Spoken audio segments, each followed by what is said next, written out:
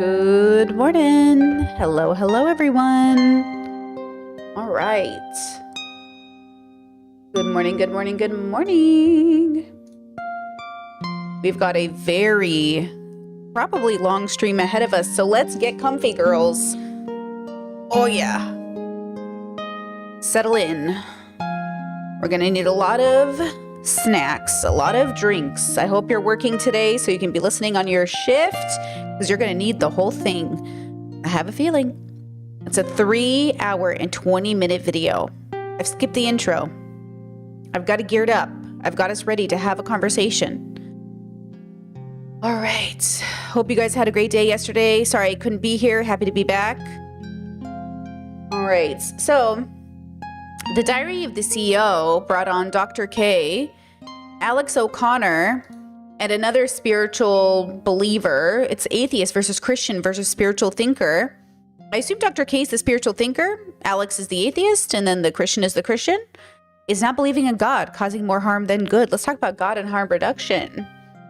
It's very good, very interesting stuff, very interesting stuff. I'm sure it'll be good. Like I said, it is a 3-hour conversation, so we're probably going to be here for a bit. But let's get through it. 1.25 speed.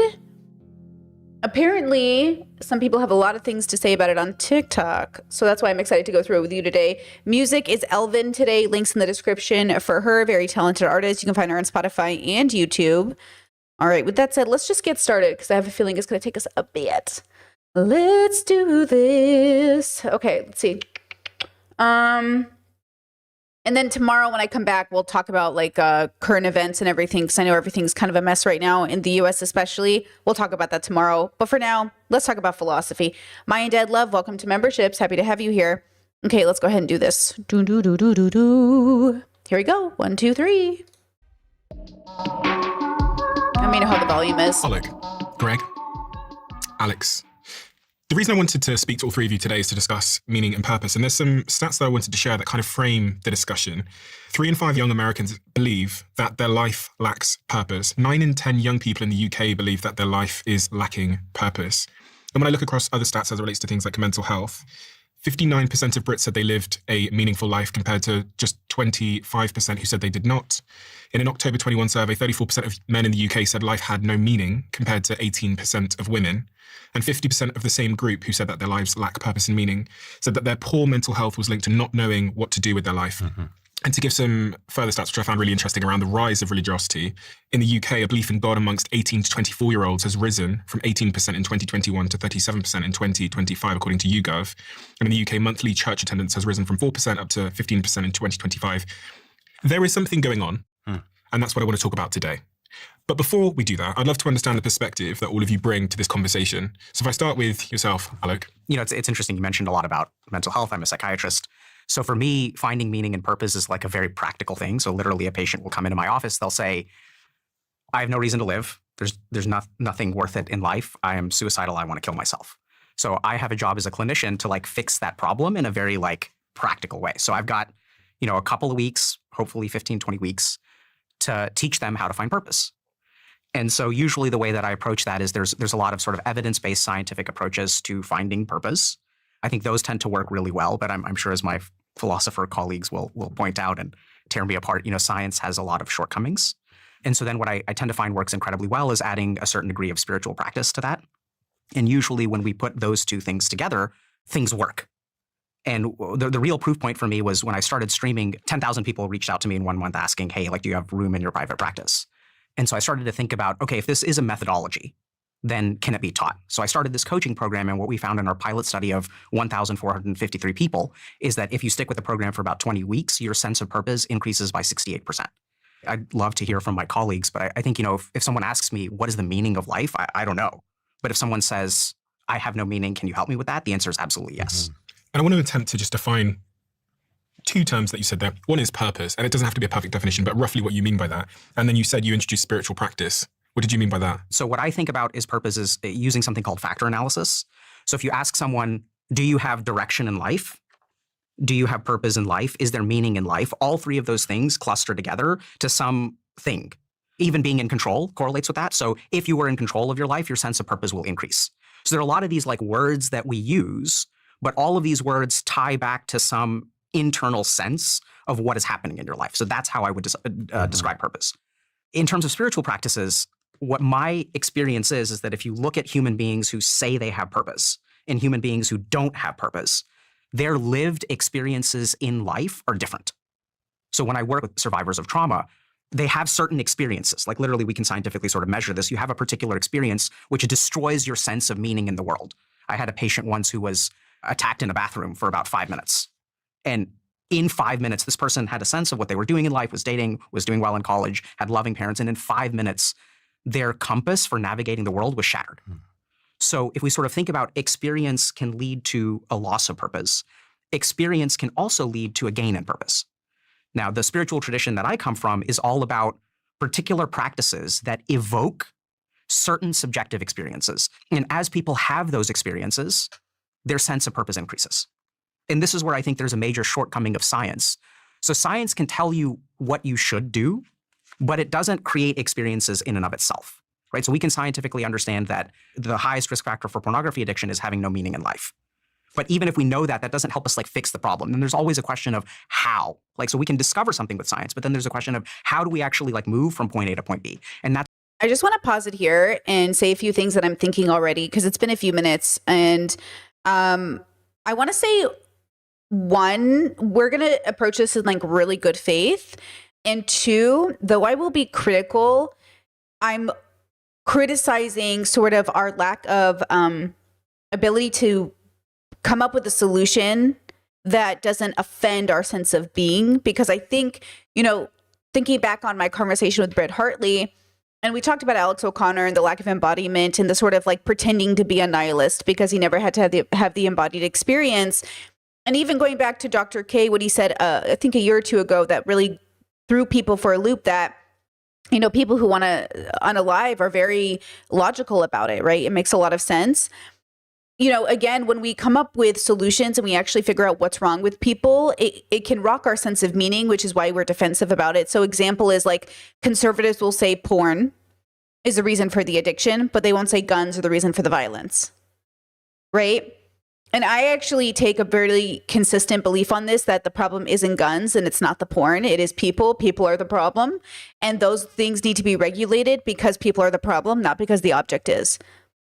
I stand by that, and I think that is the most reasonable conversation, or like the most reasonable conversation to be had, but we're not having it. So the issue is that we are so offended at blaming or holding ourselves responsible that we'd rather just blame everything else. And I've seen this from all kinds of people, but I think that's going to play a really big role in how people are going to have this conversation. And also, I think like Dr. K specifically has had sort of an embodied relationship with self.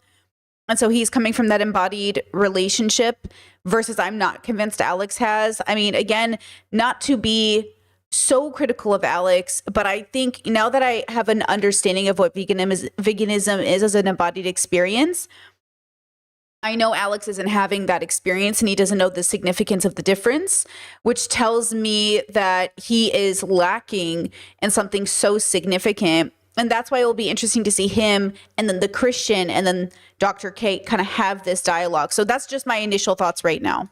That's where I find spiritual practice is incredibly helpful. Mm-hmm. Would you classify yourself as religious? Or yes, I think so. Greg? Yep.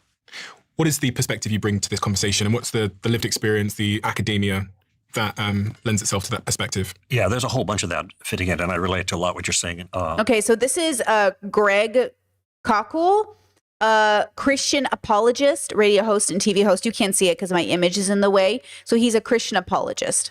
Alok about people's challenges. Now, what's interesting to me about this whole discussion, since I'm a Christian, and I understand the world from a theistic perspective, because I think it's the best explanation for the way things are. Just to give a definition to that, theistic, what does that mean? A personal God. A God. There is a personal God who is involved with the world. He made the world and he still maintains activity, as opposed to deistic, which just wound up the clock and let it go, okay? So my view is God is still involved. In fact, so involved that he actually came to earth in the person of Jesus of Nazareth to create a rescue plan. Now, what's interesting to me about this broader question, we can get into more details too, is that it's not, if there is a God who made the world for a purpose with meaning, people can participate in that meaning and purpose even if they don't know God. They won't be experiencing what they were made for, which is to be in friendship with him with the plan that he's made for their flourishing. But they still can flourish in some measure insofar as they touch on these objective features. But insofar as we are able, even without belief in God, to kind of get in that groove of the things that God made us for, the purposes that he intends, in light of being made like him in some way in his image, there's going to be a measure of satisfaction. But what they'll be missing is the ultimate, and that is that friendship with God and being restored in that. Alex, Yes, sir. same question for you about what you bring to this conversation in terms of your perspective, your experience, and maybe some of your sort of personal journey.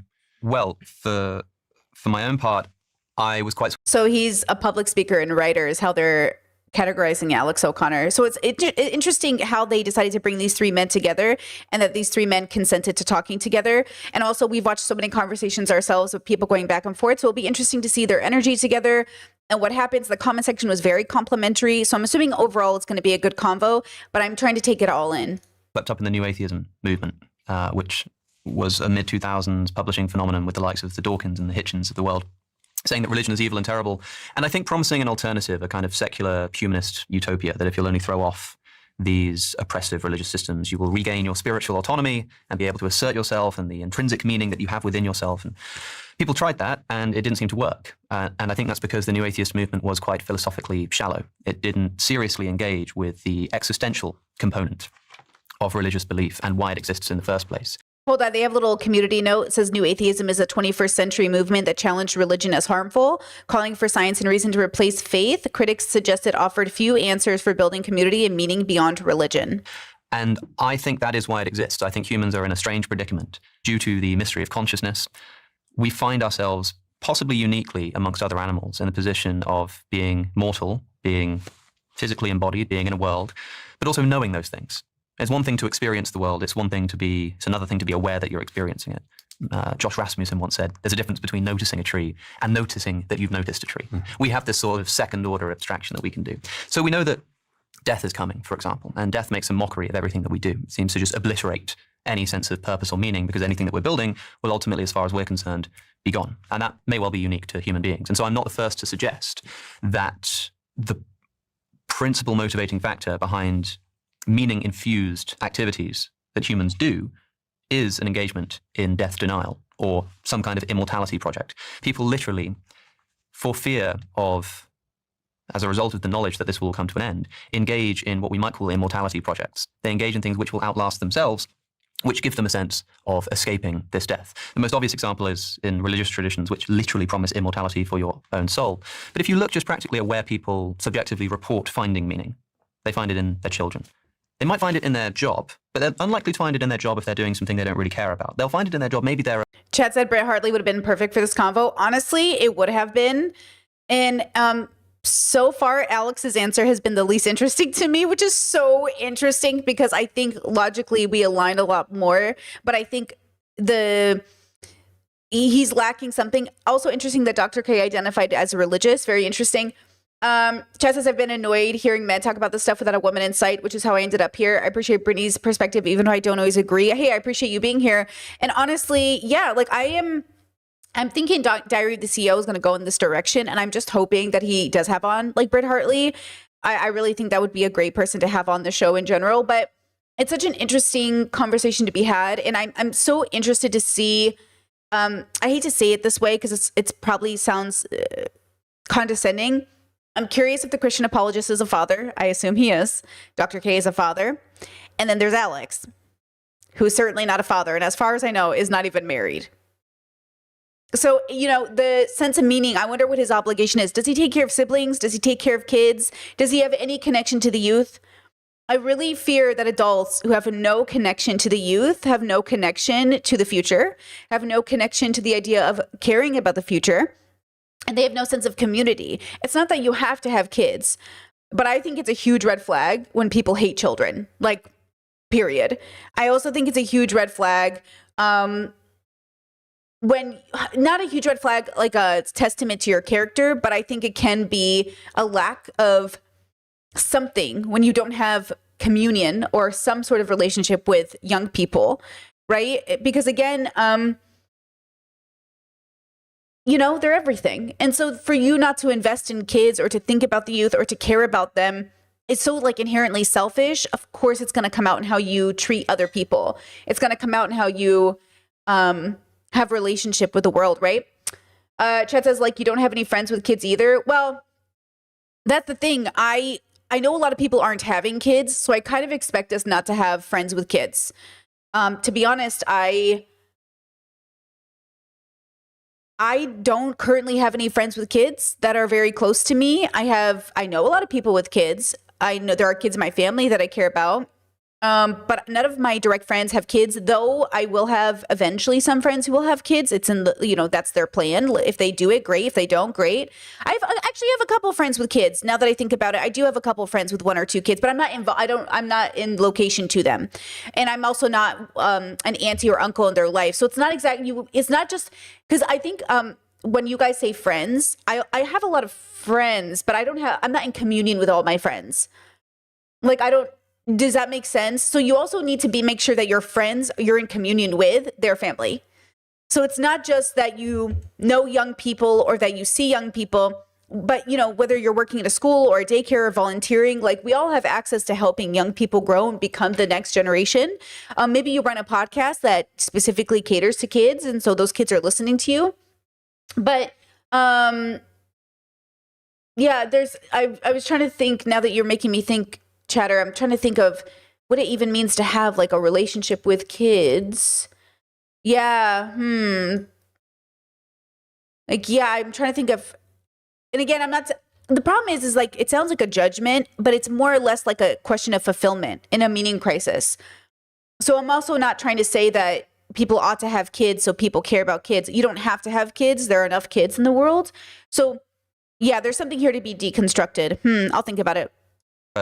Maybe they're like a barrister and they find a lot of meaning in bringing justice into the world because they're participating in a system which they believe will outlast them and is bigger than them. So when people talk about meaning, we talk about transcendence, something being above and beyond their own sort of material situation. And I think religion is the archetypal example of this. And I think it's why it evolves in the first place. There is this idea that we are living in a meaning crisis that has cropped up maybe in the past 100 years or so, or maybe in the last few hundred years or so as a response to the Enlightenment and the decline of religion. I think that's far too easy. I think that's way too easy. I think that if there is such thing as a meaning crisis, it is literally the human condition and the reason why these projects were invented in the first place. I think literally... Well, I think the meaning crisis has always existed. I think every problem we have now has always been a problem. We just didn't pay attention to it before, right? There's something about that I think is really important. Yeah, Chet says he's an atheist. I thought he said he believes in reincarnation, or can an atheist believe in that? Yeah, I don't know exactly what Dr. K believes. I see you guys having the conversation in chat.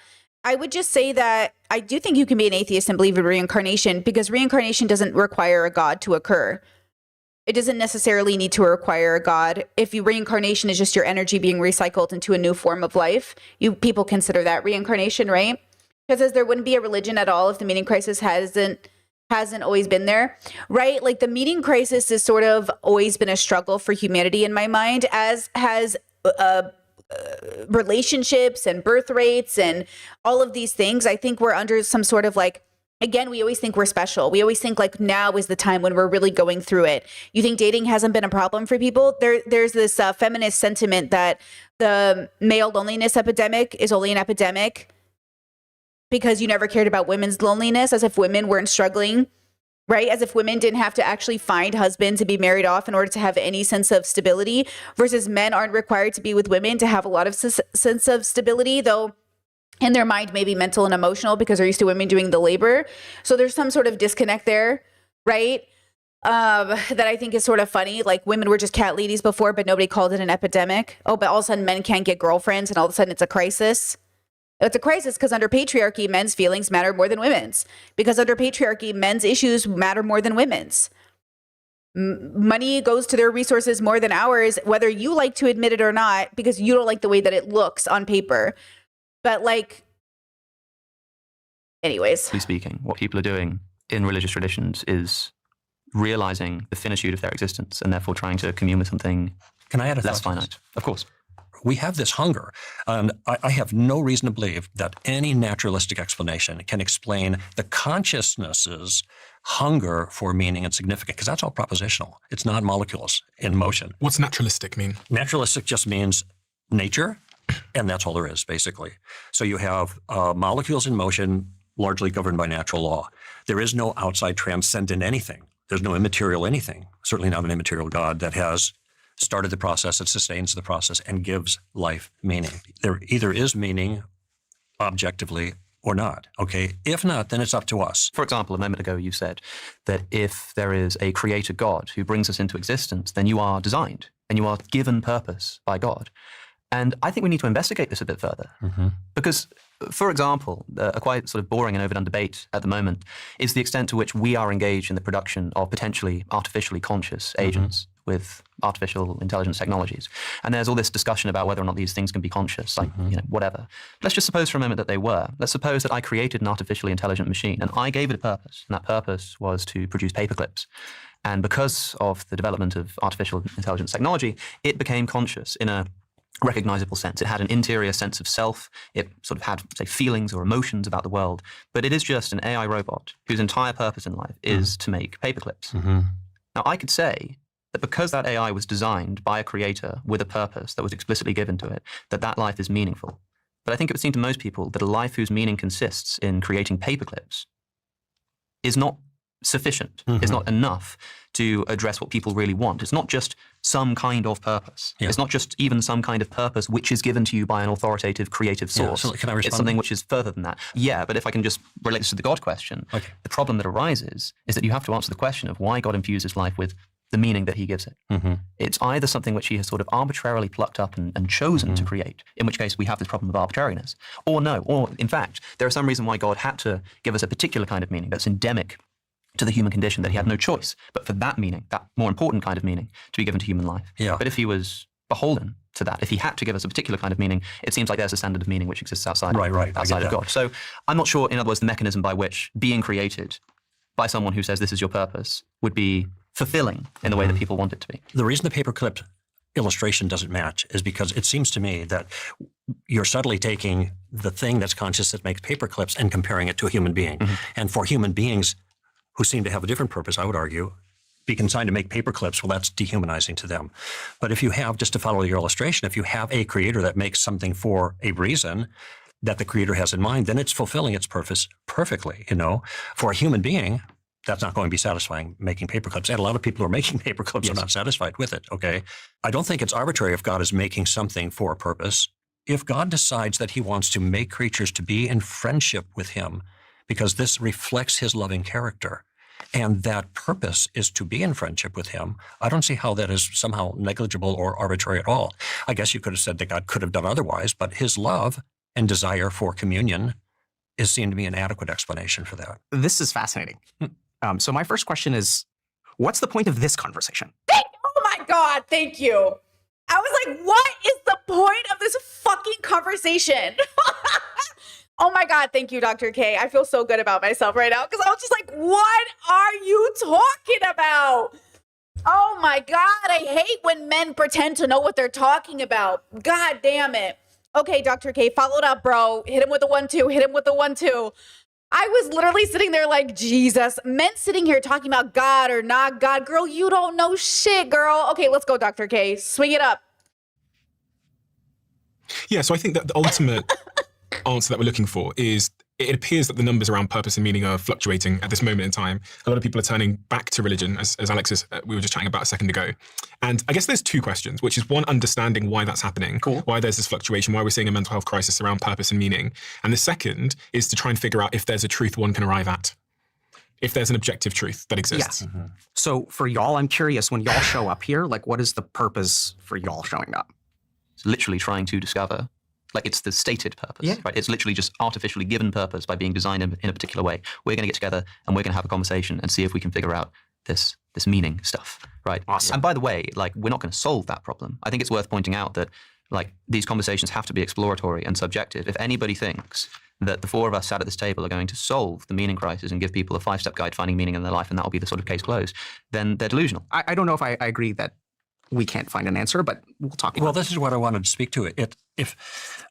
Obviously we're talking about this broader issue of meaning and purpose, all right? And Ooh, Chatter says, as if women have more intelligent, insightful things to say, stop being bitter. Ooh, girl. Look, I have a high requirement for this, this channel, and you are not passing it, girl. Okay? Like, there are high requirements. There are intelligence requirements, okay? That's not the ones you think. It's not the IQ ones. It's just like the openness and curiosity, okay? As if men haven't dominated this conversation for thousands of years and you've gotten us absolutely nowhere. Thanks, bros. Appreciate you, okay? Men have literally had all of space and time, and we have not found an answer, okay? I don't need to be bitter, girl. I'm just right. And as I mentioned earlier, there either is an objective one or it's only subjective. Okay. If it is an objective one, this is about the most important thing that anyone could ever find out about their life if they were created for a reason. In my view, the reason I'm here is because I'm convinced that that's the case and I'm willing to give reasons why. Okay. But I don't think I'm sympathetic to the concern that you can't sit around a table and in 2 or 3 hours solve the problem for any individual, because people going through the process of trying to figure these things out, it takes a long time as they put the pieces together. But I think there's a lot of people in the world that think, hey, they have put it together and they've come to conclusions about ultimate meaning and purpose, and they don't come to my own conclusions, but many have. So what I would hate to do is leave people. Well, don't you love that the misogynist comes straight up out the woodworks when we start having these conversations? Cheddar says he's right, though. Women are free to form their own platforms and have conversations among themselves. Great. What are you doing in my chat, though? Bye, bitch. Like, don't you love that the moment we start talking about the meaning crisis and the meaning of the universe, the men come out and talk about how women are stupid? Bro, get out my chat. Peace and love. With a feeling like we can all search and the glory is in the search, but if you think you found the answer, then you haven't. Of course, this to me is a nihilistic enterprise then. I think it's Okay, community notes, a nihilistic enterprise is a project or movement that rejects meaning or purpose. It often tears down existing systems without offering constructive alternatives, leading to disillusionment or chaos. Okay, so Britt Hartley is a nihilism coach, right? She wants to pull people out of their nihilistic ways, because when you live in a world where you're like, nothing matters, okay, then you end up being bitter and negative, okay? And instead, she suggests, and I suggest, I agree with her in this, okay, you can watch our conversation together. What if this was always going to be life? Wouldn't it still be worth it to try? Okay? We often think it's really, really easy to give up. But yet, we have a nature about us that actually makes it pretty difficult for us to give up. We actually don't really give up. Even though people want to convince you that, people want to convince you you're lazy and you're not thinking about things and nobody's doing anything. But obviously, we are doing something. Even if we don't put enough value to the thing that we're doing, we're obviously trying. It's obvious in the way that we've come to be that we're trying something. We're just not accepting that we are trying, and this is it. You have to accept that, like, this is it. This is the best we can do right now. And it's always been that way, and it will always be that way. We are only ever doing our best because we are limited. And again, this brings in the conversation about free will, and do you even have it? I mean, who knows? I don't even think those chatters had free will just now. They couldn't help it. They couldn't help it. They couldn't understand the context of the conversation. They couldn't help but make this comment. They couldn't help but hear my criticism of when men talk as a criticism of people born man. And so they have to bring down women and be like, well, what are women doing? What are women doing? Why are women in these groups? I wonder why women over time have not found themselves in these boy communities. I wonder, why haven't women been involved in these communities? I just cannot come up with a reason why. Good point, guys. Women should have just been involved. I wonder what was stopping them. Could it have been the threat of death? Could have been the accusation of them being a witch because they knew more than men? What could have been the reason women didn't find themselves in these spaces without risking their fucking lives? Okay. And again, that's not even because men are men. It's because patriarchy has convinced you that you are literally born better instead of recognizing that you're the same as anyone else. Okay.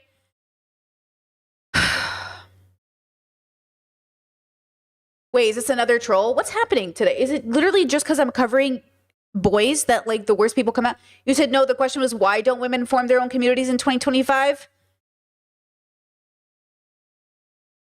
you're literally in one of those communities, and this community is gender inclusive, because there would be no reason to have a women's only community, because the value men can bring to a conversation is still valuable, unlike men's communities that often do not think women's opinions are valuable.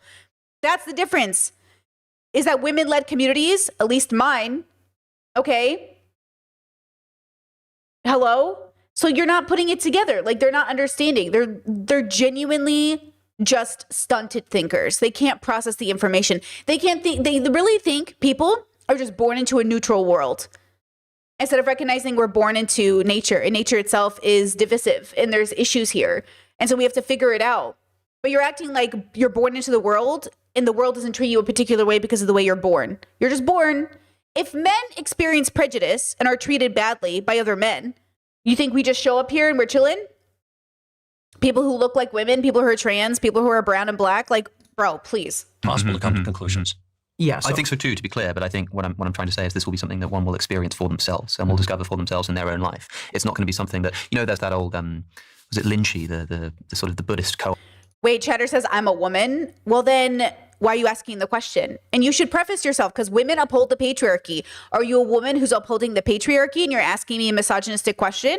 Or are you actually curious? Because if you're really curious, you should ask the question in a way that signals that, especially in an environment where you're following trolls who are being hostile with no interest in curiosity. So if you're a woman who's not busy upholding the patriarchy, I will answer that question. Okay? If you're a woman who's busy upholding the patriarchy because you have internalized misogyny and you actually believe women are inferior and men are just better at creating community, without considering that women's communities are often literally destroyed by men, then we're going to have a problem. See how you're not going to get it then? So you have to understand, like, from my perspective, you're asking a question following two people that had no interest in being curious. Are you one of those people, or are you a different person? that says, if you meet the Buddha, kill him. The idea being that, if you think that the kind of enlightenment which is necessary to spiritual fulfillment can be found through some kind of guru, you're missing the mark. It's something that you need to do for yourself. But isn't that statement itself meant to be a truth about spirituality that you can actually count on? Can I jump in? I just want to make sure I understand y'all's point. So you're saying that the search for purpose, first of all, is never going to go away, like, is a human condition, right? Yes. So as humanity will never find its purpose. I can tell you why if you like. No, I don't even know why yet. I think individuals can, but humanity That's I'm just making sure I understand, right? So an individual can find their purpose, but as humanity, it's never going to be solved. And then you said something about purpose being tied to opposing to death in some way. So transcending death, that human beings basically look for purpose because death is inevitable. And if we can find purpose, then we can give our life meaning. But if we die and I don't leave something behind, can you talk a little bit about that? This is essentially a version of Ernest Becker's denial of death hypothesis, which famously... Community notes. Ernest Becker was a cultural anthropologist who wrote the Pulitzer Prize-winning book, The Denial of Death, 1973. It argued that fear of death is a core driver of human behavior. To cope, people create belief systems like religion, nationalism, or legacy building. That gives life meaning and shields them from existential anxiety. Fun fact, I used to believe in this when I was a more liberal thinker. I used to believe religion was simply just like a... and I do believe everything we do is our nature and our evolutionary, like a consequence, sort of, like our just like where we are on that spectrum. But I would say that I do think to cope in some aspect, people create these systems, but I also think these systems are more and can be more than just cope, depending on how deconstructed they are. And this is why I look at Dr. K with a little bit of, I don't want to project onto him my own values, but I see him as somebody who has been able to take these constructs and convert them into a modern, fact-based, realistic, spiritual construct that has allowed him to actually get closer to the answer than further from it. Because I do think that, there's just so much cope in the world, but I don't see cope from him. I actually see no cope from Dr. K, even though we all cope in different parts of our life. I see a lot of cope from Alex, though. And I've watched a lot of Alex's work, but I don't blame him. I still kind of look at him like a kid, even though, guys, how old is Alex O'Connor?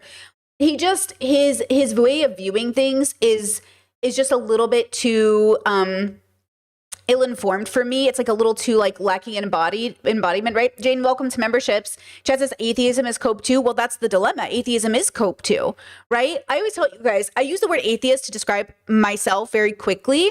It's not always as accurate as it could be, but the most accurate view of Brittany is way too long and to put into a, I'd rather just say atheist. But I would say that the militant atheist groups or the hardcore atheist groups, the reason they become quote, quote, culturally Christian, like Dawkins, is because they're coping. Oh, Alex is 26, so he's still a baby, okay? He's literally he's still very young, okay? And he's done a lot with his life, and I don't want to take that away from him, but he hasn't been a man yet. He hasn't been a grown-up. He's not a grown-up yet. You know what I mean? And I say that as somebody in her 30s that's like, I'm not an adult yet in the same way. I'm an adult, but I'm not really like, I just watched this whole episode of Seinfeld where the Jerry and George realize they're not adults yet. They're like, I'm not an adult. I'm a child. And like, yeah, there's something about being an elder in the community, which Alex is not. And I am not either, right? I am not an elder either in the community, okay? So I just want to put that into, oh my God, a sneeze. Maiden, thank you for memberships. Oh my God, Maiden, thank you for 10 gifted memberships. Enjoy that, guys. Thank you so much. So I would say what I hope to see here is sort of what Dr. K is trying to do. He's trying to get them to talk about this significantly and meaningfully and not egotistically. Because Alex and that Christian guy, I forgot his name, but I'll learn it. Them trying to pretend like they even know is a lack of humility. Right? Like but yet I agree with Dr. K that they could create solutions. So this is the irony. How can we be wrong for pretending to know and yet argue that we can make solutions? Because I actually do think people are solution-making creatures and we can create solutions because we can work off good data, which I think Dr. K is trying to do. And I do think Alex and that other guy Greg, thank you, Chad, Greg. And Greg and Alex in many ways were coping with their idea that they know. And so that's what he's trying to get them to do. He's trying to get them to really focus and explain, but they're not. I'm going to say it this way. This could be wrong. Neither of them are willing to actually put their own reputation on the line. They require the answers outside of themselves to speak for themselves instead of putting it on themselves. Alex doesn't require himself to do the work to vouch for the thing. Greg isn't talking about himself. He's talking about God. Dr. K, and this is why white men hate him, he's willing to take on the responsibility of saying, me, my dharma, me, my life, me, my reincarnation, me, my past life, me, my responsibility.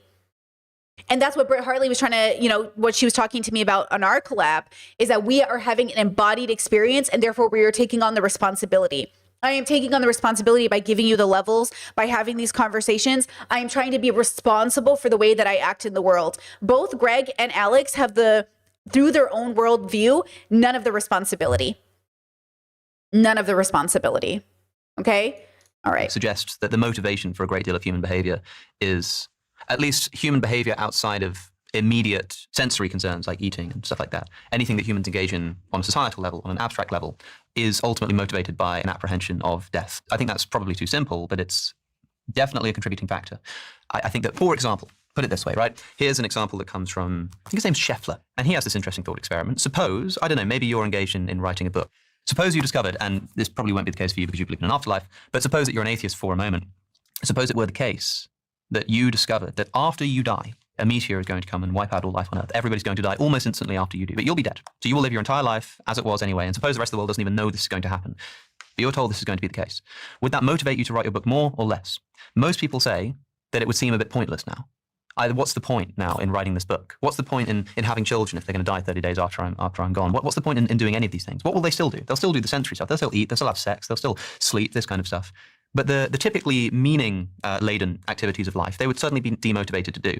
And it's an interesting thought experiment to give us some insight as to the fact that, well, maybe this means that, at least in part, the motivation for these actions in the first place is that they will extend beyond our death. I agree with so much of what y'all say, and I also hard disagree with some of the fundamentals. So let's say you have this example of I'm gonna write a book and then the world is gonna end 30 days later. Yes. And so you say, because a lot of what you're talking about is what people say, right? Yep. So you'll say okay, so people would say that this is a waste of time and I'm not gonna do it if the world ends in 30 days. Mm-hmm. And you're also saying people is an everlasting thing or struggling with purpose, right? You're saying both of these things. So here's my question to you. If you tell someone, you're writing this book, let's say you write it and then you die, because we'll simplify the example, and then 30 days later the world ends. Let's take two people, one who says, I'm gonna write it anyway, and one who says there's no point. Which one of those two people do you think has a greater sense of purpose? Probably the former. Absolutely. So this is the key thing. Purpose is absolutely, because I love that you're asking about mechanisms, and I think maybe that's what I can provide. I think that's actually the answer, right? So it's not that people believe, and I think you're right, that the reason that this is a perennial problem is because most people do not live a life where they understand how purpose works. And what I think is really fascinating about sort of like this scientific clinical approach, like if you ask me, can I help people find meaning and purpose? I don't know. But if you ask me, can I help a person? The answer is absolutely. And we have like particular scientific things. And this is where it's really counterintuitive. So a big part of like finding purpose is doing particular things. And if you do those things, the likelihood that you will increase your sense of purpose in life, which is another thing that's very counterintuitive to people, purpose is not binary. It's quantifiable. It's like a scale. So if I were to ask the three of y'all, right, maybe let's do this, not a thought experiment, but this practical experiment. Do you know your purpose in life? Like how confident are you that you're doing what you're supposed to be doing in life?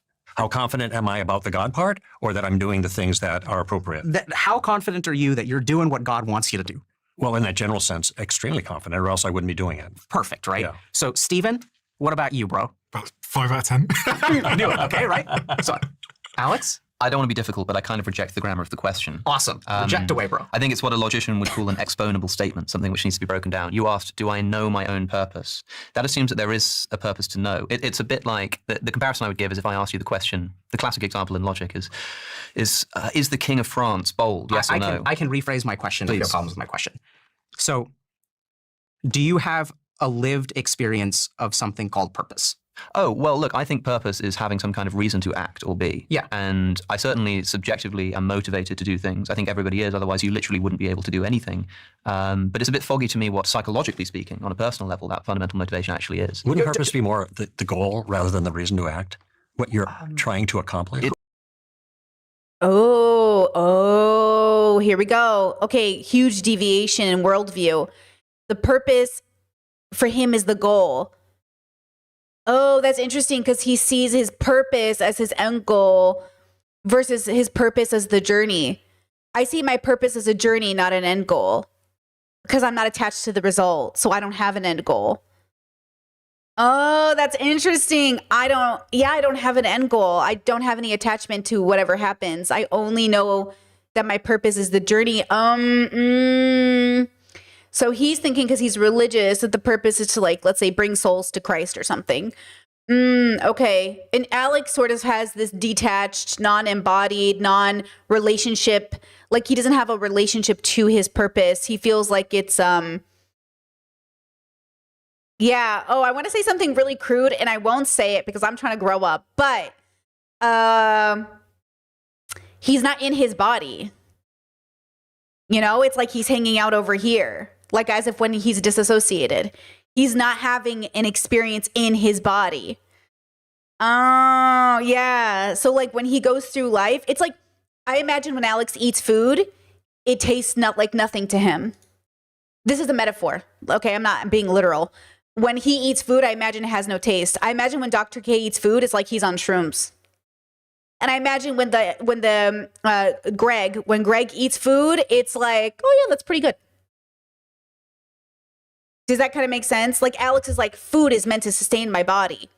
Dr. K is like, food is an experience that brings joy.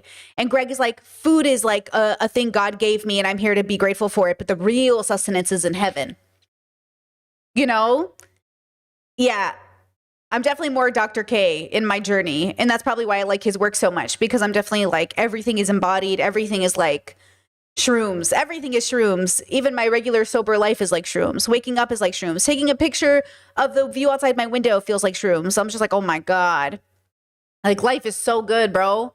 Yeah, that's interesting. It's a semantic thing, but that's why it depends what you mean by the word. No, I'm with you. I'm with you. So, and I don't know what I mean with the word purpose, which is part of this challenge. Oh, great point. Chet says he seems like the kind of person where high intelligence can actually be a disability.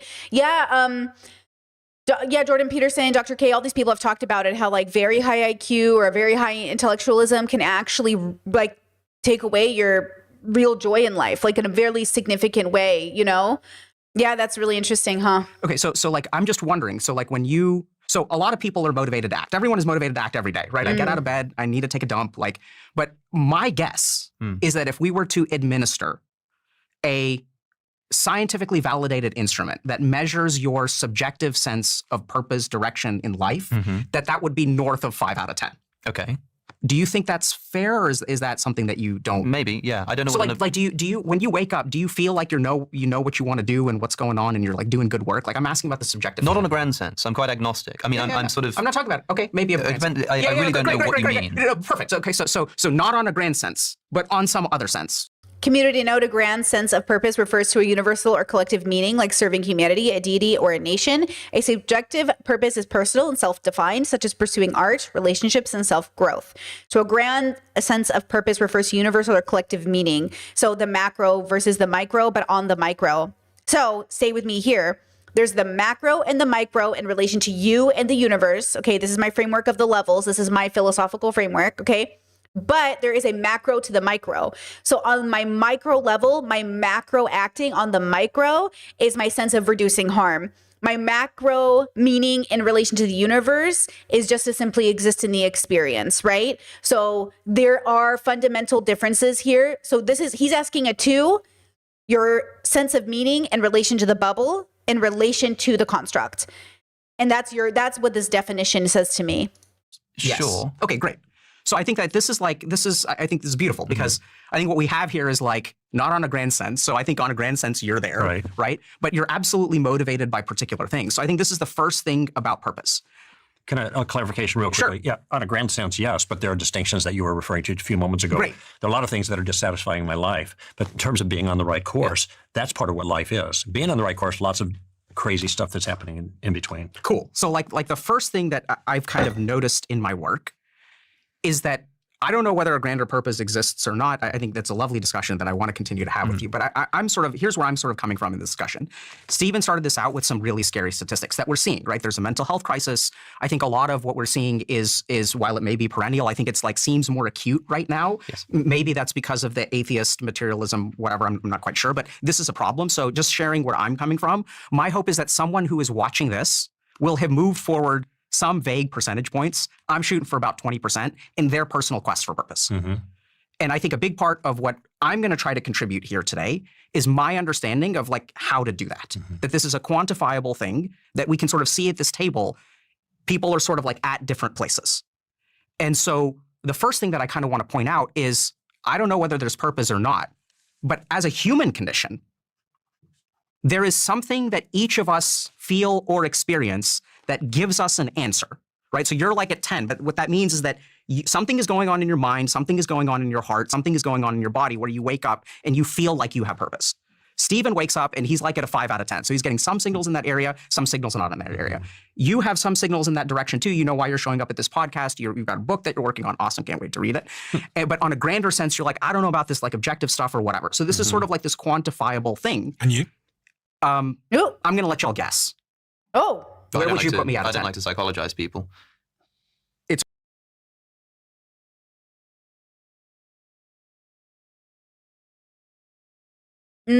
Alex is really struggling here. He's, what is he doing? He's not engaging. He's so far from himself. He's so afraid, huh? Is that fear? What is that? Stubbornness? Like, what is he doing? He's like, he's not willing to put his reputation at stake, right? He's afraid to be wrong. That's interesting. What is he doing here? Now, to be fair, he's a kid compared to everybody else. I think everyone else here is at least 15 to 20 years older than him. Maybe even 30. I don't know how old everybody is. So, Dr. K's in his 40s. That Greg guy is definitely in his 50s, maybe older. Steven, I don't know how old Steven is, probably in his late 30s. So Alex is the kid here in his defense. Okay, so I'll give him some leniency there. Yeah, I think he's embarrassed. I think he's either afraid to be wrong or he's embarrassed. I don't know, but his ego is at play here. Okay, if you don't like to, will you? I mean, I just met you. I don't know. I have no idea what sense of meaning you have in your life. Okay. I mean, for me, I Oh my God. sense of meaning you have in your life. Okay.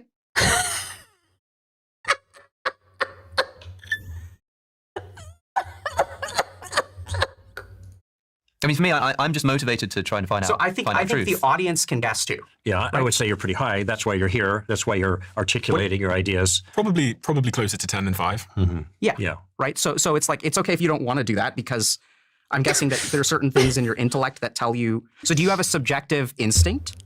No, I just don't know you that well. I mean, I don't know. Okay, And also, it depends what you mean, right? Because you'll say that you have if you say that you're a 10, like you have there's this, you used the phrase earlier, a sense of meaning in life. And because you're talking about this from an empirical standpoint of whether people report having a sense of meaning, Community notes says empirical evidence is information gathered directly or indirectly through observation or experimentation. so I think that Greg is probably talking about, literally speaking, whether there is actually, in fact, a real meaning, whether or not people sense it or not. You could say that you have a 10 out of 10, and Greg could say, well, it's great that you feel that way, but it's misguided because the purpose that you have identified in your life is the wrong one.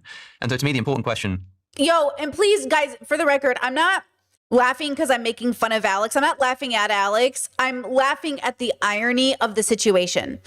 I'm laughing at the irony of what Alex represents is every category of dude who gets pedestaled as this intellectual but can't engage. This is what I'm saying. Alex is one of the one of the biggest channels of philosophy on YouTube. This is it. This is what men offer in terms of philosophical this is the greatest philosopher. This is what I'm saying. All of the credit Alex gets, he speaks at colleges. He's considered very intellectual. You can't even engage in the conversation. Because, yeah, partially he's in debate bro mode. He doesn't want to be got. He doesn't want to be like, He's not actually having like a real conversation. You know what I mean? This is so funny to me. Chet says Alex is a philosopher. No, he's not a philosopher. If he's a philosopher, he's a subpar philosopher. He's analytical, so all subjective folk psychology stuff doesn't make sense to him. Philosophy has a relationship to psychology. We are both in all things. You have to do both. Yes, I do philosophy. I don't do psychology. But Dr. K is not asking a psychological question. He's asking a philosophical one. This is a philosophical question. We're talking about meaning. He's not asking him to he's not asking him to give him a mental disorder. He's asking him, what do you think my relationship with meaning is? That's a philosophical question. That's not a psychological one, in my opinion. That is a philosophical question. it's not so much whether you subjectively report feeling like you have purpose in life, but whether that purpose is grounded in something real and true.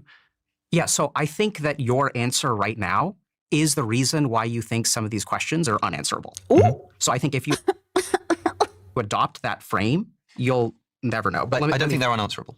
Okay, let me just finish. Okay, so my first experience of this, right, is that first of all, there is a subjective barometer. Like, how do we know whether we have purpose? Maybe we listen to other people, but there is some sort of internal sense of this.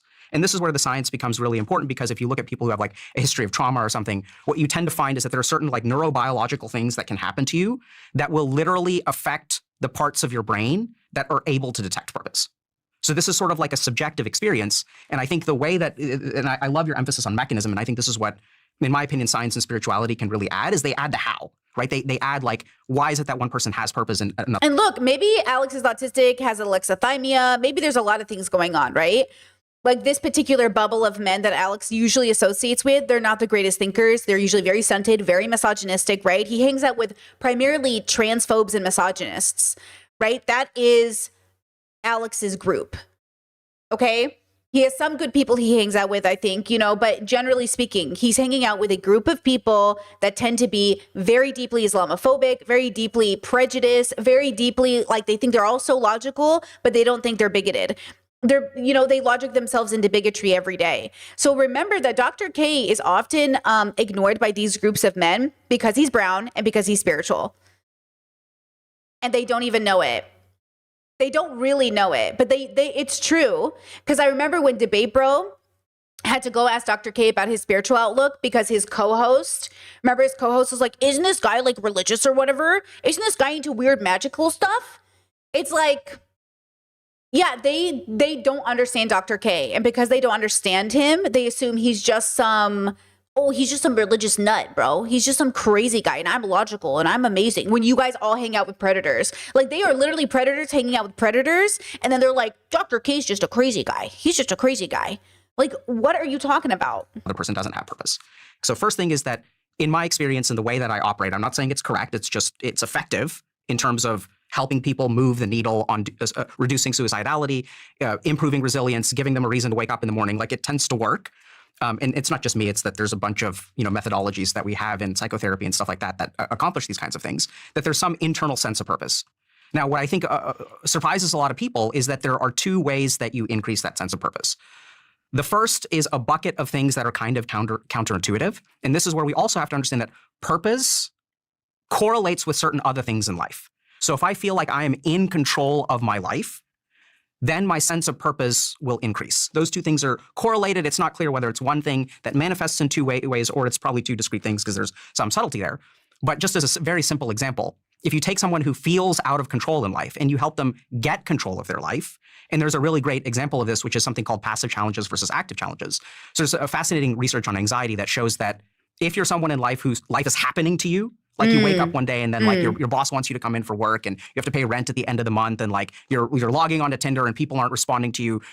Life is controlling the direction that you move. Ooh, this is my train metaphor I give you guys. Sonia, thank you so much for the super chat. Dr. K eats and leaves no crumbs. Yes, ma'am.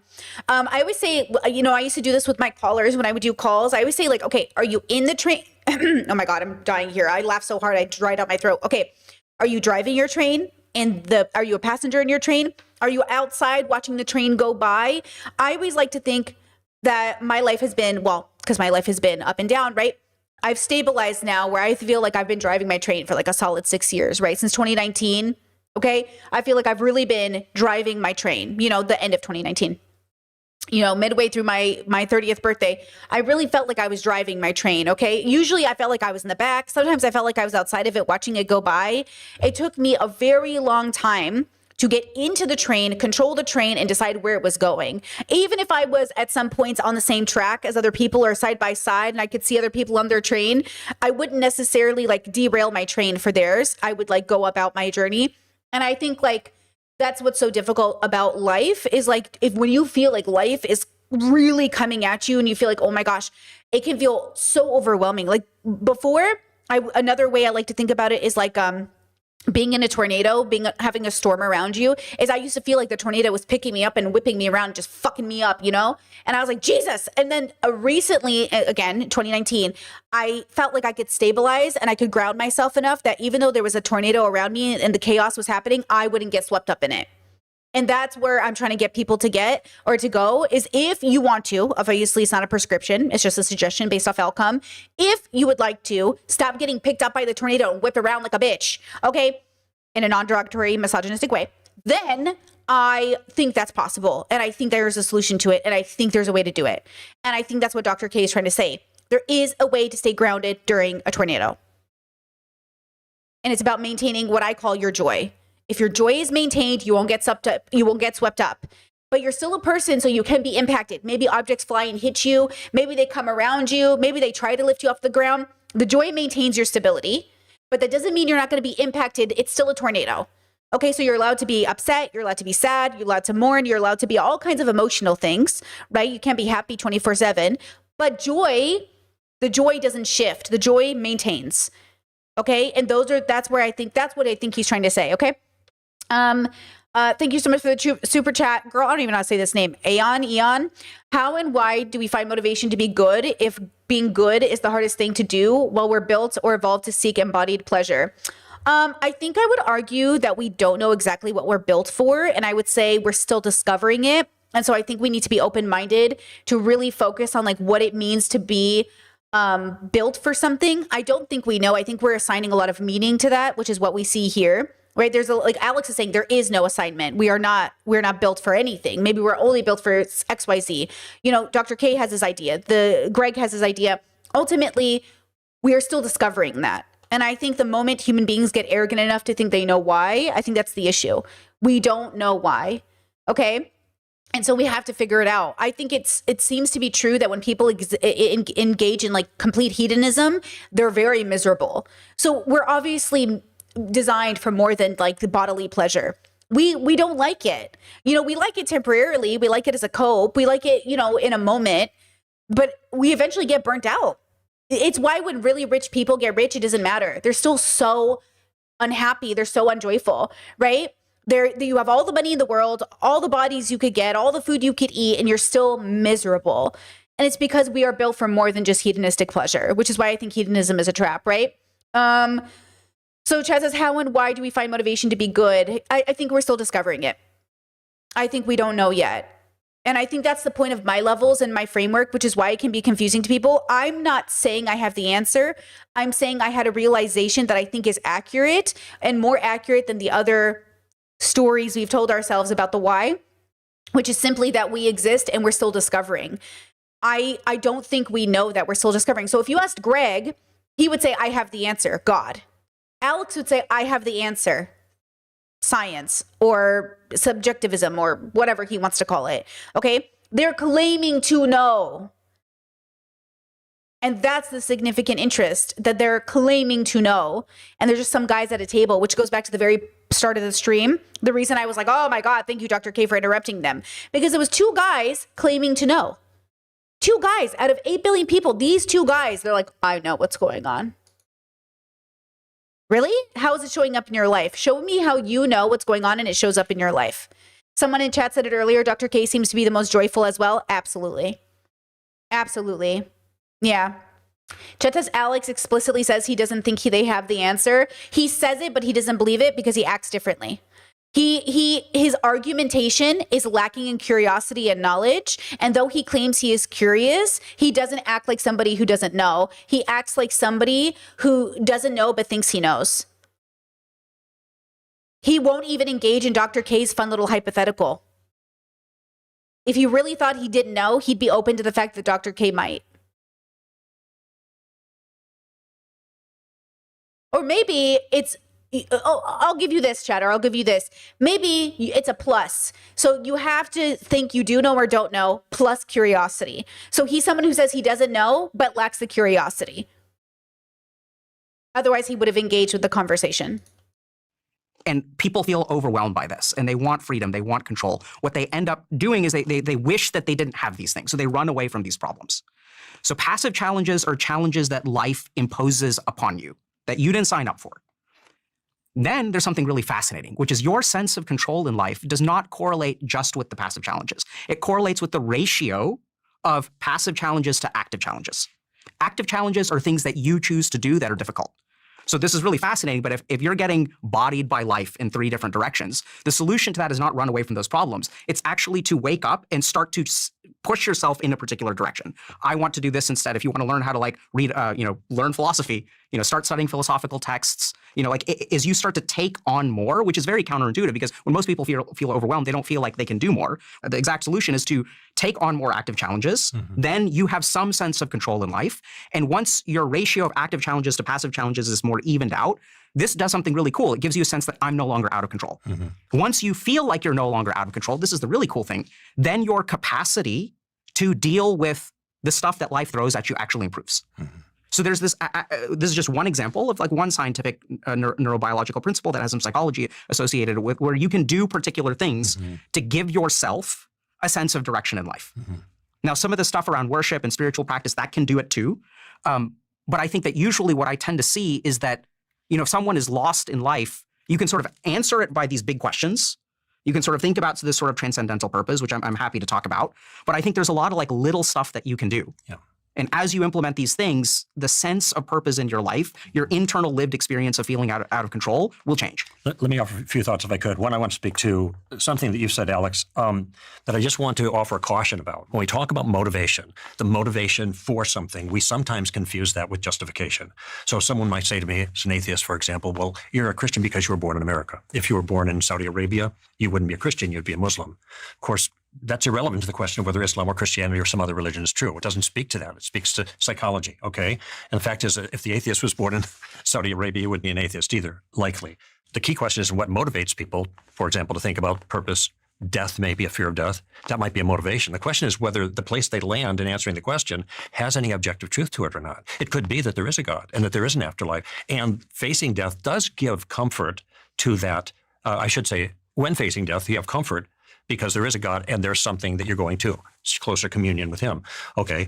Just because you're motivated by death doesn't mean that your belief about the afterlife is somehow an error. I just want to just add something in here. So I I think part of the reason I've also convened you guys to have this conversation today is because I've got several people in my life that are, I can literally lay out the personas, but I've got one particular friend who's between 35 and 40 years old, living in Dubai, living in a glass box, freelancer. So he wakes up in the morning, his bed is there, he then works there, then goes back to bed. He's single, no kids.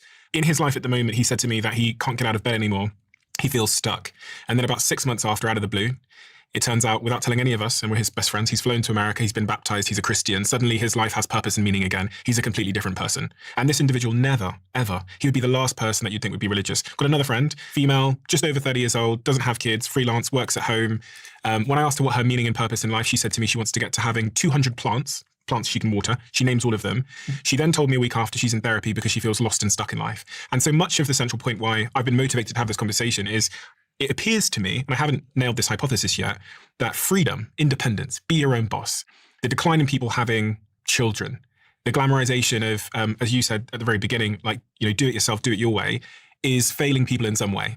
And that actually the push for independence was in some way some kind of lie. I actually also went through the same new atheist baptism that you went through. And I read all those books at 18 years old, and 2 years I was debating dog walkers on the street about God. I was such a staunch atheist. But I now find myself in a position where I'm almost back to being curious again, because it feels like independence wasn't the answer. Good. So just wanted to You should be reframe. curious. I think, I think people need task. I think the purpose is intimately tied up with the idea of task to fulfill. That's why people tend to find meaning in projects which are not completed yet. In fact, Pascal writes quite compellingly about this when he writes about boredom, and he imagines a gambler, someone who enjoys gambling.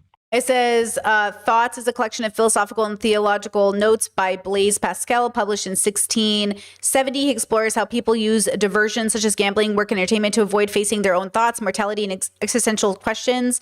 A famous line roughly translates to all of mankind's troubles stem from one thing, not knowing how to stay quietly in a room. Okay.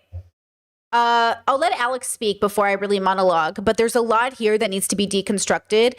And there's a lot here that I think does get sort of answered in my framework of the levels. But I think the issue is that people, again, they're exploring themselves in relation to the earth, not in relation to the universe. They don't see themselves as a part of the universe, not even Alex.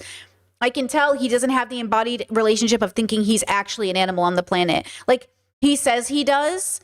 And that's why he was thinking about veganism. But I think atheists have this really bad tendency of pretending they think they're animals on a planet.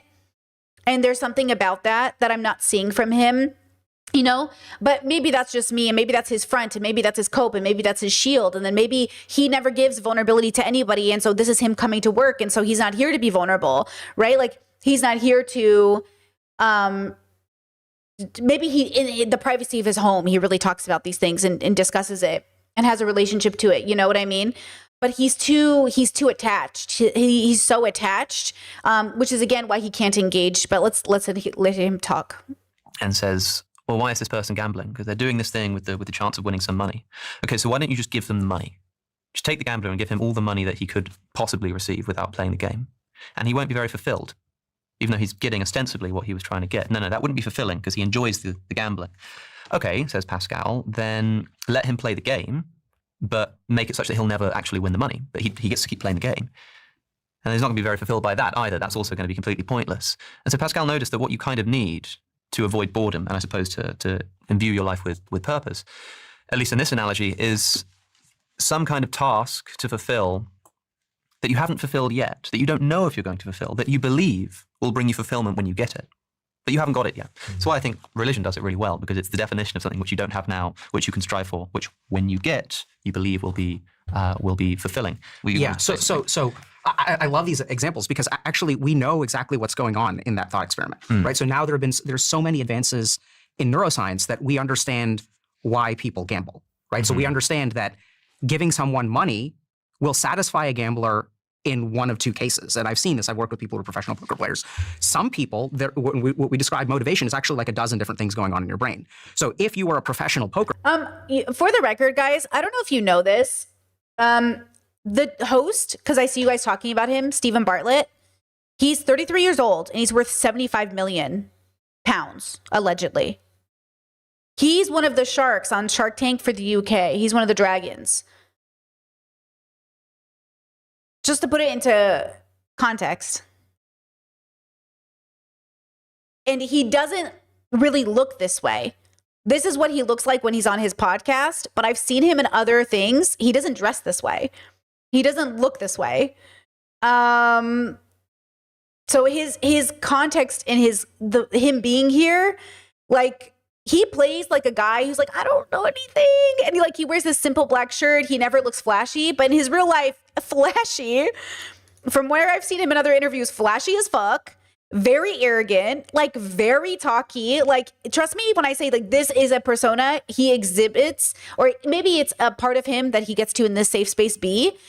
But like, you should look into him a little bit and see that, like, oh, this is like, it's very interesting him being here, because I think yeah, like, he's a very good host for a reason, but this is a very specific part of his personality, if not a complete cosplay in a sense, you know?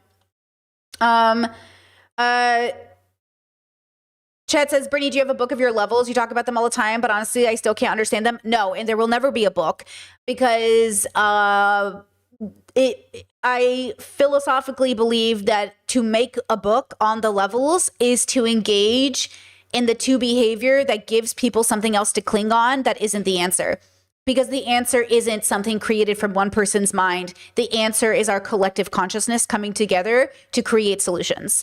And so for me to create a book about the levels in particular seems to go against my internal belief that is what's holding us behind. It's holding us back. It's a part of pedestaling people. Oh, they wrote a book. Oh, there's a book about it. It must mean it's important. You know, so I just talk about it, and it's also living, and it's also not done. And so a big part of it is that it's still, it's still a process. It's a lived experience, the levels, it's a living philosophy. Exactly. Player in poker, and I've literally worked with professional poker players who had no meaning in life. It's so funny. I'm thinking about a particular person, and then, achieved a certain financial goal. That's why they play poker. So if your motivation is that I'm playing poker because I have a skill that I'm using to get money. Yeah. If that is your internal motivation, that is going to come from certain circuits in your brain. It's going to come from places like your frontal lobe. Now, as Pascal pointed out, if you give the average person who gambles money, what are they going to do with it? They're going to gamble more, right? So that means that their motivation is coming from something more closer to the nucleus accumbens, a random. On my level system, who do you think is stuck in gambling facilities the most? Like, what level, for the people who know my levels? And there is a video in the description you guys can watch. It's a little old, so I definitely need to make a new one, but it's a pretty good idea to jump off of if you guys are totally blind or for the levels. But which level of 2 is in the casino all day? And maybe a 1, right? There's certainly some 1s at the casino, but yes, 2 Cs. 2 Bs will hang out at a casino once in a while, definitely, and a lot of them get stuck there. But the people who live there day in and day out, 2 Cs, babies. 1s and 2 Cs. People who like party or make big bets because they're bored could be 2 Bs, right? 2 As too, but not the people. 2 As aren't going to live there 24/7, right? The people who literally live at casinos 24/7, who are addicted, they're victims. And that's why I think gambling is deeply unethical, for the record. I think it is very bad, and I don't think it should exist. And not because I think people shouldn't be able to handle the actions of their consequences, but I think it is deeply cruel to be in the business, and any ethical person wouldn't start the business, and therefore it wouldn't exist if we lived in an ethical world. If we lived in an ethical world, casinos would not exist. Not in the way that they are now. Not in the way that they are made on purpose. Okay? Like, no, I don't think so. But that's because there is little to no joy found in those bubbles. Again, to visit on occasion, to have like an experience, you know what I mean? One thing, but to engage there, to live in there, I just think it's deeply unethical, Reinforcement schedule. Maybe they're trying to suppress amygdala emotions. So we actually can look at that example, and we can understand why each of those things happens. And then the most beautiful thing is that there is. And yeah, Chatter, I don't know if this is what you mean to imply, but I'm going to use it to have a conversation. You said, I always wondered what role people would have played in the village context. Like, do you mean what role those people who are addicted to casinos could have played? Every time I see a person get crushed under the weight of capitalism, get crushed under the weight of addiction, you just think of one elder we're missing from the community, one potential teacher, one potential loving parent or partner. Like, isn't that crazy? Every time we lose a community member to addiction, to these like hedonistic lifestyles, we're removing ourselves from the potential of having that person be a part of our village. That's why it's not good. Okay, that's why we want to help people, Because as a village, we should care when people fall overboard. We should care. Absolutely. A scenario where someone can gamble and never win, and they can absolutely have purpose. So this is where, I know that sounds insane, but if you look at some of these things from the Zen tradition, right? So these are practices that have no purpose. He's talking about letting go of the attachment. To act with no meaning whatsoever. And the beautiful thing about that is as you explore that sort of angle, and there's sort of a neuro... People always ask me that about the levels, just thinking about it. Like, well, what's the purpose of it? What's the point of it? Like, what's your goal? And it's just like, you're so attached to the outcome. Like, I don't think about it that way. Like, I discovered something that I don't think I made up. I didn't create it. It just came from my lived experience. Like, I don't think we really create it. I don't think anyone invents anything. I don't think anyone creates anything. I think we're all experiencing life. And therefore, the relationship to creation feels like you are the arbiter of it, but you're just the vessel, right? So I think we're all vessels of creation, which is why I don't really like, I think we should share more in a sense. Like, I don't know how to explain it because it might sound really weird to people, but I don't have like an attachment to even my work in general, which like I have an attachment to, I guess reality. I don't know. It's hard to say things, but it is just an experience, and I'm here to explain the experience, and then you either resonate with it or you don't. And then my job as a personal person is just to figure out how grounded my experience is. I love Dr. K. He always talks about data. I love Dr. K. He's always talking about the science. I'm a big proponent of data, a big proponent of science. That's why I don't like conspiracy theorists or too spiritual woo-woo people, because I feel like you're coming to really bad conclusions based off bad data. We want to come to good conclusions based off good data, really good data. And then you have to be open-minded, curious about that data, right? How did Dawkins, right, get to the point where he's saying he's a cultural Christian because he's so afraid of Muslims? So much for being an atheist, I suppose. So much for being a man of data and science. Like, it's so interesting how fear really controls the narrative. Interesting what, quote, great men will do when they're afraid. Usually bigotry. Science perspective to this as well, is that if you really think about it, you're saying, okay, so people invest in this purpose, or in this purpose-seeking thing like religion, with the idea that I'll find payoff at the end. Is that what you were saying earlier? I'm saying something a bit different. What I was going to go on to say is to point out that, and bear in mind, this comes from a part of Pascal's Pensée, which is titled Man Without God. He goes on to discuss man with God. But I look at the development of the human species and our particular proclivities. Lewis makes this argument from desire that you mentioned. Why do we have a desire for food? Well, because there is actually food to have. The evolutionary biologist says the reason that we develop hunger is because those who didn't died. And if you don't have some sense of hunger, you're not going to seek out food and you will die. And so it just so happens that those who develop this feeling of hunger will be more likely to survive, and therefore hunger is a part of our human condition. Well, such is meaning. If you have two isolated communities, one of whom says, I just don't care. Whatever, man. No interest in having children, no interest in building societies, legal systems, constitutions, whatever the case, moral systems, none of that. They just don't care. Nihilists. They're not even going to have children. That society will die out. Another society, which just so happens to perhaps delusion, like in an exercise of delusion, just develop this inexplicable feeling. And of course, this evolves over time and starts with essentially the kind of random mutation of ideas that works on the genetic level in evolution. They call it memetics, when it's ideas rather than genes. So this is memetics, right? Is the idea that, I'm sorry, let me bring it back. You can't really read it, but I'll read it for you. Community notes on the video. Memetics is the idea that cultural information like ideas, behaviors, and symbols spread and evolve like genes. This is where the meme comes from. Those that are memorable, emotionally charged, or easy to share are more likely to be passed on, just as advantageous genes are more likely to be inherited over time. This shapes cultures through a kind of evolutionary filtering. Which just ends up developing this idea that actually, I can't quite explain why, but I just have this drive towards building a society and engaging in legal justice and moral systems and kind of, they're just more likely to survive. So we end up with this sense, this drive within us that we can't explain, and yet we have. So imagine for the majority of our evolutionary history what it was like. Every single day you woke up and you did not know if you were going to have a roof over your head. You didn't know if you were going to have food to eat. You had to go out and you had to hunt it. You had to go and find. I mean, people in the world are doing that right now, I suppose. Yeah, Richard Dawkins popularized the idea of memes. Yeah, that's a Richard Dawkins thing. Find it every single day. The game reset. And so I would imagine that those lives were probably quite meaningful, at least in the sense that I don't think there will have been many existential crises on a day-to-day, because the purpose was quite clear. And like Pascal's Gambler, they had a task that they think will fulfill them when they get it, and they don't know whether it's going to be fulfilled. So what's happened today? Well, now we've been given the money without the game. We've got houses, we've got food. We can go next door and get some water, get some food from all over the planet.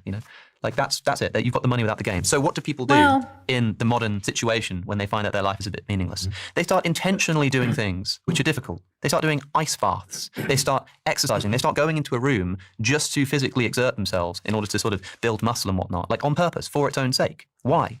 Because today we've got the money without the game. So people are going out and seeking the game without the money. They're going and doing the ice baths in the gym. Whereas the truly meaningful life is one in which you are playing the game in the service of getting the goal. That is why I think that, literally just seeking out those things, I think that there's a reason why they have a psychological impact. It's not as simple as just like, oh, well, if you go to the gym, it releases endorphins and makes you feel good. It's like, let's think a bit deeper than that. What's actually going on? People are seeking out the game without the money. Crucially, I've talked about this as a death-denying pursuit, right? The idea that the things that you engage in here, at least in terms of grand projects like religion and society, are, even if just subconsciously, an exercise in the denial of death. What would that mean? It means that if you encounter other communities, if you encounter other traditions who just by their mere existence threatens the truth of your claims, those traditions subconsciously represent death. They represent nihilism. So what happens in a society that develops the kind of telecommunication technology whereby every single day you open your phone and you are addicted to a process of scrolling through every 7 seconds a new person with new ideas, with different beliefs from all over the world? Do you think that might have something to do with the meaning crisis that we find ourselves in? We're told that what's happened is that people stopped believing in God and now they're all depressed and upset and nihilistic. That's far too simple. You don't think it might have something to do with the fundamentally revolutionary change to our society that has been brought about specifically by telecommunication, by the ability to oftentimes unintentionally and non-consensually be No. Okay, so there just like becomes this issue, right? Where like people cannot, so let's say this is our goal and this is where we're starting off from. We're heading in this direction, but we keep hitting a wall. And then we're trying to make guesses about what's on the other side of the wall, right? So Alex is like, look, we hit a wall. Must be cell phones. Look, we hit a wall. It must be the internet. Look, we hit a wall. It must be pornography. Look, we hit a wall. It must be this. Look, we hit a wall. It must be feminism. Look, it must be the wall. Like we hit a wall. Or you could, figure out a way through the wall. And then after discovering what's here, come to a conclusion based off data. Again, all of society throughout history, we always hit walls and go through them. It's literally our pattern. And on the grand scale of things, humans are moving towards a collective betterment, right? We are getting better. Okay. The difference is that on the micro, it just feels bad. We feel bad. We feel bad. Everything feels bad. Nothing feels good. And we equate that to cell phones. If we could just go back to the 90s when everything was great and racism didn't exist, oh my God, the world would be perfect again. People are giving their kids dumb phones now because you still don't know what the problem is. The problem is not the phone. The problem is not technology. The problem isn't even AI. It's us. We are the problem and we exist always. We are the common denominator. It's us. It's us. It's us. It's us. It's nothing but us. It's always us.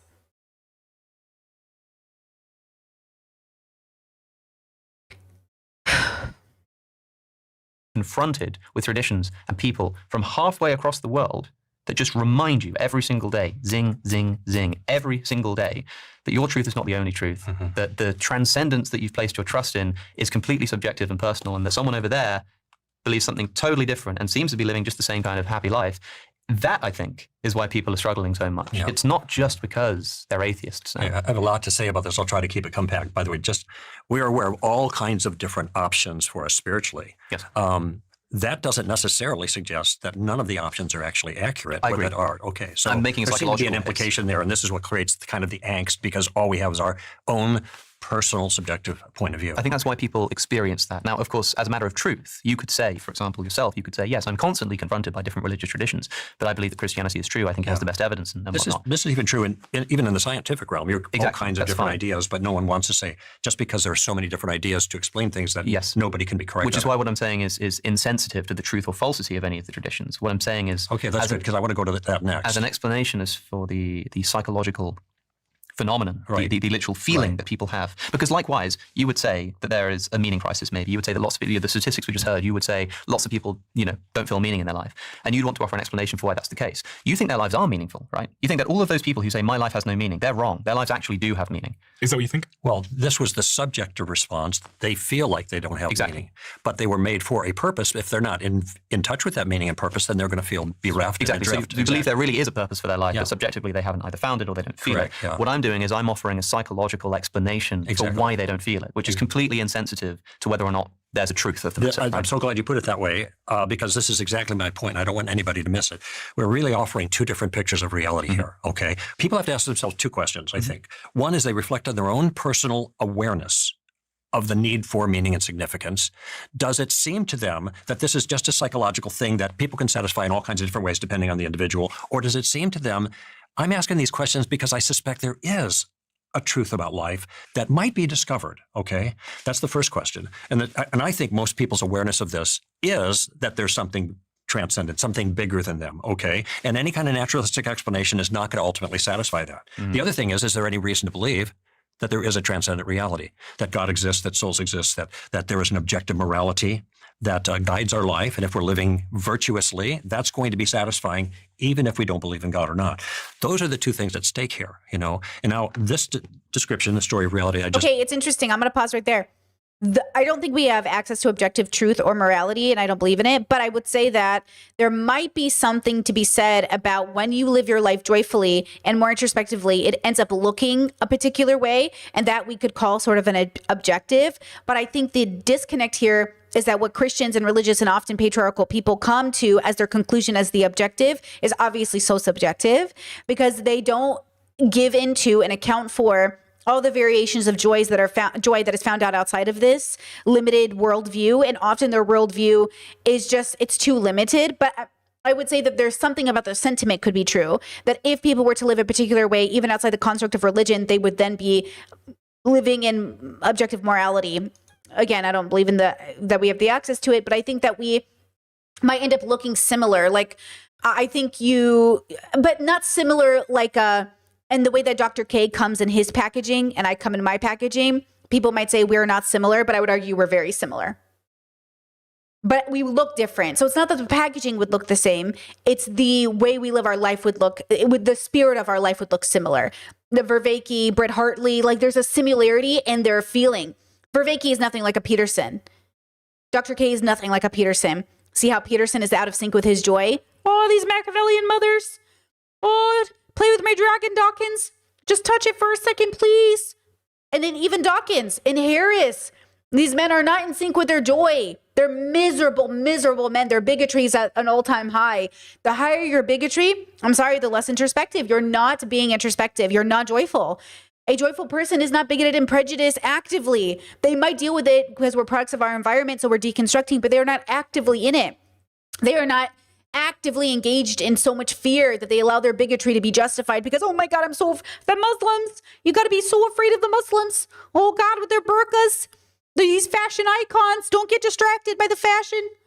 They're all going to come at us like terrorists in the wind, bro. It's like, what are you talking about? But then they will never look at Christians the same way. Christians won't be terrorists. Oh, but Muslims will. Okay, cool, bro. Even though right now what is happening with this administration right in front of our eyes, who's kidnapping people off the streets? People in the name of Christ. So I don't even want to hear it. You know what I'm saying? Either you both suck because you're patriarchal religion or you don't suck. But it's this idea, right? So, okay, we have to deconstruct prejudice and bigotry always. Okay? We always have to do that. Okay? It's just difficult, right? Chet said everyone is bigoted. I think everyone is prejudiced. I think we could argue the nuance between the two is very important. I don't think everybody is literally bigoted, but I think people are prejudiced, and then people can engage in forms of bigotry that aren't embodied. There are people who have embodied bigotry, very dangerous. People have like sort of casual bigotry that I think is more a little bit stronger than prejudice. But like there is always a prejudice to be deconstructed, and then always an embodied bigotry that should be a big concern. We should be deeply concerned about embodied bigotry. It is the root of all evil. Absolutely. It's a part of that whole group of roots of all evil. Okay. Including the road to hell is paved in your good intentions. And a lot of these people, a lot of bigoted people got way too many good intentions.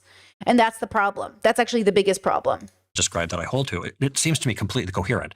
Maybe not true, But it certainly is coherent that if there is a God who made us for himself and places eternity in our hearts, that we're going to yearn for that and made the way for us to live, and they're going to find good ways to live as opposed to unsatisfying ways to live. That makes sense. It doesn't make any sense to me at all to say that my molecules are moving in a certain way to create in my conscious mind, which Darwinism cannot offer an explanation for. It hasn't. That's why Daniel Dennett said consciousness is an illusion, because he couldn't do anything with it. Thomas Nagel wrote his book, Mind the Cosmos. You're familiar with this, I'm sure. Why the neo-Darwinian materialistic view of the world is almost certainly false.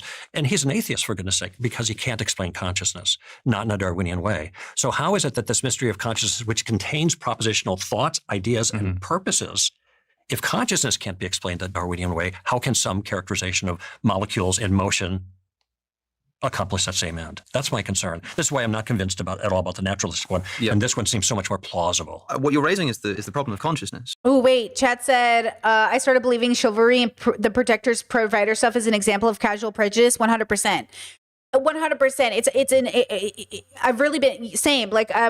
That's so funny. I don't know when you started to talk about that or think about that, but I've been really thinking about it a lot in my life as of late, especially because so much of the hero complex we've created out of patriarchy is men creating a narrative to feel good about their useless lives. And not because they're men, but because they don't feel like they have a place in patriarchy. So they feel useless and then they feel bad about themselves. That's why the word is so offensive to people. They don't want to believe they're being useless, but they also engage in usefulness in the way that requires bigotry or prejudice to exist for them to be useful. So now, as a man under patriarchy, are you only useful if you are engaging in misogyny towards women or sexism that says your usefulness comes from protecting them because they are inferior? Great. And then if they're useless, what do? They kill people, right? Peterson has even warned, be careful of the loneliness epidemic with men, because violent men with no purpose become violent. So the men are who, and Peterson contributes to this, which is why it's so frustrating, right? Because his whole work, his whole, desire to give men purpose also comes at the expense of the dignity of life that women and non-women exist in under patriarchy. And so it is sort of like this irony, sort of like, can you please be useful without me needing to be a part of it? Thank you. Thank you. Which is, I think, a new question, but an important one. I wanted to point out earlier that when I gave an explanation as to why people... Pause. I'm sorry. Chet just said most people probably need more productive hobbies. Doom scrolling isn't a good hobby. I'm sorry. Are you guys out here constituting scrolling as a hobby? Please, for the love of God, do not tell me that is true. Never in my life did I think spending time on the social media was considered a hobby. Are you guys considered watching TikTok as a hobby? Is that how people are classifying it? No, I've never in my life have I heard anyone say I scroll for a hobby. Because if that is, we need to recontextualize what a hobby is, if that's true. I never even thought about that. I never even considered that until you said that. Whoa, that's not good. Feel a lack of meaning, and you said that has no bearing on truth. I think that's... You admitted that too at the end there. I appreciate that. I don't admit it. I assert it. Of course that's the case. You affirmed you weren't making the case. In the same way that if somebody says that, like, if you're a Christian and you say the reason everyone's so depressed is because society has become atheistic, somebody could say, well, yeah, I mean, that might be the case, but that doesn't mean atheism is false. It might be that it is true and just depressing. Right. Of course, like the question, if we're discussing... There are alternate explanations. If you want to know why somebody feels a particular way psychologically, you can offer an explanation which has absolutely nothing to do with the truth or falsity of a worldview. You can then separately discuss the truth or falsity of a worldview, which you've then gone on to do with specific reference to the problem of consciousness. Really, it thinks it has absolutely nothing, or it can be experienced apart from the issue of worldview. I'm saying that if you're literally just trying... I mean, if the question I'm asked is why do people perceive a lack of meaning in their life? That's just a question about their psychological constitution. That's literally a question about why they feel a particular way. So if a person was a total nihilist, didn't believe in anything, was important, and then they were depressed and even suicidal, would you say there wasn't a link between that worldview and their feelings? Yes, there is. But what I'm saying is that the link between that worldview and their feeling has nothing to do with the truth of the worldview. Okay. You see what I'm saying? Like, it doesn't. Nihilism can be true. Nihilism can be... Okay, hold on, guys. You're saying I disagree, but if reading is a hobby or listening to music is music is a hobby, so it's consuming visual media. Okay. Watching a movie is not a hobby. Watching a movie with intention is a hobby. Getting into anime can be a hobby. Watching anime is not a hobby. Okay? The same way making crafts for capitalism, like labor, is not a hobby, it is now a job. Hobbies are pastimes with no attachment to outcome. They bring you some sort of satisfaction or fulfillment. Hobbies are a combination of things that are curated and created, hopefully in a healthy way, outside of a need for it existing outside of that construct, but it's also bringing something to your life. A hobby is not doom scrolling. A hobby should not be, in my opinion, though it's subjective and I understand this, something that ruins your life. Okay? Like, yeah, that's like saying eating is a hobby. No, cooking is a hobby. Cooking can be a hobby, but you would have to make it a hobby. Like I cook as a hobby. Cooking is my hobby. I love it. I love food. I love cooking. I love figuring out new recipes, but it's about me. It's what it gives me. It's why I couldn't turn it into a job, because it's like, it's for Brittany. It's not for you. It's not for the world. I do it purely for the love of it. I just love it. Okay. Gaming can be a hobby, or it can be this really addictive thing you have problems with. Okay. Things can be, it's supposed to improve and make your life better, at least in theory. Though capitalism has ruined hobby and it's made you actually go bankrupt for a hobby, right? So, and social media has ruined hobbies because now it's like showing off that you have a hobby instead of actually doing the hobby. So I feel like for me personally, in my construct, in my bubble, a hobby is an activity you do that coincides and brings you joy. Okay, coincides with your joy, brings you joy. It contributes to your joy. It doesn't take away from your joy. It doesn't put you in debt. It doesn't make you miserable. And it's not for other people. It's for you. That's what I think is the requirement of a base idea around hobbies. Yeah. False. Right. Nihilism can be an Okay, I'm going to rewind this a little bit because I was talking to you beautiful people. And their feelings. Yes, there is. But what I'm saying is that the link between that worldview and their feeling has nothing to do with the truth of the worldview. Okay. You see what I'm saying? Like, it doesn't. yeah, I follow Nihilism that. can be true. Nihilism can be false. Right. Nihilism can be an unintelligible concept. It can still be the case that that person's conviction is making them depressed. Agreed. Right? In the same way that somebody could be a Christian and that makes them really happy, that doesn't mean Christianity is true. Someone can become a Christian and become really depressed. That doesn't mean that Christianity is false. What I'm trying to point out, it is just trivially true. So I still want to try to understand a little bit about what you're saying, Okay. because I don't fully follow. Fine. And I think that the reason I feel way more confident in what you're saying is because Christ is. Hold on. Chat said, in fact, I feel like I'm wasting time when I do my hobby. That's capitalism. That's how fucked up we are from capitalism. Because I suffer from the same intrusive thought that I'm not allowed to do my hobby because it's wasting time. So I force myself and give myself permission to do it because I know I've been so fucked up from capitalism. That is capitalism. That's how ingrained in our psyche it is. And that's why I need you to know you are allowed to have a third space. You are allowed to have a hobby. You are allowed to shut off your brain in a way that coincides with your joy, not in a way that makes you doom scroll and cope. Life is so meaningful and so worth it. Even if your hobby is sunbathing, what a great fucking hobby. Go enjoy that, nature girl. Wear your sunscreen and wear your protective gear, but like go enjoy that sun. You know what I mean? It should bring you joy. And the world has convinced you are not allowed to go spend hours laying on a beach, or you're not doing anything. Go lay on the beach, girl. Go lay on the beach. Okay. I feel way more confident in what you're saying is because Christ is pulling at your 100%. Yeah. So I think Christ, we both talk to Christ, so like we're good on that. Like I know where he's coming from. So a couple of things that I talk to Christ too, you know. awesome. Does he talk back? He does not talk back. Yeah, that's tricky. We can talk about how to get you there. One person said just Ooh, what does Dr. K mean? He talks to Christ. Is he talking about meditation? What's he talking about? read the Gospels aloud. So a I've couple done of that a things. few times. So a couple of things that I'm curious about. Yes. One is, so I'm noticing that I'm trying to understand where. So I love the way Or you're. maybe the metaphor of talking to Christ. Because in a certain context, I would argue I've talked to Christ. But I don't mean it like a theist means it. But I mean it in the spirit of what a theist means. But I don't mean it in the literalness of what a theist means. sallying forth. And if you're new to my audience, reminder that I grew up Catholic and I am confirmed. So I have some idea of an embodied understanding of also being a believer of Christ. To grapple with this problem of purpose. You do a beautiful job of sort of talking about like, okay, what's the truth? Mhm. And then there's this psychological perspective. And I want to just try to understand this. So are you of the mind that from a psychological perspective, you can wake up one day and feel like you have purpose, but that doesn't necessarily talk about purpose transcendentally? Capital P. I'm saying that doesn't talk about the truth of your belief. Okay. So, for example, you could believe that your children are about to die, and that suddenly your life feels really meaningless and really purposeless. It could be completely false. You could have been Right. like misled. Someone could So- lie to you. But like what I'm saying is the psychological explanation for why you feel a particular way has nothing to do with the truth of the thing that you believe that's making you feel that way. Gotcha. Okay. So what I'm curious about is when you are exploring purpose, are you exploring it are you trying to find the answer at the top? Like what is the truth of purpose? Or are you focused on the subjective experience of purpose? Depends on the context. If you're asking, I mean, we were talking literally about a psychological explanation for why people feel a particular way. You know, is it due to a decline in religion, that kind of stuff? In that case, it's subjective. It's individuals. Yeah. Yeah. So do you think that the top one can be answered? What the top one is in, like, there being purpose, right? So that's not subjective at all. So what does that mean? There being purpose? Because for me, that looks like some kind of reason to act or to be that is not contingent on some other fact. Just to be clear, to make it clear for the listener, I think you hear what I'm saying.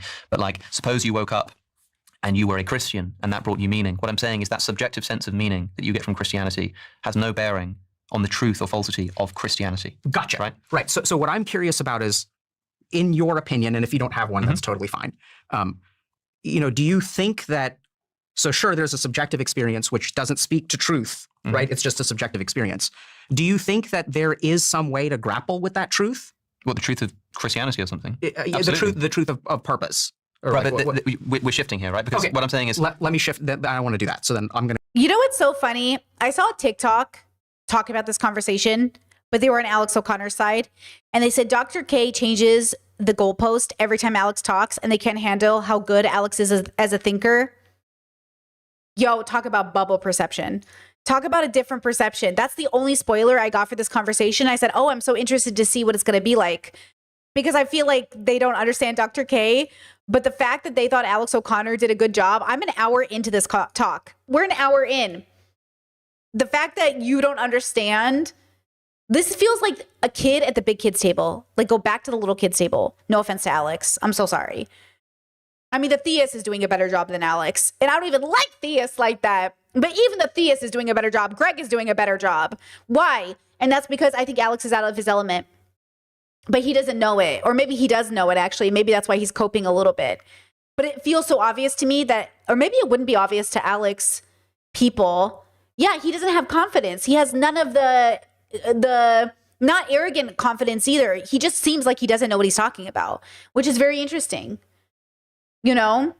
Chad says, do you think there is an objective truth, even if you can't access to it? I don't know, but I have a feeling there, I do think there might be, but it might be more akin to like harmony within the universe. Like sort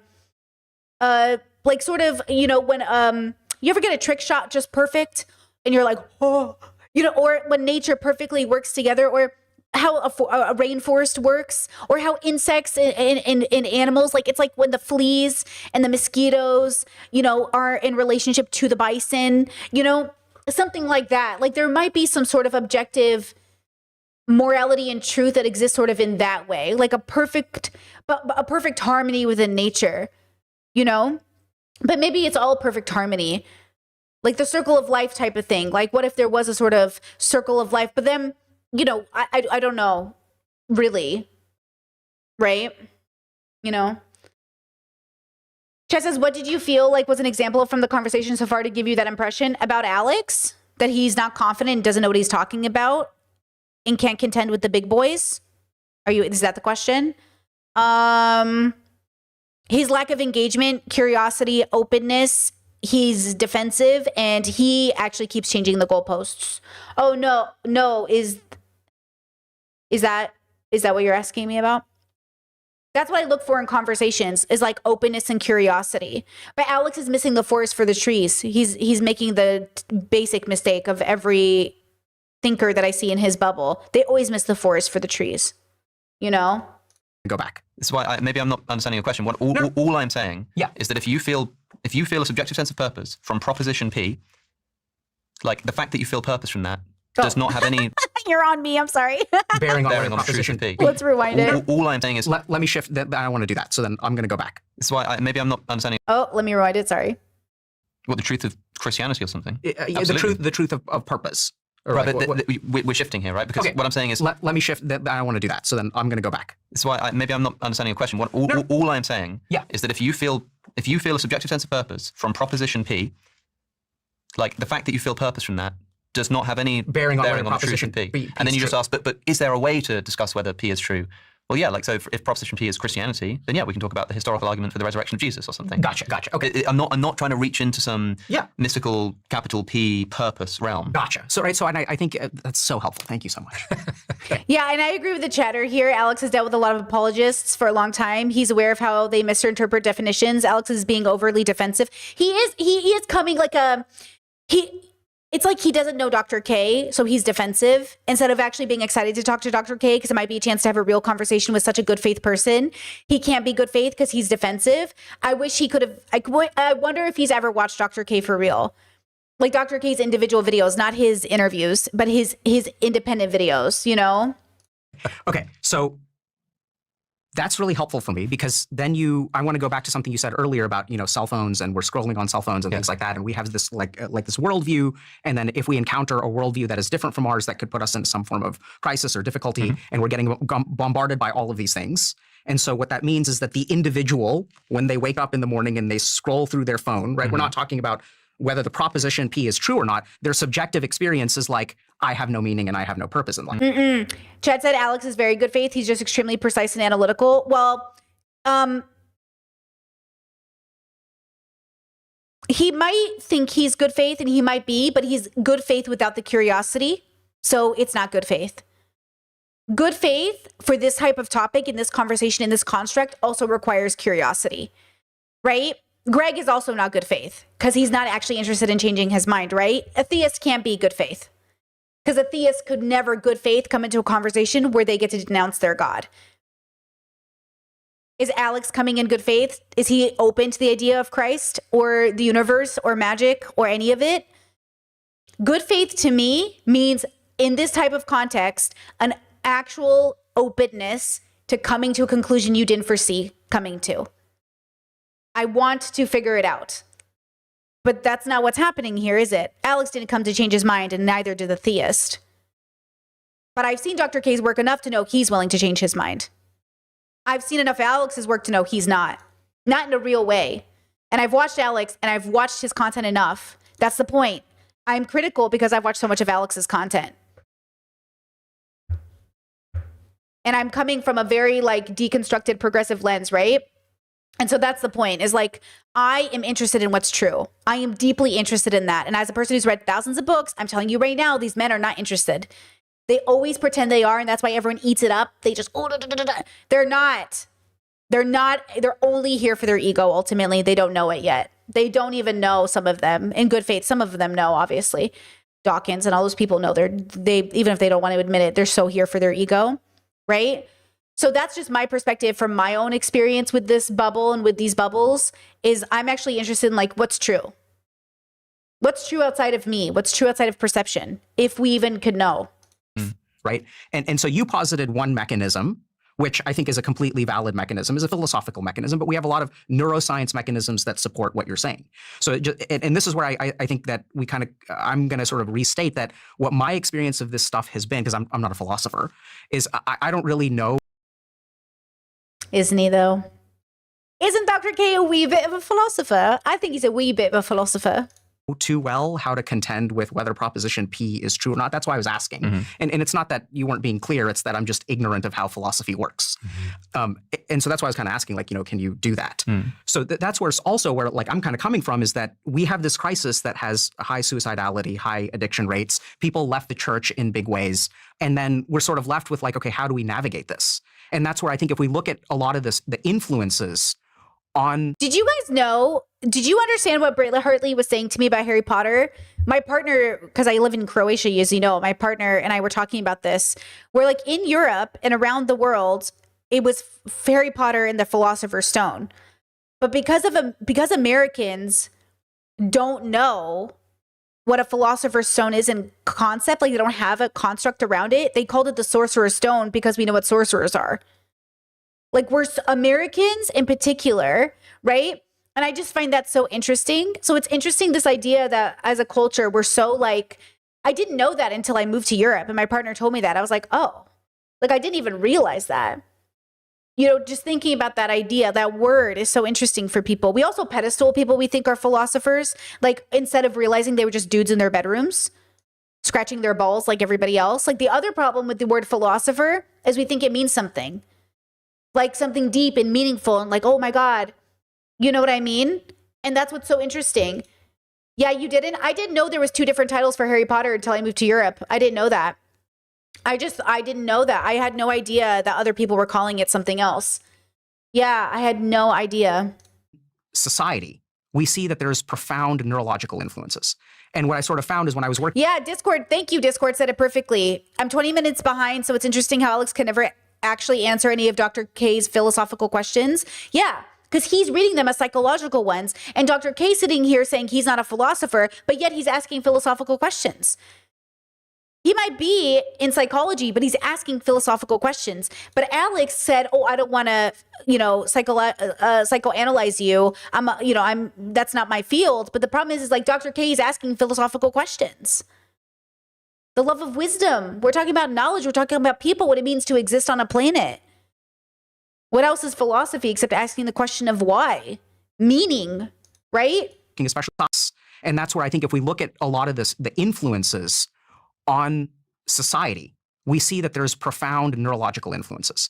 And what I sort of found is when I was working, especially with like patients with trauma, that there is a set of things that is happening in the world around them that induce certain changes to how they experience the world. So a really good example of this is if you want to find your purpose in life, you should reduce your level of alexithymia. So alexithymia. Ooh, we mentioned alexithymia earlier because I wondered if Alex had it. Is the inability to tell what you're emotionally feeling. And if we look at the influence of things like cell phones, what they're doing is they're suppressing the parts of our brain that experience negative emotions. Sometimes they provoke negative emotions, sometimes they suppress negative emotions. And so if you start to be able to feel more, right? So this is literally shutting down the parts of our brain that give us an internal sense of what we feel. And so as you shut down your ability to detect what you are feeling on the inside, that correlates with your not having a detection of purpose on the inside. So I think that, this is, you asked the question, why is this happening? I think so many people in the debate bro bubble think they're logical, but they actually are suffering from mental health. I do. And I think they're suffering from mental health and they don't even know it. Remember when Dr. K was talking to Debate Bro and Debate Bro was like, just so he's suffering and he just couldn't imagine people having a physically embodied experience. Yeah, I think a lot of these boys, especially after being in this bubble for so long, all of my life, like since I was 19, I've been in this bubble. I've read their books. I've listened to their podcasts. They are so disengaged. They're so disengaged from themselves. They have no relationship to themselves. They're so lacking and they're all suffering. They all need to go to therapy and they don't even know it. So for those of us who went to therapy, who had the embodied experience, remember Britt Hartley talking about how Alex had to pretend to be a nihilist? I'm like, so you never went through a nihilistic journey? Bro, have you even thought? Have you even thought, my bro? Have you even had a thought? You know what? Have you ever even questioned your place in the universe if you haven't been a nihilist at least for a little while? I mean, damn, not even like for real? You never no? Crazy to me. You know what I mean? Chess says, how much of Alex's age do you think discounts his ability to have this conversation or Dr. K's willingness on how hard he pushes back? Well, I think a part of Dr. K not pushing back too hard is that it's not his nature. That's not how he communicates with people, right? I think he's always very much like this with everybody, no matter who they are. 2, I think Alex's age could be at play here, but also he is outside of his element, and I don't know that he expected to be. His most in element he felt was when he was debating the theist. When he's talking to Dr. K, he doesn't know what to do with himself. And so I think there's something to be said that Alex felt like that's why he kept monologuing and talking and people wanted to get in. He wouldn't let them because for 1 second, he felt like he was in his zone. He knew what he was doing. Then he talks to Dr. K and he's like, oh, I don't know what to do here. And I don't blame him. Why would he know what to do here? And he is still just 26. So I think that does impact something, in terms of it. And again, Alex doesn't seem to have responsibilities. I don't know what responsibilities in life Alex has ever had. I don't know if he's had to care for somebody or take care of somebody or be outside of himself. I don't know what sense of responsibility as an adult he has, but I've never gotten the impression from Alex's work that he has maybe a lot of it or maybe he's bitter. I know a lot of people have a big responsibility in life, but they don't have the adult embodiment of responsibility, like mature, right? So there's the maturity of it. And there's also I had to take care of being parentified is not having the responsibility of an adult. It's abuse. Right? So there's a difference between being the adult in the room that is actually doing the right thing because it's your time and being parentified, which is just abuse in which you have to pretend you're an adult and taking on the responsibility that shouldn't have been yours in the first place. Right? So there's something about that. Chess says, were the most famous philosophers depressed and lonely? Absolutely. Which is why their work is stunted, because they didn't actually figure it out. And I say this as somebody who suffered from unaliving and depression and self-harm for 30 years. When I figured it out in my way for me and my joy, that's why I created the framework. That's why, because I was having an experience that was real. And I was like, hey, this might help other people. But also, it's not meant to be your Bible. It's meant to be a helpful tool on this very unknown journey that we call life. We just don't know things we think we know. The world is showing up every day pretending they know what they're doing. And though I think some of us know some of what we're doing, mostly we don't know as much as we think.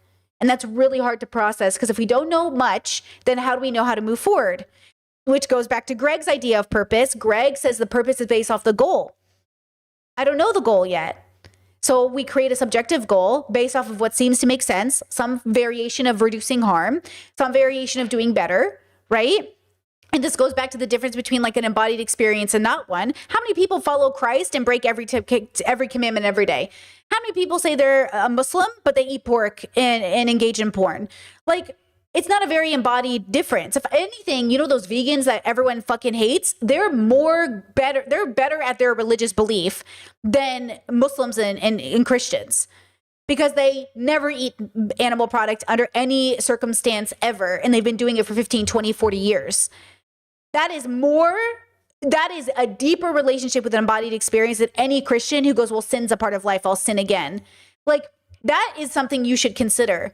Why is an atheist, or why is a vegan a real philosophical vegan, not a, like a real vegan? Why are they able to do it for 40 years and then die a vegan? Okay. But you can't go your life without, having an affair, sinning, gambling, drinking alcohol. It's not to say that I advocate for perfection, because I don't, but it's to say, why do you think that is? Not to say, again, that we're advocating for perfection. I would never want to do that to you, okay? Disabling, and I was working with people with trauma and sort of figured out a sequence of things that is based on the literature that involves things like reducing your alexithymia. Another big part is managing your ego. So I think this relationship with God thing is a really, really, really great example of, like, if you ask what is the mechanism of a relationship with God? So we as human beings tend to be like, I'm here. But then as you relate to other people around you, your sense of identity changes. And when you relate to something that is transcendent, I know that that's a scary word and I don't know exactly what that word means, but as you relate to something that is really big up here, that has noticeable effects on your default mode network, your sense of self. And as your default mode network no longer becomes hyperactive, the more hyperactive your default mode network is, the more likely I think you are to be like nihilistic, to have a pessimistic worldview. As we start to make those changes, then people start to feel a sense of purpose. They start to feel a sense of connection. And then the last kind of really interesting data, which we can go into, is psychedelics, which is really, really fascinating, because this allows us to test subjective experience and the effect of subjective experience on a person. Is this opportunity? Please. I'm just concerned that you might have overstated something, maybe reflecting back something you thought I was saying, and I was making the case about the genetic fallacy, and just because a person has a motivation to believe something doesn't necessarily mean that that thing is true or have a subjective experience. I think it goes a little further than that, though. If you went to the doctor and you weren't feeling well and the doctor gave you a pill, and then you went home and you took the pill, then you felt better, I think it would be appropriate for you to say, well, that pill, taking that pill, going to that doctor, had something to do with my experience that I'm having right now. Oh, yeah. I think this is why I think it might have unintentionally been an overstatement on your part, because I think, just like your friend, Stephen, who in Dubai all of a sudden became a Christian, everything changed, okay? Well, I guess you could say the change of life isn't maybe knock down, drag down proof that what he believes now is actually true, big P, big T. That like Jesus rose from the dead. It seems to be, pardon me? That like Jesus rose from the dead. It's got no bearing on whether that's true or not. Well, I'm speaking of a different thing right now. I'm thinking about the experience now with God that he's having. If he's having this changed life, this is evidential. This lends credibility to the belief system that he's now adopted, because it created this particular significant change in his life. So the theist is arguing the placebo effect is valid because it changed your life. I used to say, when I told people in my life I had borderline, or I was diagnosed with borderline, people would be like, but how? That doesn't make any sense for who you are as a person. I'd say, you know what? It doesn't matter. The therapy is working. Does it matter that I have borderline? Absolutely not. The fact is, when I did DBT, my life got better, right? it actually doesn't matter if I'm actually borderline or not, because DBT also helps with autistic people, and I'm also autistic. It doesn't matter. It doesn't matter why the DBT worked, except that it worked. Now, it matters on a certain level, but for the level of the sake of the conversation, it doesn't actually matter. Now, Alex might say, oh, but it really matters. And I agree with Alex. I actually do think it matters. So Greg is talking from one level and Alex is talking from another, and both matter, but both matter differently and not in the same way. I would say both matter because I think everything matters. But even the concept of matter is subjective. It matters to me because I want to know everything about myself. I'm very curious. It might not matter to other people because they are less curious. People are not as curious as we think they are. And remember that if you're watching a 3.5 hour video on the philosophical conversation about meaning, you're probably fucking autistic and or a nerd and or weird and or pretty curious and or thinking you're curious and or you want to sound smart to other people. So you want to tell them how'd you spend your weekend watching a 3.5 hour debate on meaning. Who knows? Who knows why we're all here? Who knows why we're having the conversation? Who knows if you're curious at all? Maybe you just want to brag that that's what you did because you think it sounds cool to the ladies. It may not be proof, and that word is really an oosey-goosey word, just how to pin down. But nevertheless, it still seems to be evidential. It speaks to the legitimacy and accuracy and truthfulness of the belief system that produced this changed life. That's what I'm saying. It's only evidence that belief in that thing makes someone feel more fulfilled. That's the only thing it's evidence of. Okay, so this is where we differ. I'm with him on this one. Okay, just because you're saying just because they believe it, this makes them better. It doesn't mean that the belief is actually sound. Greg, I've got a good way of coming at this then. So This is where we differ. That's right. if I had 5 friends and they all picked 5 different religions and they all felt the same thing that my friend did in Dubai where they all felt better for it, is that evidential that all 5 religions are true? Well, see, I don't actually... Consistency, community, and structure. That's what people want. They don't care what form it comes in. Military, groups, Yu-Gi-Oh, card game exchange, Pokemon fairs, cosplay communities, atheist clubs, the debate bro bubble, churches, mosques, strip clubs. They don't care. They just want those 3 things to stabilize them. Okay?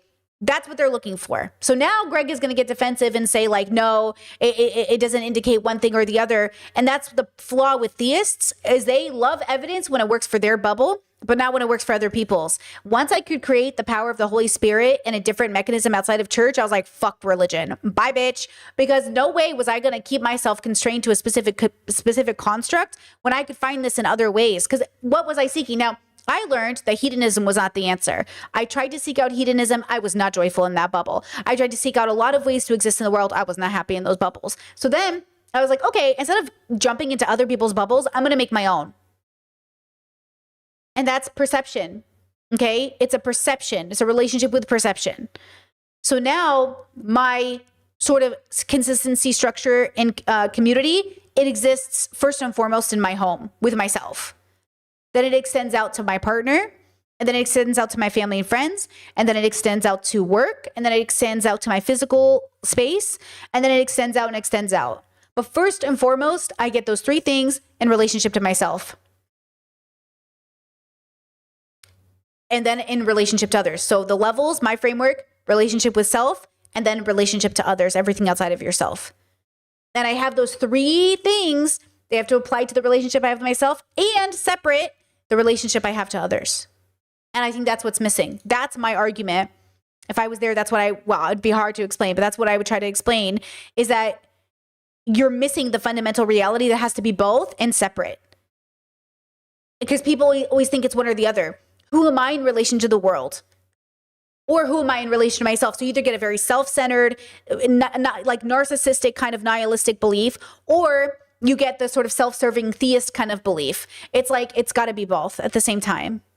And we keep trying to go for one or the other. It's like, no. I think it works that way. You can speculate and say and offer that illustration, but I don't think it actually works that way. I think that universally the experience of Christians is very, very quantifiable So in that terms of scenario- transformed lives. And this is one of the reasons that these transformed lives lend credibility to the belief system itself. So in that scenario where one of my friends turns to Islam, one of my friends turns to Christianity, et cetera, the only experience that's evidential of truth is the Christians. Well, I think you have to look at every individual thing, all right? And here's my suspicion, and I haven't quantified this across the board, all right? Different people have different experiences by engaging different religious belief traditions, whatever. But insofar as anybody's life is significantly altered by that thing, this to me is evidence that something is going on here than merely the belief. If it's just the belief, you're back to Marx again and the opiate of the people. That would be. Community notes from the videos as Karl Marx meant that religion is the opium of the people because it provides temporary relief and consoling illusions to the suffering of the oppressed, similar to how opium eases pain. Shout out to Kenshin, but not the author, because Kenshin was my first introduction to opium as a substance when I was a child. Who said, anime is not political? Carl, not Groucho, although it's not It clear just- that anybody knows who those two people are anymore. It sounds as though, if I lied to somebody on a cruel prank and I told them that, say they're really struggling with money, they're really, really suffering for it, and they have these psychological effects of feeling that life is meaningless, they want to kill themselves, whatever it is, because they just cannot keep living. And I tell them, good news, you've won the lottery, you've won £1 million, and suddenly the weight is lifted, the joy is brought. Of course, money isn't sufficient for bringing about meaning in life, but this person is. But I've lied to them. Like the fact that they feel this immense sense of meaning from a belief that they've adopted bears absolutely no evidence. No, in that case, on whether you're it's true that they've won £1 million. I'm just saying that to divorce all results from belief systems is a mistake. I don't want to do that. There can be a connection there. could And be just something because you about- can mislead somebody by telling them a lie and they can experience something emotionally doesn't mean that the other person who's experiencing something transcendent in their emotions. And by the way, for Christians, it's not just a high, because Christianity is not a continuous high. Even people who are suffering terribly as Christians in persecution, read Fox's Book of Martyrs, still have this strong sense of value, purpose, and security, even so. I'm just saying there's an evidential relationship between those. It's not enough to just simply dismiss it because you can tell a lie and someone could have the same kind of feeling. I'm even happy to say that, I don't know if this is true, but suppose it were just the case that only Christianity brought about this positive effect. Suppose we just discovered that everybody who claimed to feel meaning, it just didn't compare. That's not what I'm saying. But suppose that were the case. Even if there was something really special about Christianity that gave some evidential credence to something specific about Christianity, that's true about Christianity, that it particularly infuses life with meaning, I still think it just has nothing to do with the truth of Christianity as a worldview. I mean, Christianity hinges on the historical fact of the resurrection That's of Jesus, absolutely right? correct. And so the best way of explaining this is to say that if your friend from Dubai starts going to church and they start feeling really meaning, start experiencing a lot of meaning in their life, that has absolutely no evidential bearing on whether Jesus rose from the dead. And if Christianity as a proposition essentially is the resurrection of Jesus, and this feeling that your friend had has no evidential bearing on the resurrection of Jesus, then the feeling that your friend had... You know what's happening here? That's why Dr. K said, what are you guys talking about? They keep going back to whether or not God is real, which has nothing to do with the meaning crisis. Even though the conversation is the belief in God causing more harm, but belief is not knowing. So for the sake of the conversation in relation to meaning, it doesn't require that somebody believe in God to see the benefits of believing in God, right? And so in some ways, I can't tell who's getting more bogged down by the question. Is Alex getting more frustrated, or is Greg getting more frustrated? But it seems to be a mistake to assume that believing means knowing, though Greg is saying that because people are benefiting from the belief, it must be true. And Alex is saying that isn't the case, but that doesn't matter for the larger question about meaning, right? Yeah, there's a disconnect happening here. Interesting. Okay, give me 2 seconds to take a little break. We've been here for 2 hours already, and we're an hour in to this 3-hour conversation. 2-second break, and I'll be right back, and we'll continue this conversation. Listen to some Elvin while I walk away. Elvin's music can be found in the description. Links down below. I'll be right back.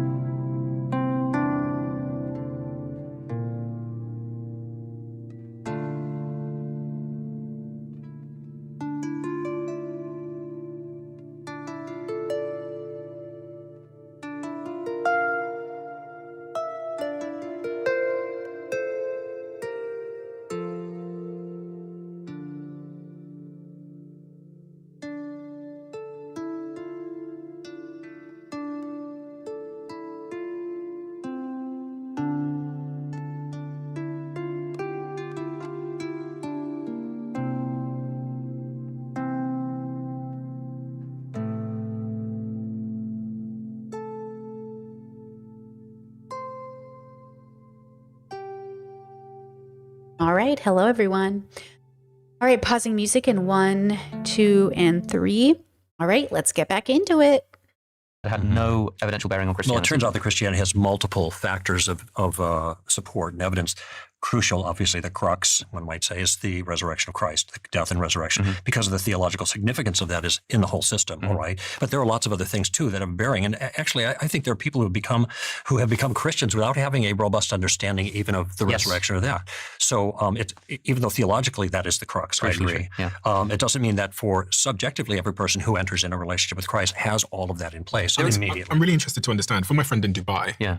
if he came to you and he was your friend in Dubai, Yeah. and he said, my life is lacking meaning, I can't get out of bed anymore, what would you prescribe him? What would you recommend? What would you suggest as he's your friend? It's hard to know without knowing that friend. But if it seemed to me like going to church or reading the Gospels might provide that for him, then I'd probably recommend that he did that. But I think that literally the subjective feeling of meaning is usually tied up in the identification of something that transcends your individual self. Right? Why would you? And I think whatever is the most plausible course of action for that person to engage in something like that would be what I would recommend for them. If maybe they're not particularly interested in religion, I'd recommend that they read some philosophy of mind and try to understand the nature of consciousness. And I might recommend, depending on who they are, that they take a psychedelic drug and try to experience something which cannot be put into words, because a lot. Just one thought about the Christian belief stuff. Charlie Kirk, was gunned down and people started going to church for the first time in 10 years. Most of those people are going to fall off and not continue going to church, right? They're seeking meaning. They want the world to make sense. They want something to make sense. And listen, when people come to me, and when I used to do calls and people would come to me, everyone got their own individual answer because everybody was an individual consciousness. And so I agree with Alex in that way that ultimately it would depend on the person asking. But generally, I try to encourage people to sort of ask themselves where they honestly are, first and foremost, because people really struggle to know even where they're at. And I say, if you don't know where to start simply, start with a basic why question. Start with asking how your body feels today. Start one step at a time. It's really difficult to know what direction to go into. But if people came to me and said, Britt, I haven't gone to church in 20 years, but Charlie Kirk died, and I walked into a church today, to be like, oh, why'd you do that? I don't know. His death just really inspired me. Oh, why was that? I don't know. I just, seeing someone die in front of me really changed me. Oh, why is that?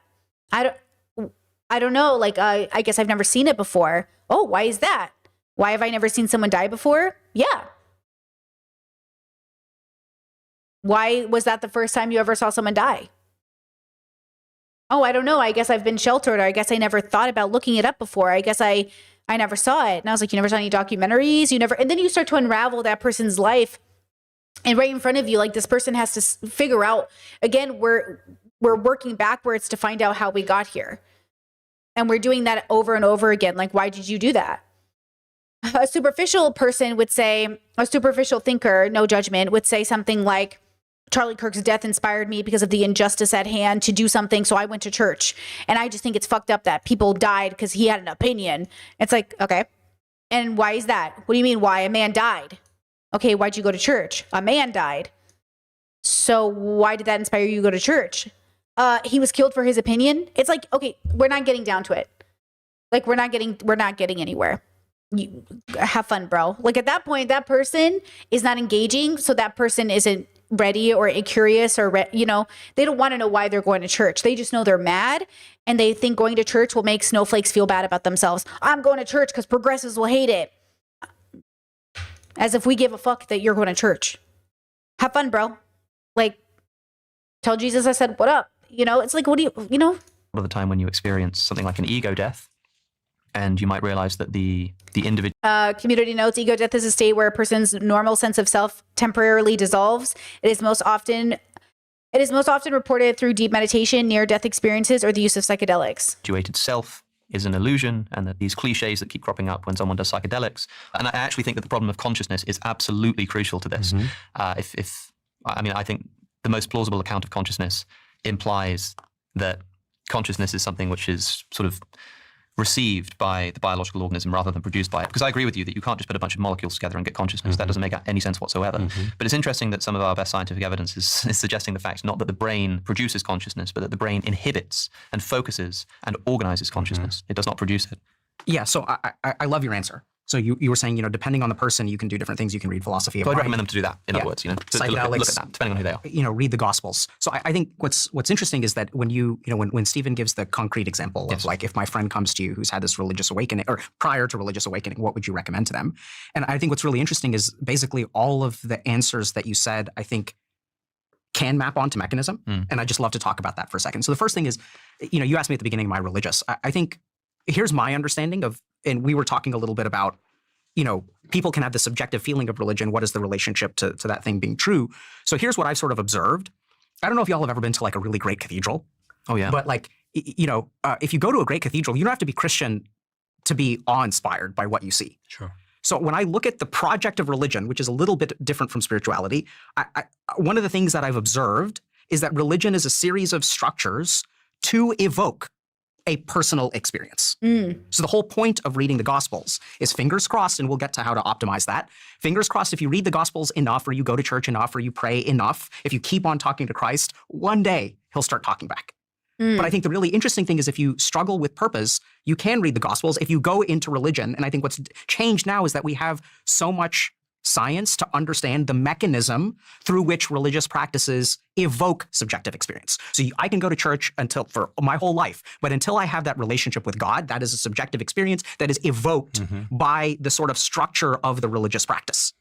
So that is absolutely one thing you can do. I think the cool thing is that the problem with reading the Gospels, as I can clearly see that you've done, and I see the striving for religion in you. Like you're like, you want to have. I think Dr. K is also speaking to the religiosity the same way Brett Hartley talks about being religious, which is fine for the construct of the conversation, which is interesting. We can talk about that. Chad said, Brittany, can one have an ego death? That's a great question. There was a theory I had for a little while that maybe ones are fallen threes. Like maybe ones are people who get to a point of having like an ego death experience or / wondering if there's more, but losing themselves instead of going back to a 2 and grounding themselves, or going to 5 and grounding themselves, they actually become ones. It's not to say, but then it's kind of like chutes and ladders. They got to the top and then fell back down, or they got to the middle and then fell back down. Maybe something like that, or they had like a touch of a deeper relationship with their consciousness and then got scared and walked away and then couldn't handle that information. Because a lot of the ones that I meet, or think that I've met at least, they aren't lacking in an ability to think. They're lacking in an ability to face their fear. All of them are very, very, very afraid. Like very afraid. Almost like they're afraid to face themselves. And a part of them seems to, and this is so anecdotal, right? But touch some sense of realness, but then they can't engage with it.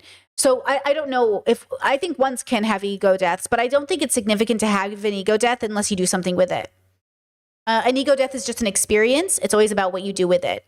The implication of an ego death is that it means something positive, but you have to turn it into something positive. It could just be neutral. It could be scary. It could be fearful. It could be dangerous. It could be life-changing. You could kill yourself, right? Like, there's plenty of situations where relationships with meditation, which leads to ego death, can lead to suicide, or shrooms or psychedelics could lead to an ego death, which could lead to suicide. So it's not always positive or negative.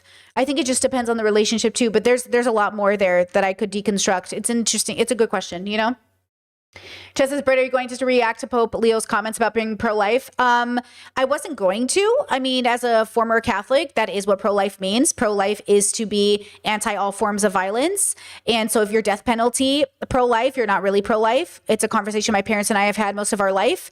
My parents became more pro-life as I got older. They used to be pro-death penalty, but that's pretty common for Catholics to not be pro-death penalty if they understand what pro-life is.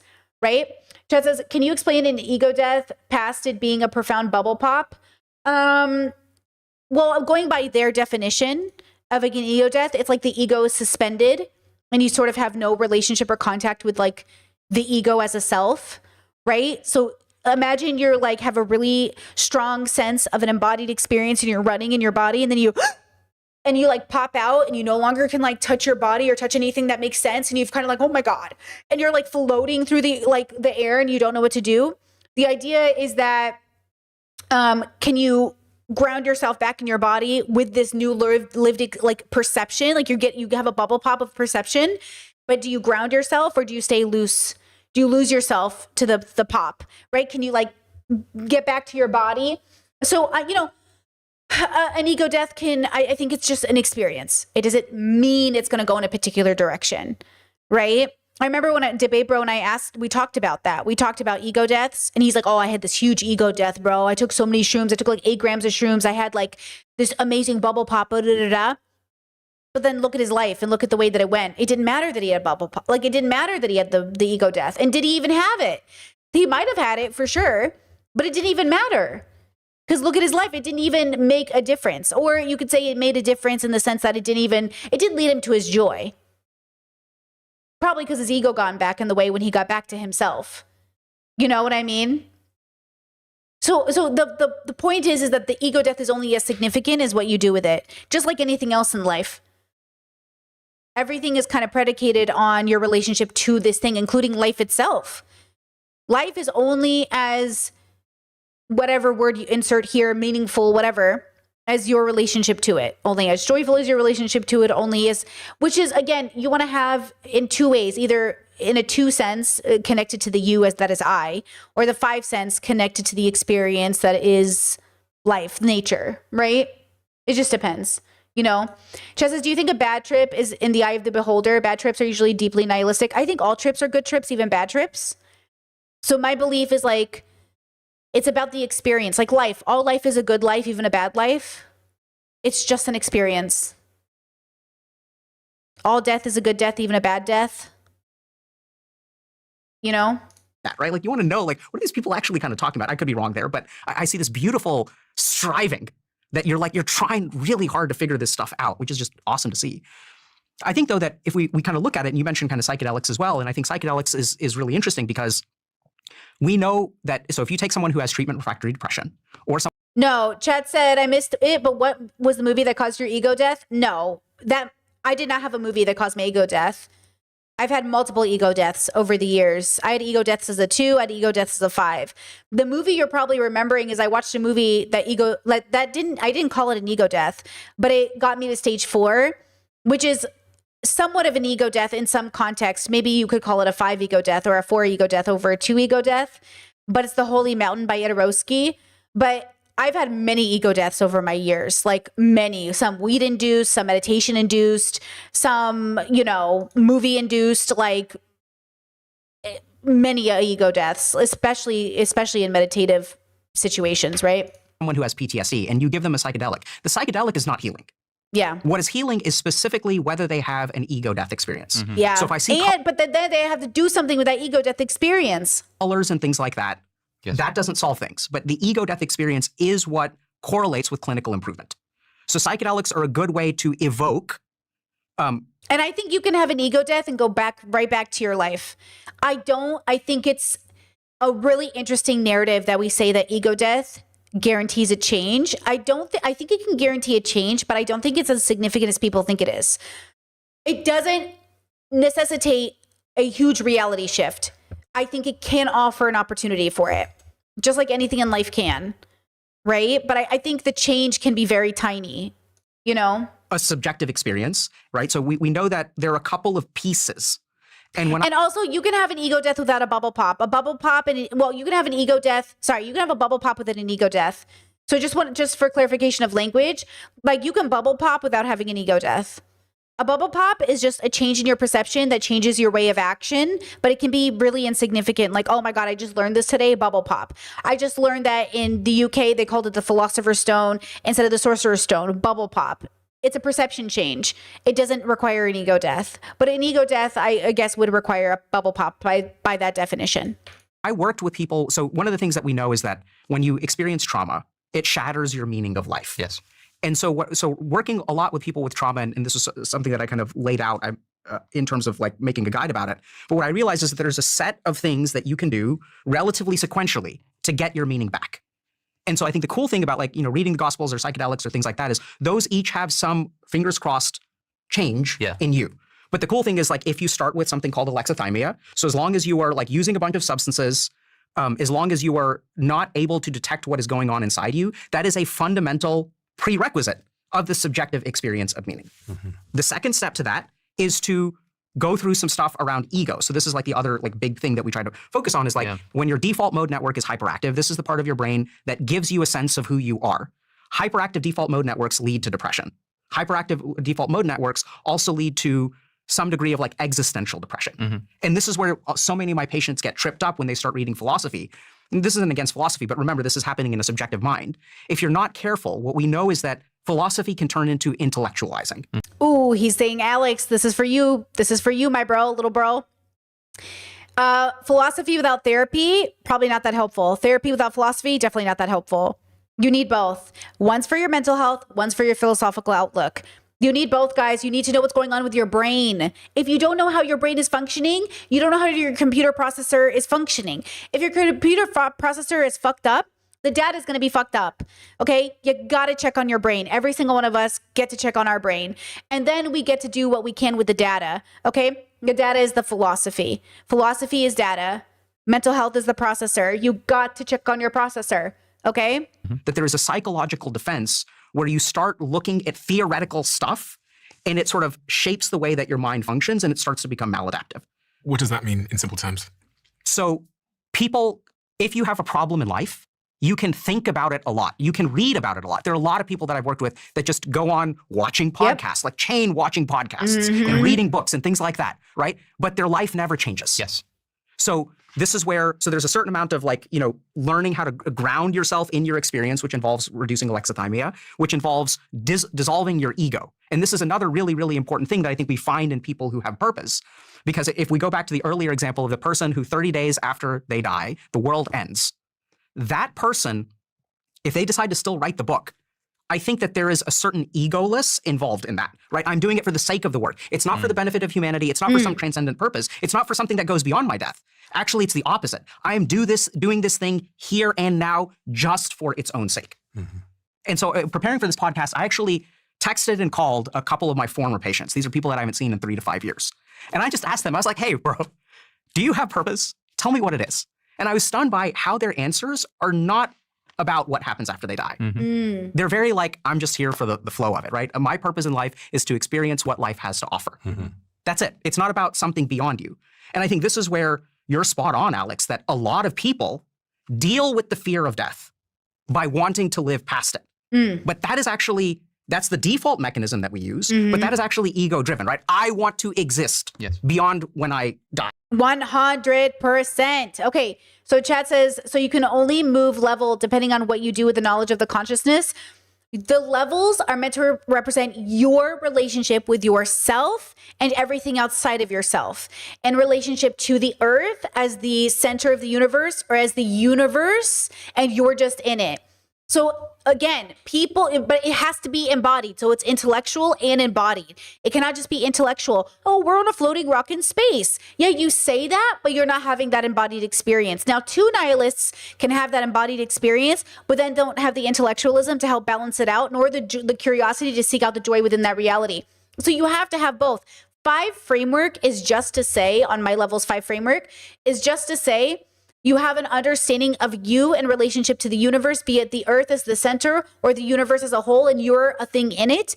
And you are within the framework active, a participator, you're in a process, and you acknowledge what you know versus what you believe. So then that adds into all of these other nuances, like an understanding that like we are just people in a universe, which means like this idea of like how much agency we have, where free will all comes into question. Everything comes into question, but there is sort of an answer, but the answer isn't what you think it is. It isn't like it's sort of going back to the idea of the beginning of this conversation where Alex said, people aren't going to watch this podcast and we're going to come up with the solutions. And Dr. K said we could, though.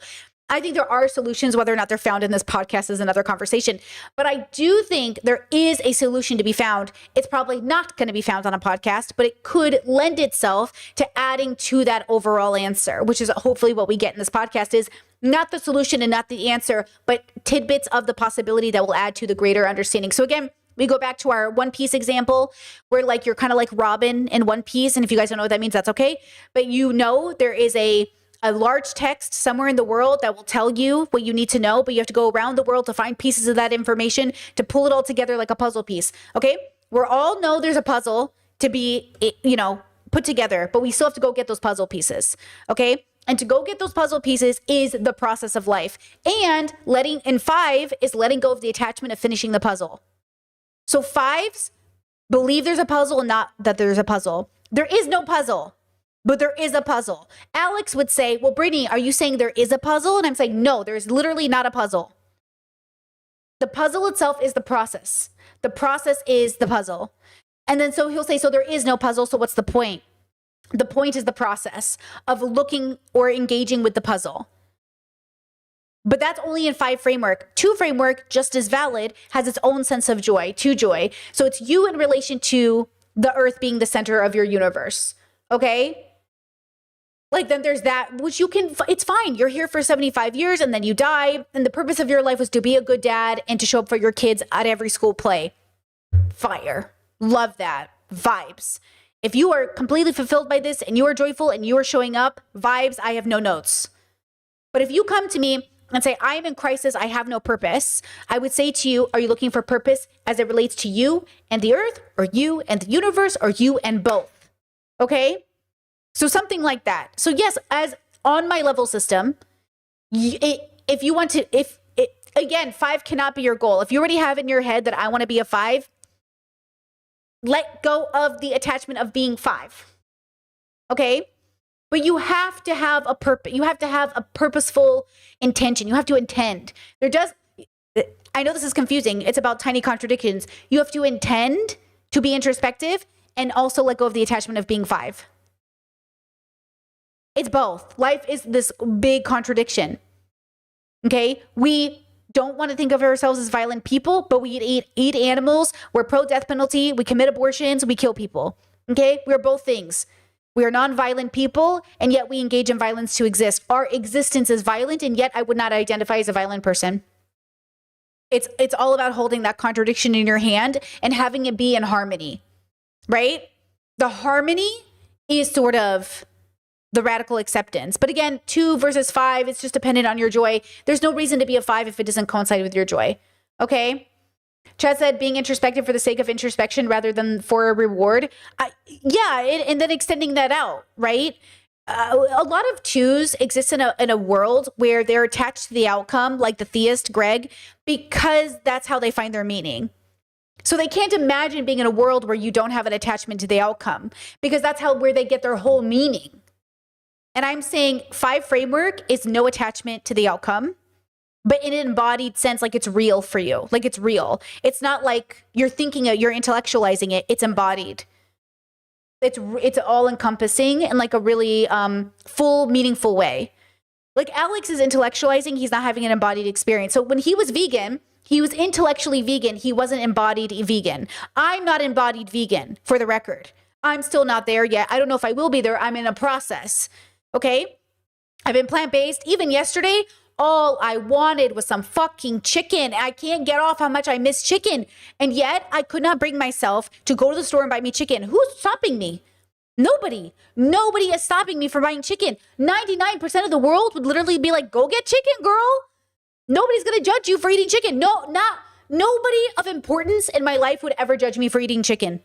And yet, I did not go buy chicken yesterday, because it's not coinciding with my joy. I cannot eat a chicken as of today and be joyful. And so I do what coincides with my joy. And yes, I'm joyful and I still miss chicken. Okay? Chad says, could it be that some people want for their purpose to be written somewhere has been given by someone? I just can't figure out what level I am. Let it go. If you guys can't figure out your level, you're not supposed to right now. Let go of the attachment of figuring out your level. Let go of the attachment of figuring out your level. You know? Chad says, doesn't a 4 need to be a 5 to be joyful? So should they not strive to be 5s, or would that just be for the 2s? When you're a 4, I don't think you'll strive for 5. I don't think it will. I think if you're a 4, then you know you can't. want to be a 5. If you're a 4, there would be no reason you would have the realization. So 4 is 5 of the 4 is like being a 5 without the peace, without the acceptance. So if you're a 4, you would realize there is no attachment in an intellectual, like disturbed, embodied way, right? And a 5 would find their place in the universe and be at peace with it. Okay? So there is you know what I mean? There would be no point to have the attachment to be a 5. Now, I could argue it's inevitable that the 4 gets to 5, but it might not happen before you die. You might die a 4, but if you live long enough, you'll be a 5, but maybe the long enough for you is like 1,000 years. So you might die a 4 because it's a process. You don't get to choose, and yet you have to be intentional. You don't get to choose, but yet you have to make the effort. We don't have free will, and yet we have to put one foot in front of the other. It's not up to you. And yet you still have to put one foot in front of the other. You still have to be intentional, but it's not up to you. And yet you still have to make an effort. You still have to get up and make the effort. And by making the effort and letting go that it's up to you, you will then do the work necessary to go through the process, right? Like the process itself, this is a part of the process. I hope that made sense. And so that gives people some sense of purpose. But I think the deepest sense of purpose actually comes without that, comes from being able to make paper clips every day and being content with that exercise. You're describing Sisyphus being happy, is what you're doing.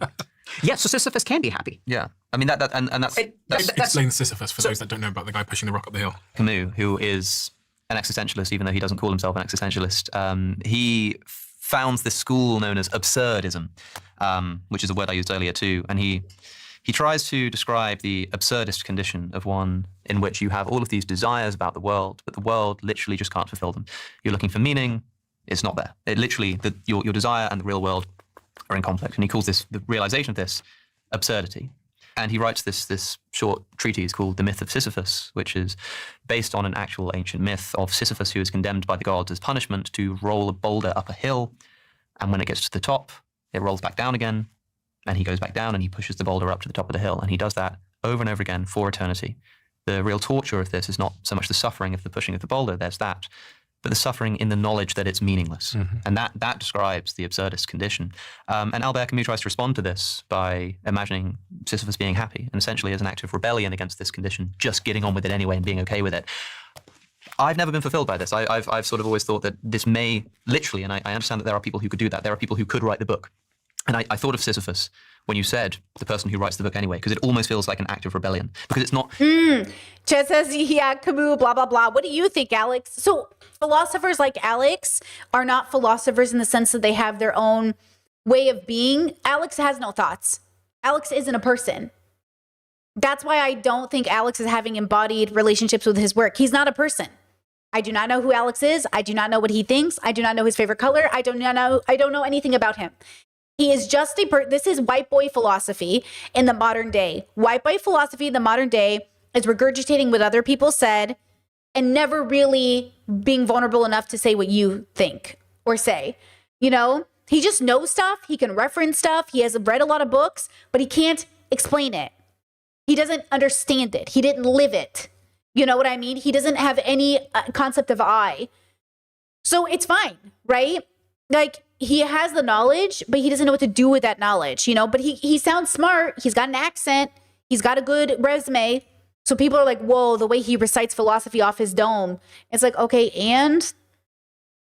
Like, it's fun to watch. But yeah, he just, you know, it's not there. It's not there in a real way, you know?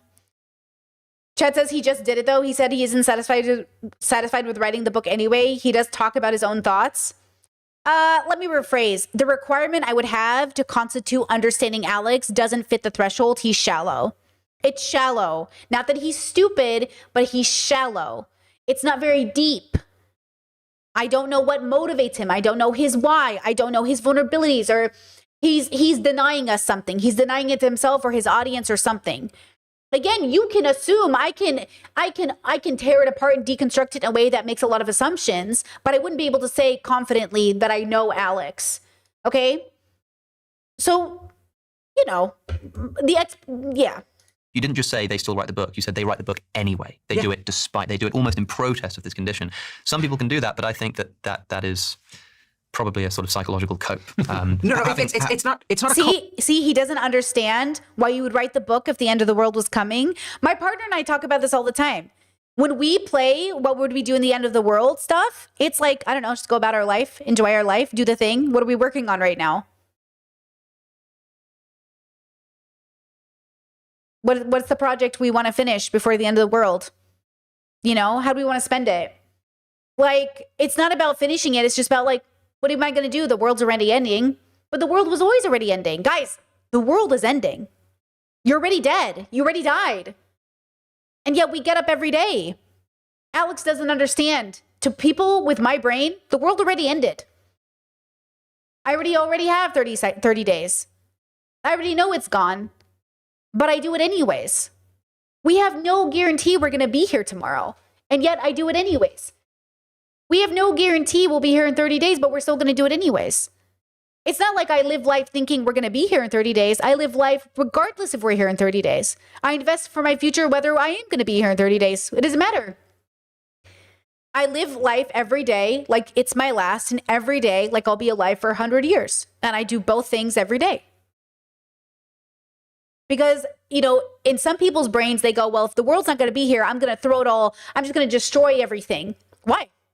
Why is the answer to the end of the world murdering people or destroying things or killing people? Why isn't it having the best 30 days you've ever had? Why isn't it feeding people and clothing people and watching every episode of One Piece as fast as possible? Why isn't it joy? Why isn't it finishing that book? Why isn't it making love? A lot of people, when I hear them talk about the end of the world, they go, oh man, I'd go commit all the crimes. I'd go commit all the crimes I could. Why? Why is that what you think of when you think of the end of your life? It's a mechanism. Well, Right, I'm saying so- I think it's a cope. I think that, Yeah, so I that think- it's not grounded in anything rational. I don't know if it's grounded in anything rational. It's absolutely grounded in something empirical. Sure, but like again, you can empirically like explain exactly why somebody's brain is doing what it's doing, but that doesn't mean that there's any rationality or truth in the thing that their brain believes. Sure.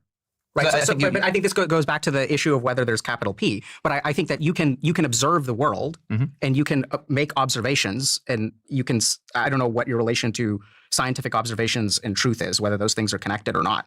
But I think that we know actually there are multiple psychological mechanisms, some of which are copes and some of which are not copes.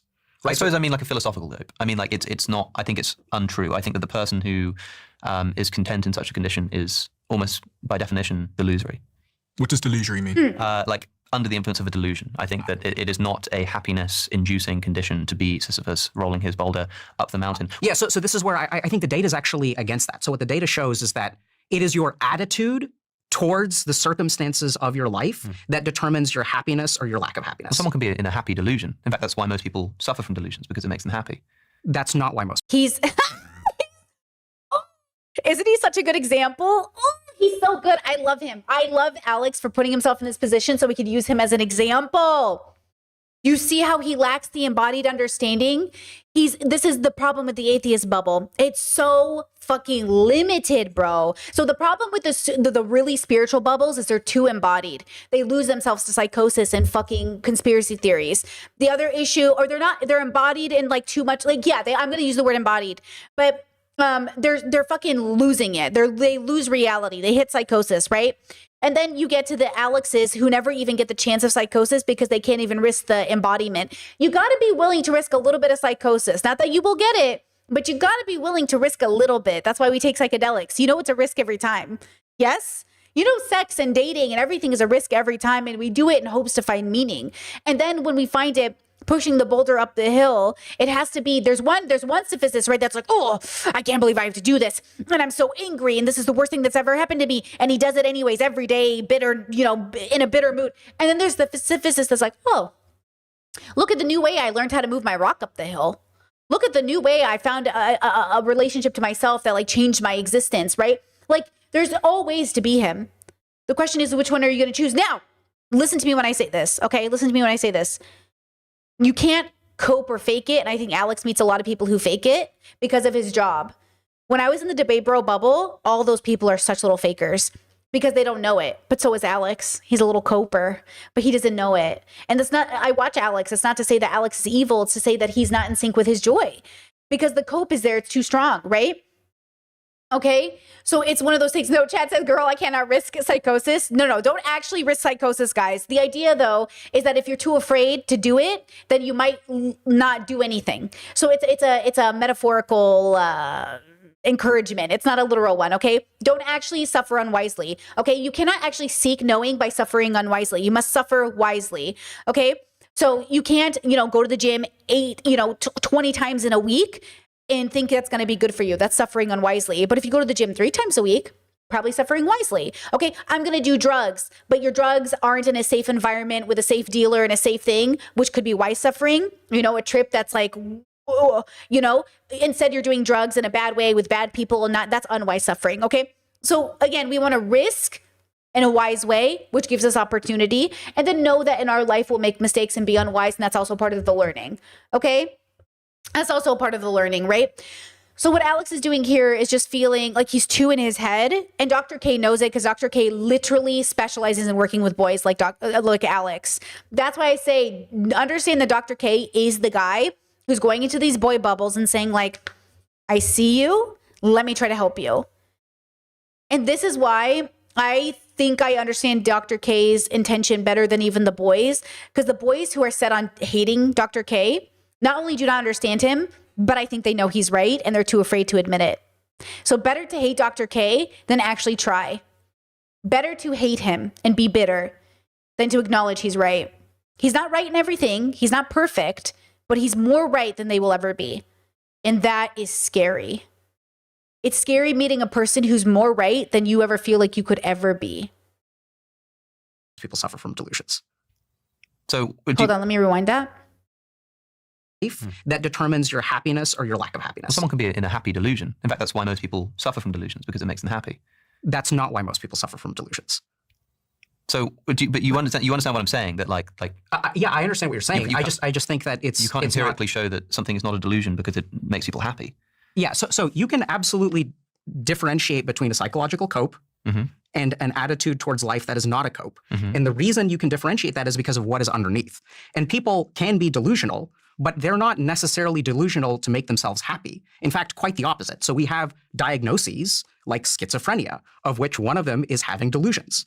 And those delusions, generally speaking, the more schizophrenic and the stronger your delusions are, the more that inversely correlates with your happiness. To be clear, I'm talking about like a philosophical delusion. The question I want to get an answer to is this idea of the person who writes the book or pushes the boulder up the hill. And can that person have a purposeful life? Absolutely. So this is what's so confusing for people, is that people think.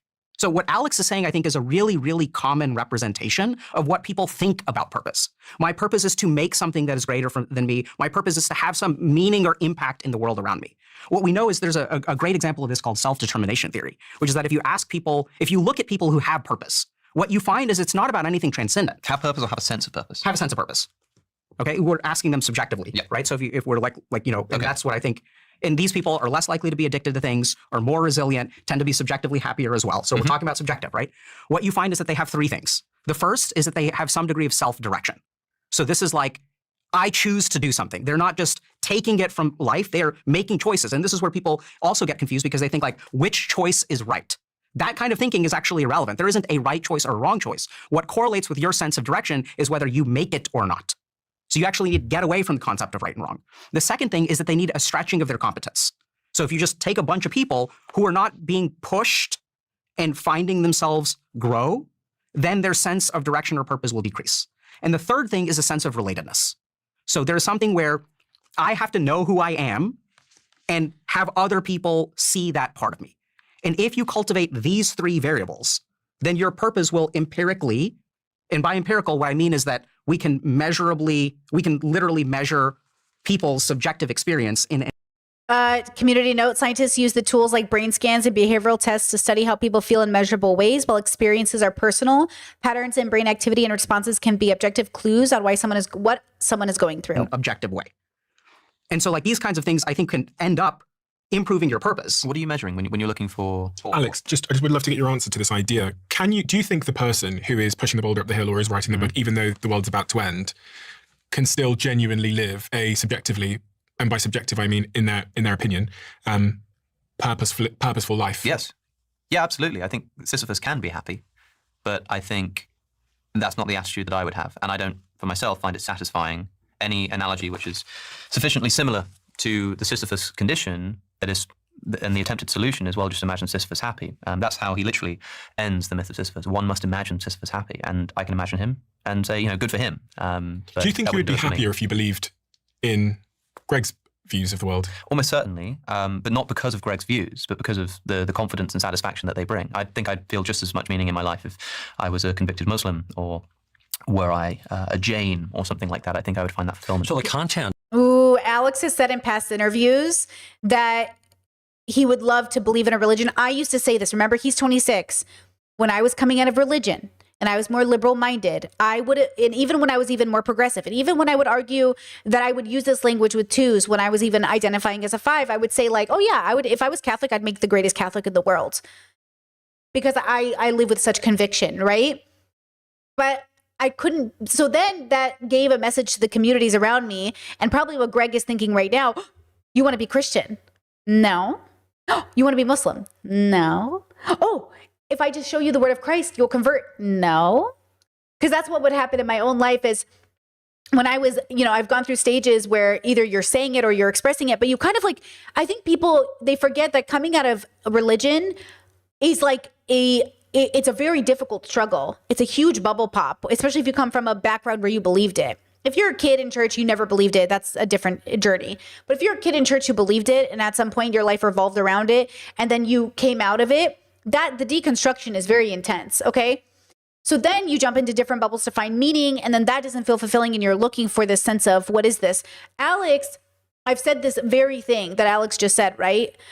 Because he's imagining something that is true within the 2 construct. And Dr. K, not that I think he's a 5, because I wouldn't know that, but he's saying something that's more or less 5 structured even within 2 bubbles.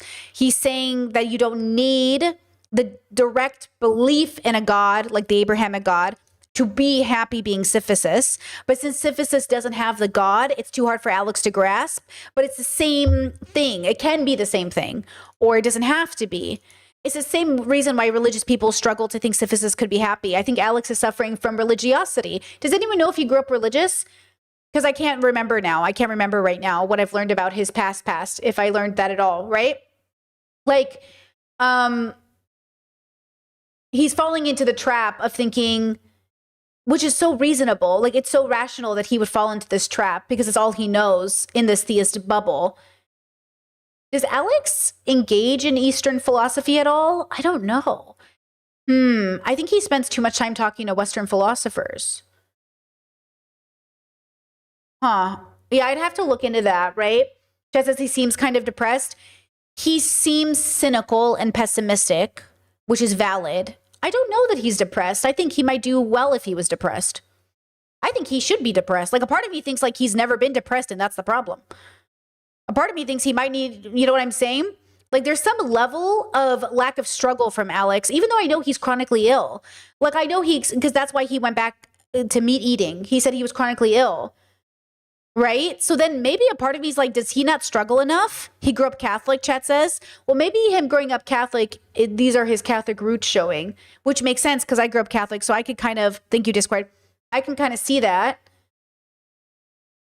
Yeah, he's looking for something, but he's not actually looking. You know what it reminds me of? He reminds me of a boy with a book in his face. He goes, hold on, I'm being curious and I'm looking. And the whole world is happening around him. And he's like, hold on, I'm trying to find the answer. But the whole answer is out of the book. But he's like, shh, I'm looking for the answer. If he would just look up, he could maybe say, but he won't look up. And I'm like, look up, ho.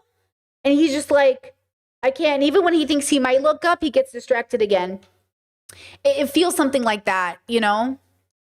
Of the theology has no bearing in your mind on the way a person experiences their life. So, Of course it does. Can you Of course explain it that does. just in simple Specifically, terms? Content of the theology. Well, the content, you talk about different religions, and there's these different religions, they cannot all be true, as Alex has pointed out. They have different content. They say different things about human beings. For example, the view that human beings are just an illusion, the reality is illusion, Maya, that kind of thing. Well, that seems to me to convey a certain understanding to human beings about themselves and about the world. If you have a view that human beings are significant individuals, this is going to convey a whole different experience that they have. So in other words, the theology that they believe is true is going to affect their feelings and their experience. This is what I was getting back at a little bit ago when I talked about the person whose life has been changed by becoming a Christian. And these aren't just what you explained to your friend. These are not things that just happen here and there, but there seems Oh, and I just need to say, of course, we could never know if Alex is depressed because we're not going to diagnose him through a screen, nor am I a therapist or a psychologist. But I would just like to say that I meant that as a person to person. Like if he was my friend, I wouldn't necessarily think he was depressed. Though if he was my friend, I would ask him and say, hey, bro, do you think you might be depressed? Like as a friend, I might be like, is this depression, my bro? So I don't mean to take away the dignity of his humanity and his mental health status and like any of that stuff, right? Like I don't want to, that's not what we're trying to do here. a very, very broad experience of this, and a change that doesn't depend on circumstances, okay? It's because they adopt a understanding of the world that I think is an accurate understanding, and this is why their emotions and their experience follows along, because they're choosing an accurate understanding of the world. When you look at Jesus in the Gospels, I think it's so interesting to me that people read the Gospels to be uplifted by the reading of it. It seems that misses the point that Jesus is talking about the way the world is. He's teaching about the nature of reality. He was a Torah-observant Jew. He wasn't a Hindu. He wasn't a Buddhist. He was a Jew. And he spoke in the context of that. Okay. So just to simply read the Gospels as if we're going to read the some nice things that people said to make me feel better is missing Jesus' point when he's trying to describe the nature of reality. I don't think that's how the Gospel should be read, but I do One think, second. I have a question for you on that. It's a personal question more than anything. So I find myself in the same position as Alex, where I think I'd be happier, all things considered, if I had an anchoring in a religion. I think that's like a subjectively true, that I'd be happier. Probably just because it would close a gap of some sort. It would anchor me in some way. Answer a question. It would answer a question, and then it would give me more of a structure to my decision making. And, you know, it would mean that when I have moments of suffering, I'd have a solution to that moment of suffering. So if my parents end up dying someday, which I'm sure they will, I will believe that they are still alive and they are somewhere and they're fine, which will ease my suffering. So I agree with Alex in that regard. The problem I have is in order to adopt that view, I need to believe it. It's true. Like people aren't very good at lying to themselves. And also when you talk about my friend in Dubai has had this experience, he now feels better. He could have well felt better, I believe, if he had, believed that Islam was true and become a Muslim. So it's the feeling itself people can get in a lot of ways. I know people that actually would tell you that they feel better now that they're out of the cult and they're agnostic. Yeah, sure. And the cult made them feel terrible. Now they're agnostic, they feel better. Does that mean agnosticism is truth? So the presumption that you made is a presumption. We have to keep that in mind. I mean, the people that I have talked to who were former Muslims and are now Christians, very devout Muslims, they did not have the experience of satisfaction, fullness, and See, he is here to argue for Christianity. He is not having a conversation, or Christianity isn't the answer, right? So he's not having he's not exploring the topic to discover new ideas. So this is an example of a 2B in a bubble that has a bubble. He exists in relation to the bubble. He does not exist outside of that relationship to that bubble. And therefore the bubble is the only answer, and everybody should be joyful in this bubble because look how joyful he is. Fine. Okay. A lot of people believe that. I think most of the world believes that. That's okay. But that's where he's coming from. So it's not the kind of conversation that I would love to engage with in a particular way. But I would say that I'm open to the idea that his God could be a real God, in the sense that I'm open to anything that's true being true, because it's not up to me to decide it isn't. I'm not here to argue with what's true. I'm only here to experience it. It is not up to Brittany and her one perception about what is true. The issue is that I would not make a statement that it is true because I've experienced it, or it is true outside of my experience, or that it is true for other people because it is true for me, which is what he would do. He would say those things, right? And that's a very important difference. And to recognize, like, his life is important, that he's dignified and his life is important, but that we share a planet and we share a reality, and then we interact with politics, we interact with our life together. And so all the world is made up of these billions of bubbles and these perceptions. And then, of course, we're going to have this huge disconnect because we're coming to the conversation, we're coming to the table with different ideas. Some of us more open-minded than others, but not everybody is here for truth seeking. Lots of people are here for greed and power and all of the other things, a sense of control. They're afraid. They want a sense of meaning, right? It's like, look at all these red pill bros joining Islam. Look at Andrew Tate and Sneeko joining Islam. Did that give you a sense of purpose? And then they go worshiping money. Did that give you a sense of purpose? Like, we're obviously purpose-seeking creatures, and that's okay. But for some of us, the purpose doesn't have to come from this like very black and white perception bubble. It can come from just acknowledging that we're alive in the first place. And that can be very satisfying, but it's not a logical satisfaction that's going to be enough. You cannot think your way through it. It's never going to feel good until it's embodied, right? That's why I say religious people really are having a real experience, and some of it is embodied. It's not very deconstructed, but it is embodied. And they have to decide if this is the end of the road for their deconstruction, or if they're going to deconstruct even that embodied experience. Just because it feels very real and it's a change and it's physical and it's like in your body and in your mind does not mean it's good. It doesn't mean that it's healthy. It just means that it's really where you're at. It's like when, okay, you can have embodied experience of being in love with an ex or in love with a guy you know you should break up with, right? Until you move on and you're not having that truly like sucked into the moment experience, until you pull away and you break off, you're still gonna like that guy, even if intellectually you're like, I dumped him, fuck that guy. Intellectually, you know you broke up with him, but your body is still there. It's still attached to the feeling, the smell, the memory. You have to eventually, and it happens to all of us, eventually we stop caring about our exes. Eventually, yeah, they're just like a person we used to know. You know, the older I get, the further my memories from high school are. Like, guys, I'm not going to remember high school for the rest of my life. You know this, yes? Like, one day I will wake up and not really remember high school. Like, I'll remember maybe some key moments, but the further I get from my 20s, the further I get from a few years ago, yeah, the more important memories take over. You can only hold so many memories at the forefront of your brain. That's why we rely on journals and history and videotapes and pictures, because you know what I mean? So the further we get from our, our past, it also is an embodied experience. Now, for some people, and this is what's really interesting, and I've definitely met these people, I've worked with these people, is some of them are so attached to high school, they're 40 years old and still feel like a 15-year-old. They still have not moved on. You've met those people, yes? Okay, think about that, and then think about how, what category of person are you in? Are you still the person who feels like they're still in high school? Are you the person who's like, oh yeah, when I was a kid, I was in high school? Some adults literally think high school is who they are right now. Like, they don't think of it as their kid self. When I talk to my parents who are 65 and they talk about their high school self, it is such a foreign person to them. They're like, oh, you mean when I was a kid? It's like asking them, what was life like when you were 2? Oh, I was a baby. Yeah, like I'm 15, bro. Like it's so far from my reality, And that's what I'm trying to say for some of us. Not everyone is having this experience. So then we have to cope with the reality that not everyone is there. That's why I say the individual will always move faster than the group. But I think a community-based individual will always move ahead of the group, swing back around, and push the group forward. Because you want to be a community person and an individual. So you don't want to be an individual that denies the community, because I don't think that's good. Like your happiness is found at the expense of the community. I don't think that's joy.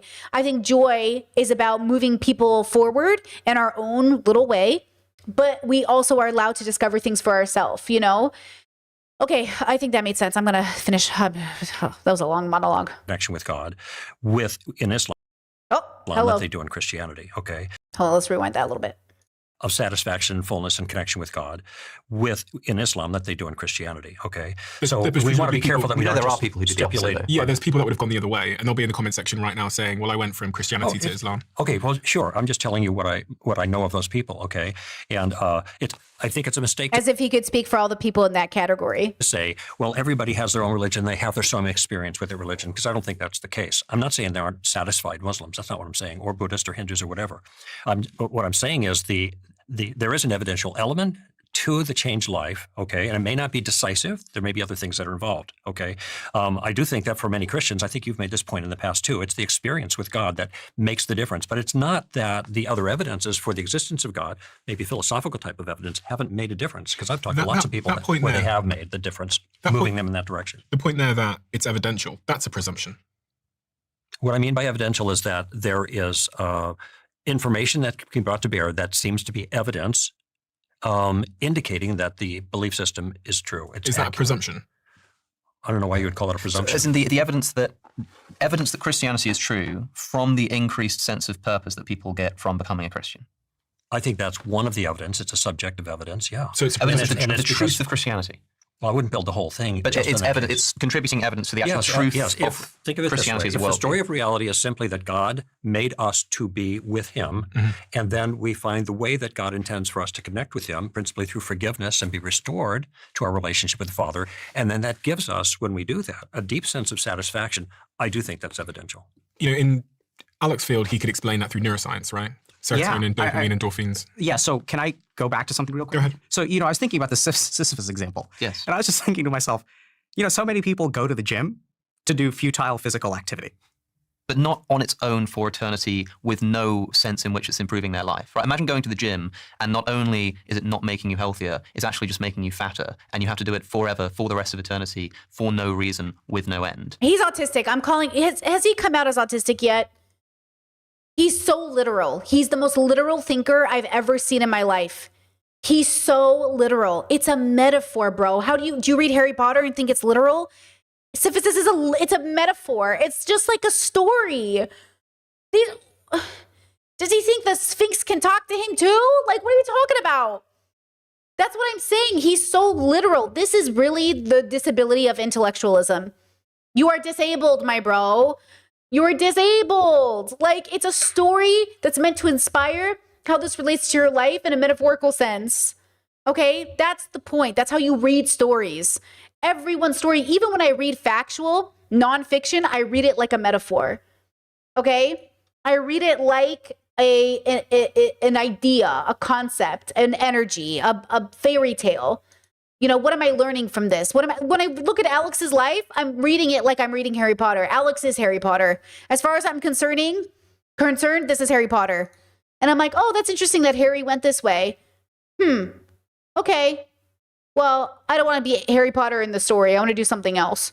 Because Harry Potter doesn't seem very satisfied, And then somebody Yeah, says, so- well, all you've got to do is imagine that person being happy. Yeah. So that's kind of interesting because then that presumes that the attitude through which you approach the action is what determines it. Determines what? Determines whether you're happy or not, right? So every time you eat, Yep. you buy yourself a trip to the toilet. This is something you can never escape. Sure. It is true for all time. And yet, how do you feel about going to the toilet?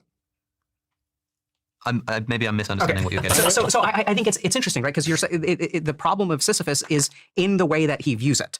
And this is exactly why I think the paperclip example Wait, let's hear that again. is something you can never escape. Sure. It is true for all time. And yet, how do you feel about going to the toilet? Maybe I'm misunderstanding what you're getting at. So I think it's interesting, right? Because the problem of Sisyphus is in the way that he views it. And this is exactly why I think the paperclip example is actually such a good one, because I think what we find when we look at some of these things like radical acceptance, dialectical behavioral therapy, sort of the ways in which people become happy despite the fact that there are painful things in life, it is an attitudinal shift. Totally. I think one of the reasons why it might seem like we keep talking across purposes is because I think you are offering an explanation for why people feel a particular way, and I'm trying to see whether those feelings are, shall we say, philosophically validated, whether they are those feelings are sensitive to truth. If the way you feel about the world is accurate. So I can perfectly understand that it's possible for Sisyphus to be happy. What I'm saying is that I think that the philosophical underpinning that would be required for him to be content in that condition is unsatisfying, at least to me. So what is a philosophical truth? It doesn't have to, maybe I shouldn't say philosophical truth, but I mean to separate it from what you might describe as like a neurological truth, which is to say it could be true that your brain believes this or believes that based on this or that condition. I'm saying that totally. But what I'm interested in is the thing that it believes. Community Note says neurology might show why your brain believes something like fear or love based on conditions or chemistry. Philosophy asks whether that belief is actually true or false. One reveals the mechanism and the other questions the meaning. Oh, I like these little community notes. It's a little bit like Luffy, where people really love Luffy as a concept, and Luffy as a concept is a beautiful thing. Luffy literally is a menace. Love him. Okay. Like literally Luffy in your life would be interesting, but not reliable, but kind of interesting and reliable in a different, but the idea of Luffy, if you take Luffy as a concept, you should be like Luffy. But if you're thinking literally, you should not be like Luffy. Because Luffy is not literally based off real people, like Syphilis isn't either. Nobody could literally be Syphilis. You could not literally live your life pushing a rock up a hill and do nothing else. When does Syphilis get to take a break to take a shit? Okay, when the boulders roll up on his body and kill him? Like, the idea is like, Syphilis neither takes a break to shit, nor fuck, nor do nothing, right? So, like, he's not a real person. And it feels like Alex is trying to be too literal about it. When it's not literal, it can't be literal because it doesn't make sense. Okay? It just doesn't make sense. Is it true or false? You know, it could be in the same way that, you know, believing in Christianity can make you happy, it can make you sad, and you can scan someone's brain. You can put them in an MRI scanner and scan their brain when at the moment they convert to Christianity and see that it starts going haywire. But that nothing to do with the MRI is truth. not going to show any beliefs. It Nothing shows to do with the truth of the neurological claim. activity. Exactly. Beliefs aren't in the brain. Yeah, we're going to get to that. In this. I kind of So, agree with that. so Alex, I think this is what I thank you so much for pointing out how we're kind of talking across each other, because I think this is the really weird thing. And Guys, are we really trying to argue how I pronounce Syphilis? Okay, I know, I say it wrong. My partner makes fun of me, you make fun of me. This is why I'm never gonna learn Croatian, which the lady at the government office also told me I better learn Croatian. And I was like, don't trigger me, I can't. Listen, I can't even say names. Okay, I'm reviewing Love is Blind and I keep mixing up how to say people's names. I'm a mess. You're basically ableist right now. You're coming from my speech patterns. But let me tell you, the moment I learn how to say Syphilis for realsies, oh, you bet I'm going to learn that Croatian. That's all that's between me and learning this language, bro. That's all that's between me. And I'm going to say something, and then as we talk about consciousness and what we just talked about, I'm going to torpedo it. Mm-hmm. But I think what we sort of find is that from a practical sense, and this could be where like philosophy, I don't know how the word practical ties together with philosophy, because I tend to think of philosophy as sort of practical. We can go into that in a second, but I think from the perspective of finding purpose. Mm-hmm. Now, I'm not talking about purpose as a capital P truth, right? Like capital T truth. Mm-hmm. Finding purpose, it may not be philosophically satisfying to you, but what we sort of know from empirical evidence of people who are purposeless and people who are purposeful is that the subjective feeling of purpose comes out of a number of different things. Like I mentioned, like kind of autonomy, being able to detect your emotions, also a sense of like narrative identity. So having a purpose in life requires a you. And one of the reasons that no one feels like they are going somewhere in life is because they don't really have a clear sense of who they are. Mm-hmm. And so I think that it's a great kind of catch that we're sort of talking across purposes, because I don't know, the thing that you find not philosophically true, maybe neurologically true, but isn't philosophically true. I don't know how to approach that. Mm-hmm. I mean, I think I sort of do, because if we talk about consciousness and subjective experience and how your friend was transformed, and by the way, he may not be transformed. So speaking of coping, there's a chance that when someone, drastically joins a religion and like, this is great, that is like the mother of all copes. Yep. Right? So sometimes they adopt, it's not identity formation, it's actually identification, where like, I'm going to join this team and now I'm on this team and now that I have this team, now I know who I am, now I have a purpose, like everything kind of gets laid out. Yep. But oftentimes this is also why religion is not like 100% at giving people happiness and things like that. By the way, the same fear I have over the levels. So I make the levels into a book, and then someone goes, Brittany, I found it. I'm a 5, and my whole identity is a 5, and I'm a leveler, and I'm going to put it in my bio. And I'm like, no, you ruined the whole thing. That's why I don't want to make the levels into a book.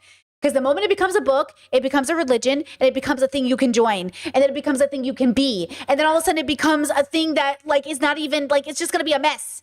And now I'm contributing to the same problem all of the universe has, which is a lack of curiosity. I want to encourage your curiosity, not stifle it. And if you start identifying, if you start making this thing a pedestal thing, then now I've stifled your curiosity and now I've contributed to harm in the universe. I'm trying to reduce harm in the universe, which I should obviously I don't really have an attachment to the outcome, but even saying that is sort of an attachment to outcome where I'm trying to not do this, but this is the problem. Yeah, right, the new Myers-Briggs. Like, that's the problem. I don't want you to, make a whole fucking, I won't date somebody who's not a level, whatever. Like, well, actually, I guess that could be fine. That's probably a bad example, but I want you to find your joy. I'm not going to put a prescription on what that looks like, but I want you to find your joy. And I refuse to believe in a reality where like being attached to a number is your joy instead of, expressing like a feeling you're having with life, like a lived experience. I want your experience to come first and the levels to come second. I don't want the levels to dictate your lived experience. Does that make sense? The levels should be a reflection of your lived life. Jan, thank you so much for the super chat. Says, you might be overthinking the book writing thing.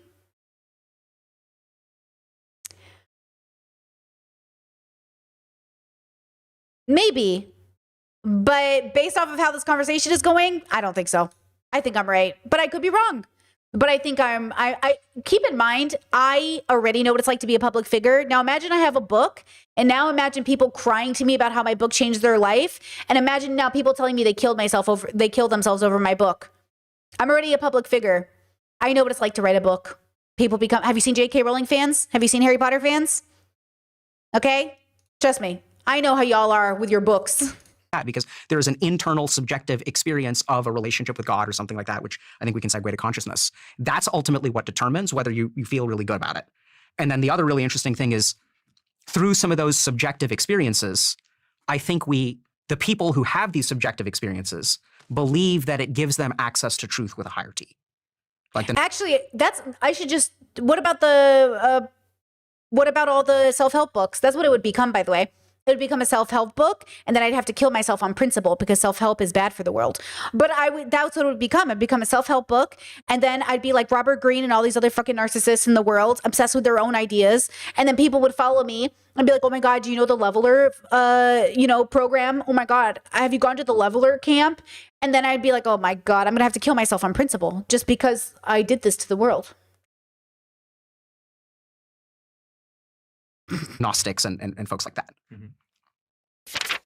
I did something at 24 years old that has had a profound impact on my life. I set myself the challenge of posting every single day on my social media channels. And at the time, I was doing it to grow my following, but it had this profound impact on my life, and two remarkable things happened when I did that. I managed to learn faster because every single day I'm capturing what is happening to me and trying to distill it down into something that I can share with the world. But more remarkably, it led me to building a following of many millions of people, and that's the basis that I used to launch the Diary of a CEO. And that's why I want to tell you about our sponsor today, Adobe Express. They are the platform that I use to make all the posts across my LinkedIn and across my Instagram. It's a couple of clicks, and you don't need to be an expert. And that is why I love using it, because I'm not an expert in graphic design. It's accessible to use for all of us, even if we don't have the technical prowess to design great things. So if you want to start compounding both your reach and your knowledge like I did at 24 years old, then head to adobe.ly/Stephen and get started with Adobe Express. That's adobe.ly/Stephen. Let me just bring it back down to some of the popular questions we had from our audience. One of the most popular questions we had is, do we each have a specific purpose, or is it self-chosen? Greg? Well, in my view, if God has made us for a reason and he wants us to be in relationship with us, each individual person has different capabilities, and fulfilling those capabilities that God has given him, general ones and specific ones, like I have my own peculiar capabilities, doing that is going to make me satisfied, okay? So did God give me a purpose? Yes. And is it different from Alex's purpose? I would say in the kind of the minutiae, yes, you're a different individual than he is. And can I ask you a question that then springs to mind? Yeah. Again, I'm very curious. If Stephen Bartlett had gotten cancer at 1 years old and I died. I see. Yeah. Well, then you wouldn't be fulfilling the particulars that God had intended for you. But that kind of thing happens because we live in a broken world. It isn't the perfect world. It is not the good. It's not the totally good world that God made. Something happened that broke the world. What happened? Human rebellion. At what point in history? Yikes! Oh my God! Yo! Oh. Well, early on with our first parents, okay? So the first humans. The first humans. That's why all humans since then. So they have a little community note that says, in Christian belief, the world was created good, but was broken by the disobedience by the first humans, Adam and Eve. This event, known as the fall, introduced sin and suffering into the world and is the basis of the doctrine of original sin. The idea that all humans have an inherent tendency towards moral failure. Woo! What about the same proclivity towards evil? Does that which I think include is pretty much quantifiable. Does that include other species of human? Homo neanderthal? Well, Homo erectus, I know that's a Homo- question that a lot of people are discussing right now, okay? And where exactly do you draw that line? And I'm not. That isn't an area that I go deep in, but I do think that there was an original progenitor to the human race as we understand it right now that has the image of God in man and violated God's commands, rebelled against God, and that had an impact on the world. Okay, And that is why. so therefore, that you're is- going to have that is why some children people have aren't cancer. going to be, fulfilling all of the ultimate purposes that God has for them in this lifetime. Just to be clear, Yes. children get cancer Sure. because, say, 2 million years ago, roughly, the start of the human species, I'm not going to set a date on it. somebody rebelled against God's Yeah. commands. And that is the explanation for This is it a and fair justification. question, and some of these details I haven't worked out. What about earthquakes and tsunamis and all those kinds of things? Okay, clearly there is an impact of human rebellion upon the earth. Okay, what the extent of that impact is, I'm not entirely sure. But this is why I use the word broken, because it's a rather broad term, rather than trying to identify every instance of things that seem anomalous to a good world, not the way it should be, so to speak. Okay, I think that's an explanation for these things, even though we can't necessarily itemize each individual particular instance and how it falls short. Alex, I want to put the same question to you, which is, do you think that you were born with a purpose that was endowed for your life? No, not in the literal sense. I think Okay. that I was born with literal proclivities built into my What do you mean by consciousness and my proclivities? DNAs. Almost want to Tendencies. do tendencies. Yeah, Yeah. tendency is a great word. Yeah. For example, my tendency to eat food. I don't think I learned that. I think I was born with it. But it's like I would use the language of when you say, if you said, do you think that you were given hunger from birth? I'd be like, no, in a poetic sense, maybe. But what I mean to say is I was born with this thing called hunger, which I didn't learn, which was just a part of my makeup. I think the same thing is true for many motivations of life, such as the sort of meaning that you might report feeling. I think it's there from childbirth. Same question for you, Alec. Do you think that we each have a specific purpose, or is it self-chosen? I think it's both. So I'm going to introduce two concepts that we haven't talked about yet, dharma and karma. And I think these are concepts that are sometimes hard to understand. I'm going to do my best to kind of speed run them. So dharma is the Sanskrit word that kind of gets translated as duty.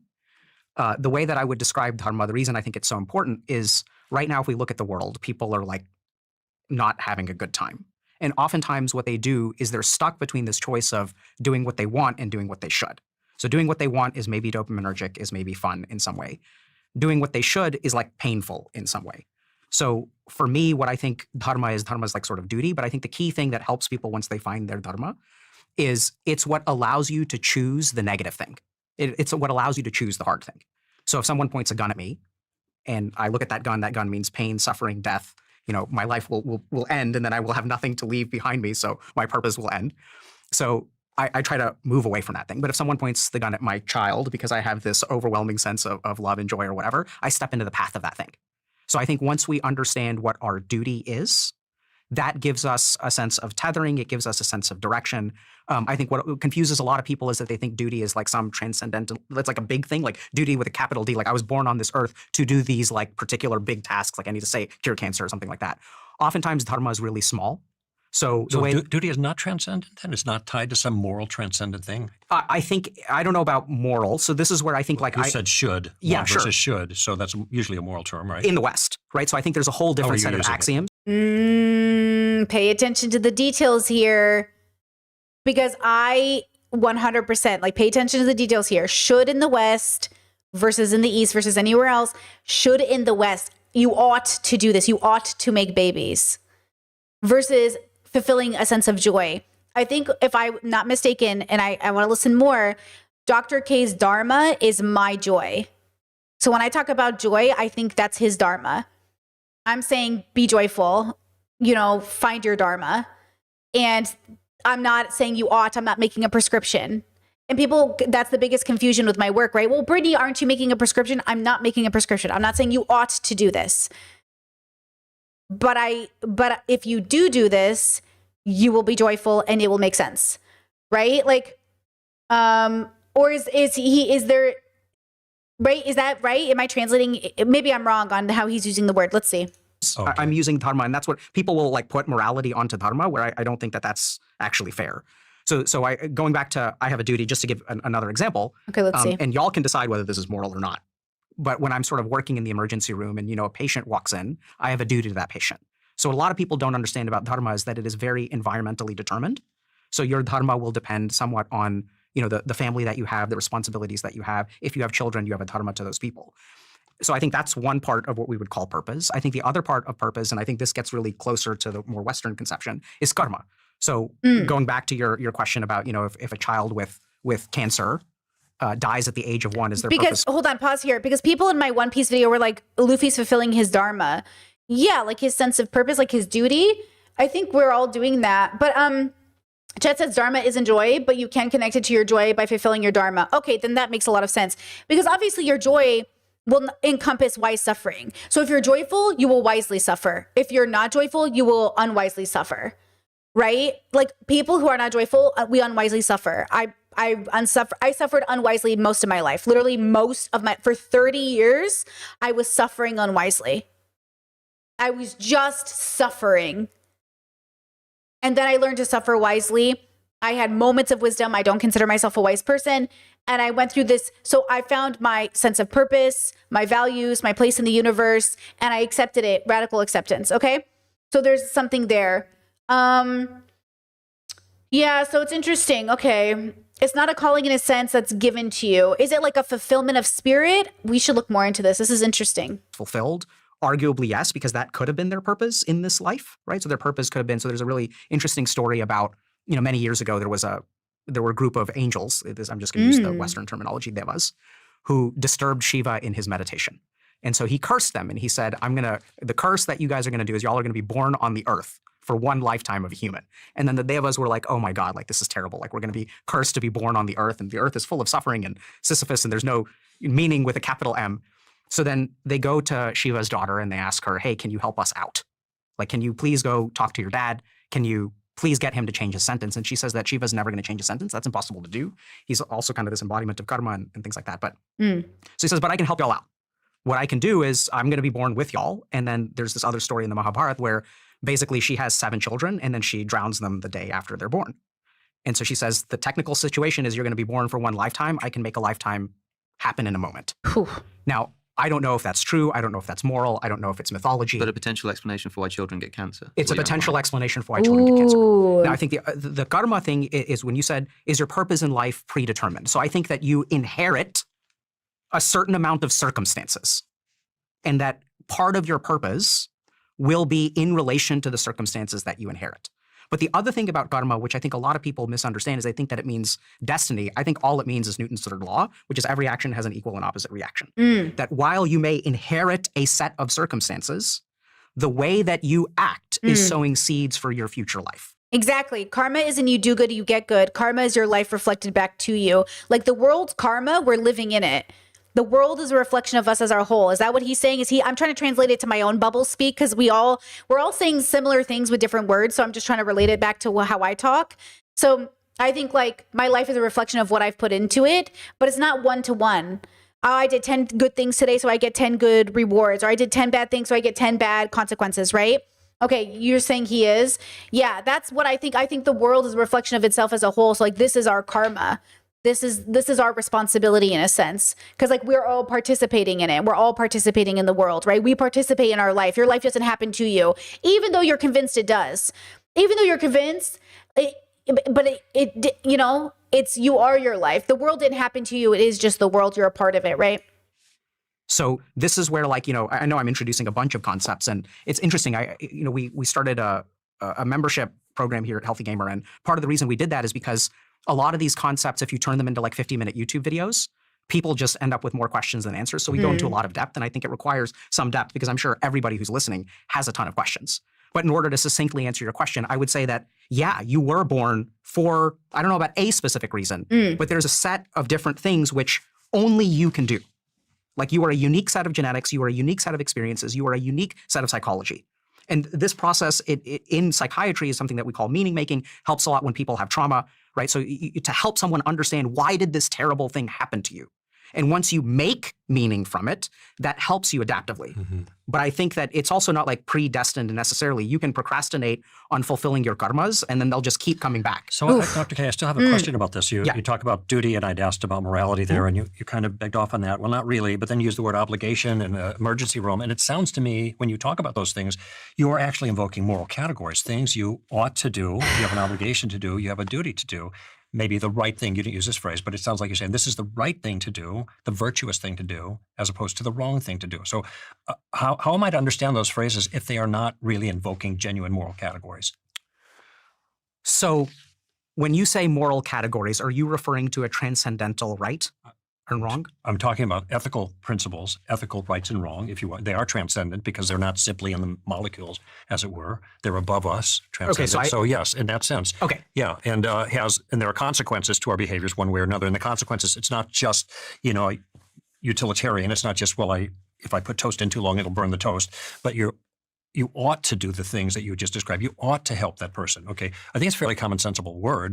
Ugh, yes, chat says this is peak Western bastardization of Eastern concepts. Okay, I'm going to say this, and I don't mean to say it this way, but I am going to say it this way, and so forgive me. Western Christians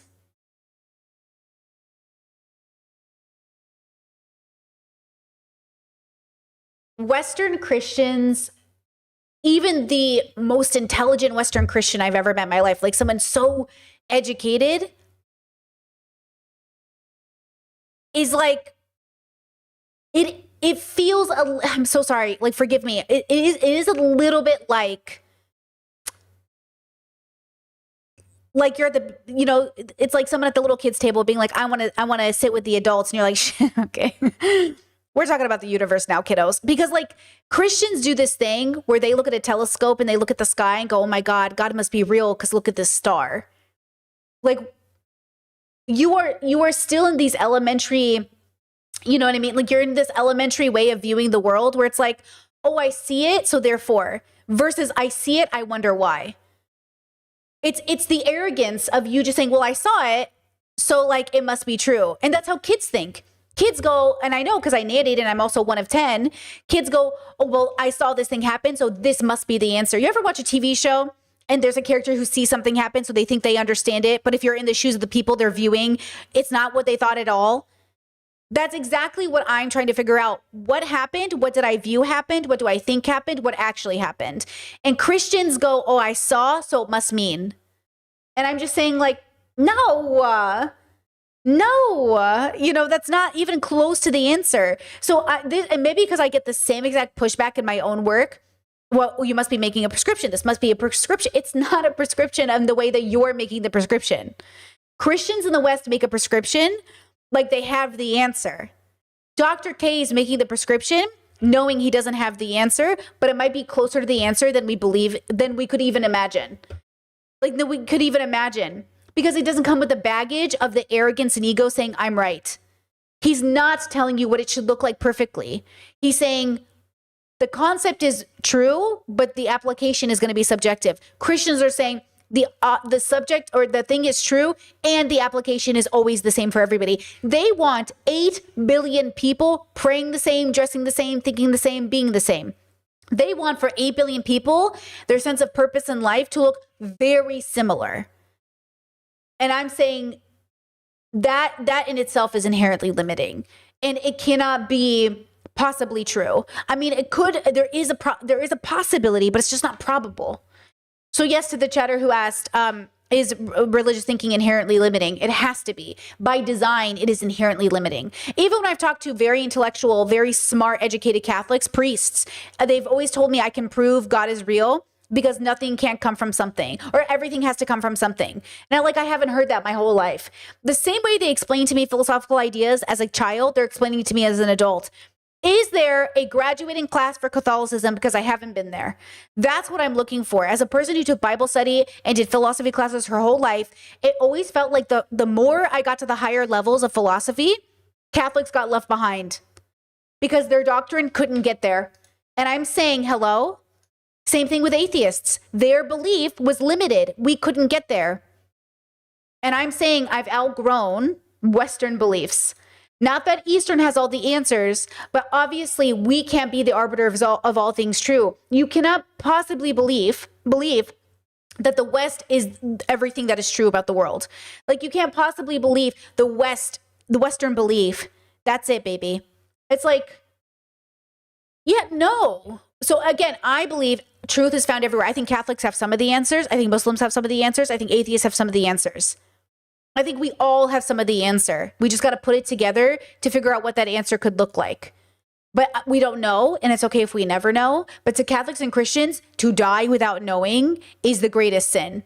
And I'm saying there is no sin. Sin is a construct. It's not real. a moral category, virtue, vice kind of thing. I think whether it's commonsensical depends on what's common, right? So I think that this is where these concepts I don't think are one-to-one. So I think doing your dharma is basically the way I would describe your dharma is when I throw a ball in the air, it comes down, Okay. right? So dharma is kind of doing what is the second part of what you've kind of signed up for. So when you say you ought to help the person in the emergency room, all you mean is you're not morally compelled to do that in terms of a virtue, but there is a consequence for you to do that as opposed to doing the opposite. Yes, and I think there is a layer of morality, but that is not within dharma. So for And is the consequence the same thing as like you're going to hell is your consequence, or rather that you'll be out of sync with your joy? example, there are yamas and niyamas, which are things like truthfulness, ahimsa, which means nonviolence. So there's a set of different things that we would generally speaking call morality, and doing those things is usually in accordance with dharma. But the Mahabharata is a great case of someone saying, I don't want to kill my cousins and I don't want to kill my teacher, and Krishna saying, you absolutely should because it is in accordance with dharma. So I think dharma oftentimes gets like translated over to morality, but I think you lose something in translation. Greg, can I ask you, do you think you can have a fulfilling life without having a transcendent purpose? In some measure. In some measure. What I described earlier is if God made us for a purpose and made the world for human flourishing. Ooh, good chat. Chat says it's cause and effect, not should and shouldn't. I like that better. Yeah, it's cause and effect.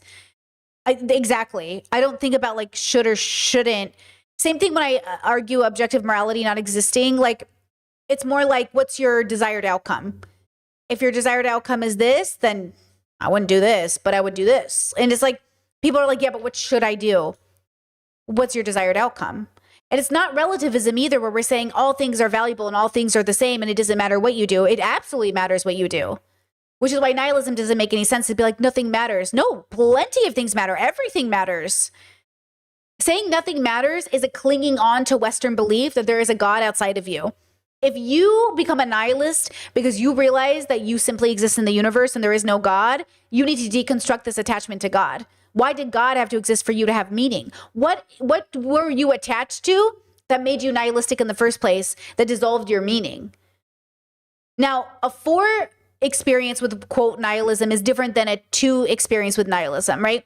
2 experience nihilism in relation to the earth and the people around them, and 4s experience it to everything in the whole universe. So it's very difficult, but it's also very like freeing in a sense. It's like a relief, but it doesn't require you to then come up with, optimistic nihilism and all these other labels. Like, these labels are even the answer. These labels are nothing. They're just examples to help you move through the world. They're the decoration you put on your ship, but at the end of the day, you didn't need to paint your ship to have it be functional, right? Like, it's like you're decorating your foundation. The foundation is what's important, not the label you put on it. The foundation is important. It's not like, what color you paint it. And so again, these labels, they can trap you as well, right? And I think we get a basic description of that in the beginning of our story, for example. Then people who don't even believe in God. Wait. And this is not to say that they're not all important. They are all important, right? Chad says, I think Western religions put interrelationship and dialogue with Eastern religions, show a fuller picture. They're touching different parts of the elephant. They're all important. That's why I say, and I want to say it again, all of them have parts of the truth. All of them have parts of the picture. You cannot live a life where you're like, what's the point of researching Islam or Christianity? Hello? You've got to research these billions of following religions. Billions of people believe in these religions. And you're just going to ignore it because you grew up in an atheistic household and don't think it's cool, bro? You better research the Bible. You know what I mean? You better research these religions because they have some of the answer. So you also can't live in a world where you're like, I'm never going to read a Bible because that's for silly people. I'm never going to pick up a Quran because that's just silly. You're still going to miss out then because they have part of the answer. Or even anything religious at all, if they fall within the pattern of the things that God has created for flourishing, they're going to flourish in some significant measure. You mentioned a few moments ago about having children, and this is somewhat of a universal experience. Now, you made a kind of a naturalistic characterization of why we feel that way. My sense is that God made us for that purpose: be fruitful, multiply, subdue. And subdue doesn't mean rape the earth. It means to work productively what God has given us to serve. Now, somebody can get married and stay married and have children and fulfill that purpose there and be very satisfied in doing it, as opposed to all kinds of other variations that's just going to mess up their life. And they're going to experience satisfaction and fulfillment in it. But that's because they're, in a certain sense, They're doing the things that God has made human beings to do so that they would flourish. It's just like you can think of it in very mechanistic terms. You have a vehicle that's meant to operate a certain way, and if you do the things properly for that vehicle, it's going to run well and do. So I can have a grand feeling of purpose if I do many of the things that are considered virtuous within Scripture without needing to believe. Yeah, you could still be virtuous. Certainly, you can do those things. My argument, and this is what I was getting at a little earlier. Hold on, pause. Chat said if there's no objective morality, why harm reduce? And then another chatter said it's not a moral thing though, it's a cause and effect. I want X harm reduction will produce world X, therefore we harm reduce. Exactly. And I'm not making a prescription. I'm not saying you need to harm reduce. I share my journey so you guys can make the decision for yourself, which is why I always say don't be perfect. Just be a little less bad every day, if anything. But objective morality doesn't then inform us of a sense of purpose. What we're doing when we say objective morality is we're insinuating that there's a purpose attached to that idea, which is very much Christian Catholic, right? Or Muslim or whatever else. Like you're saying because there's no objective morality, why do anything? But what do they have to do with one another? If you really get down to it, like what do they have to do with one another? So obviously I believe in a subjective relationship with the world, and my subjective relationship with the world is a part of reducing harm. So trying to be a little less bad every day. That's Brittany's personal relationship with existence, is that I found when I was trying to do good, I did more harm.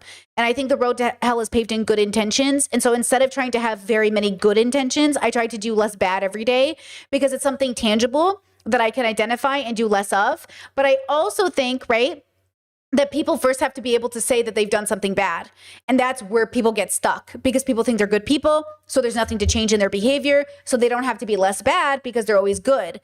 But I think of less bad as something like, I spilled a drip of my coffee on the floor and I didn't wipe it up. I wipe it up right away. Or I didn't sweep the kitchen today. I should sweep the kitchen. Because again, it's kind of like what Dr. K is trying to explain. I'm not saying you're immoral for not sweeping the kitchen. I'm saying it would be less bad if you did sweep the kitchen because it would move you towards a philosophical joy rather than a philosophical evil. We're talking about the spirit of the energy.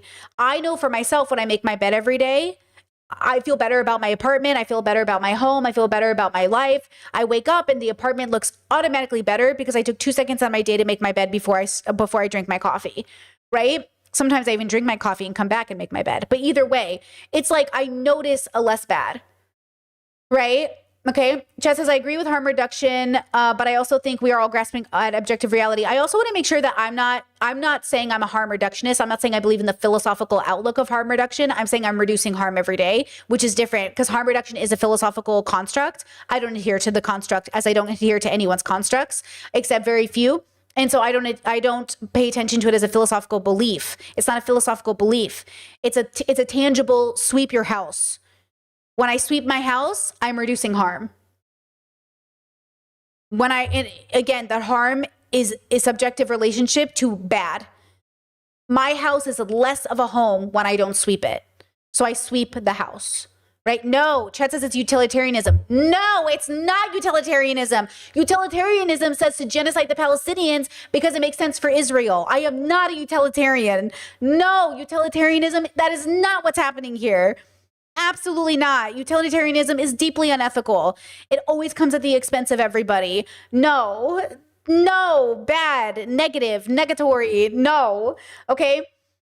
Again, get rid of the labels. Just pay attention to the spirit of what you're doing. The spirit of what you're doing is to be less bad. Okay? No. Utilitarianism, bad word. Okay?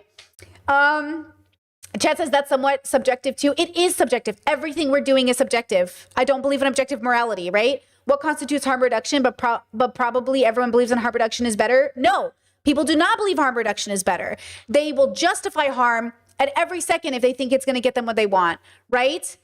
I don't think utilitarians convince themselves they believe in harm reduction, but I don't believe them, and I don't think they do either.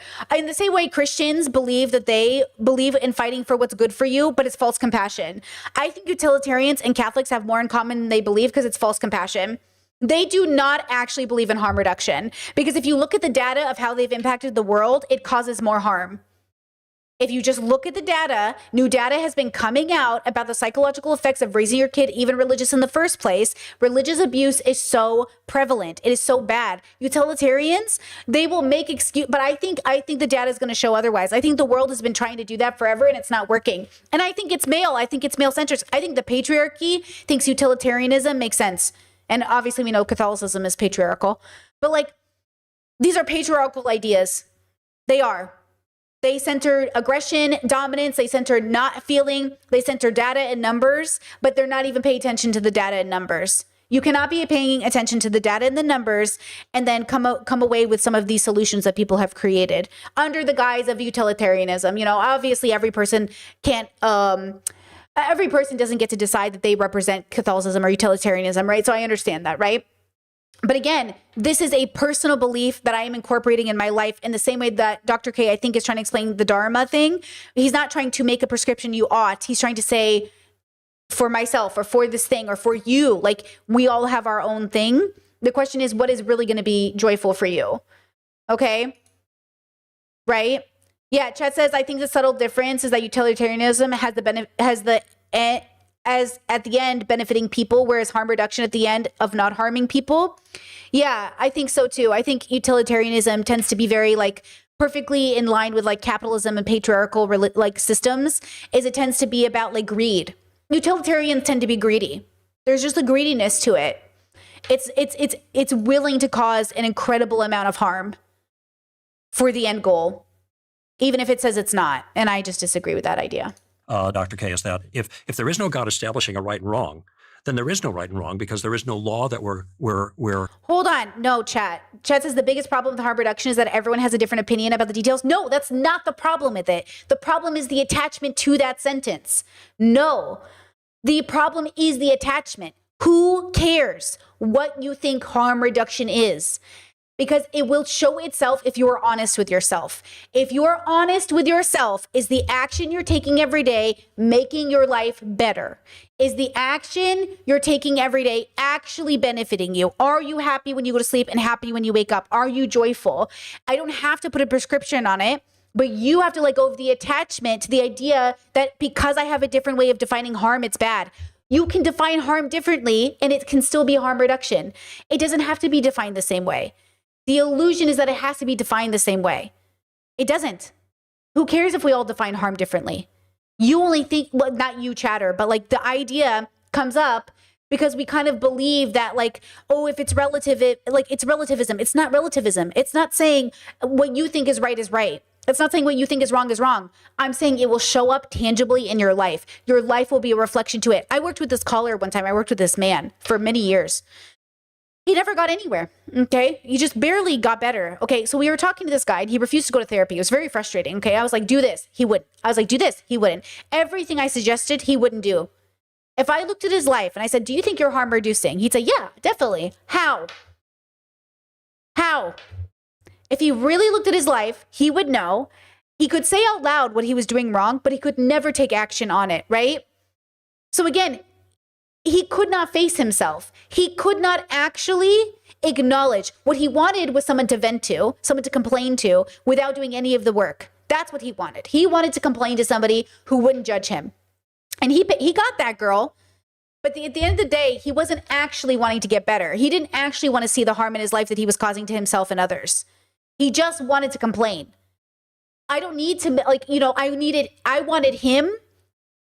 What I had hoped for him is that eventually he would come to a difference. But that's the thing too. I'm not attached to his outcome. If he never gets better, that has nothing to do with me.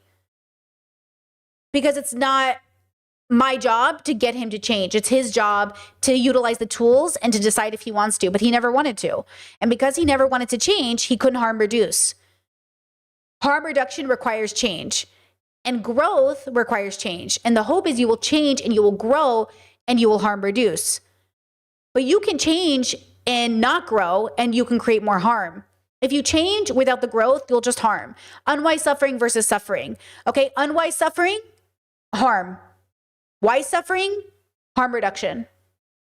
Wise suffering, cleaning out Indiana's litter every day. Who wants to scoop up poop every day? Not me, but we do it because it reduces harm, right? Chat says, for example, my conservative Christian parents believe they are harm reducing by fighting against abortion because to them, the biggest harm for the soul is a sin, but they're wrong. And that's the wrong argument. That's a stifled argument. That's what I'm saying. Stop thinking like that. Pause. If your parents were honest and actually looked into the work they were doing, the greatest way to cause less abortions is to give people education, sex education, to actually give them birth control, and to use every method possible to educate the population. But they won't do it, so they will cause more harm. They are not harm reducing. They're tricking themselves to harm reduce. Real harm reduction will show up in the data. And the data is pro-life means of reducing abortion does not work. It causes more abortion. You're causing more abortion. So they do not, it doesn't matter what they believe. Okay? What matters is what's happening. It doesn't matter that they believe they're harm reducing. It's not harm reducing. I also want less abortions in the world, but for different reasons. Okay? And I know the best way to prevent abortion is to educate people and to give them birth control. But, and they won't let people have birth control in Catholicism, right? Because it's against their religion. Their religion is inherently harm creating. Catholicism creates more harm than it reduces. Patriarchal religions create more harm than they reduce. And that's what they don't want to face. That's what nobody wants to face, is the thing you're holding on to, right, is actually causing more harm, right? Chat says, I agree they aren't harm reducing. I agree they are wrong. I'm not sure they understand this. And they say the same to me, but it doesn't matter what I believe, that I am wrong. Well, what I'm saying, though, in the context of this conversation, the subjectivity of wanting to harm reduce does not take away from the objectivity of whether you are or not. So there is some sort of collective data we can produce to say whether or not we accomplished a goal of harm reduction. And I believe in basing off that data. I believe in the data. And I'm saying if you are really harm reducing in your life, it will show up in the data. But it won't show up if you're not. And that's why, that's the correlation. So for the people originally who said we all have a different idea of harm reduction, you can't argue math. Numbers are numbers. We all have different methods of harm reduction, but we can't have different ideas about whether or not the numbers are numbers. Math is math. We're not going to argue with math. Okay? So the method can be different, but the result has to be with the data. The numbers have to, that's it, period. Right? Conforming ourselves to. We're just doing stuff, all right? Now, if you believe the sort of evolutionary perspective, I don't.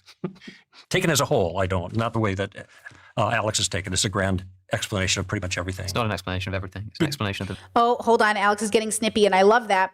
Chad says, if you don't adhere to philosophical constructs, what are you doing? What are you doing then? How can you defend any position without using philosophy to reject a philosophical position in of itself? No.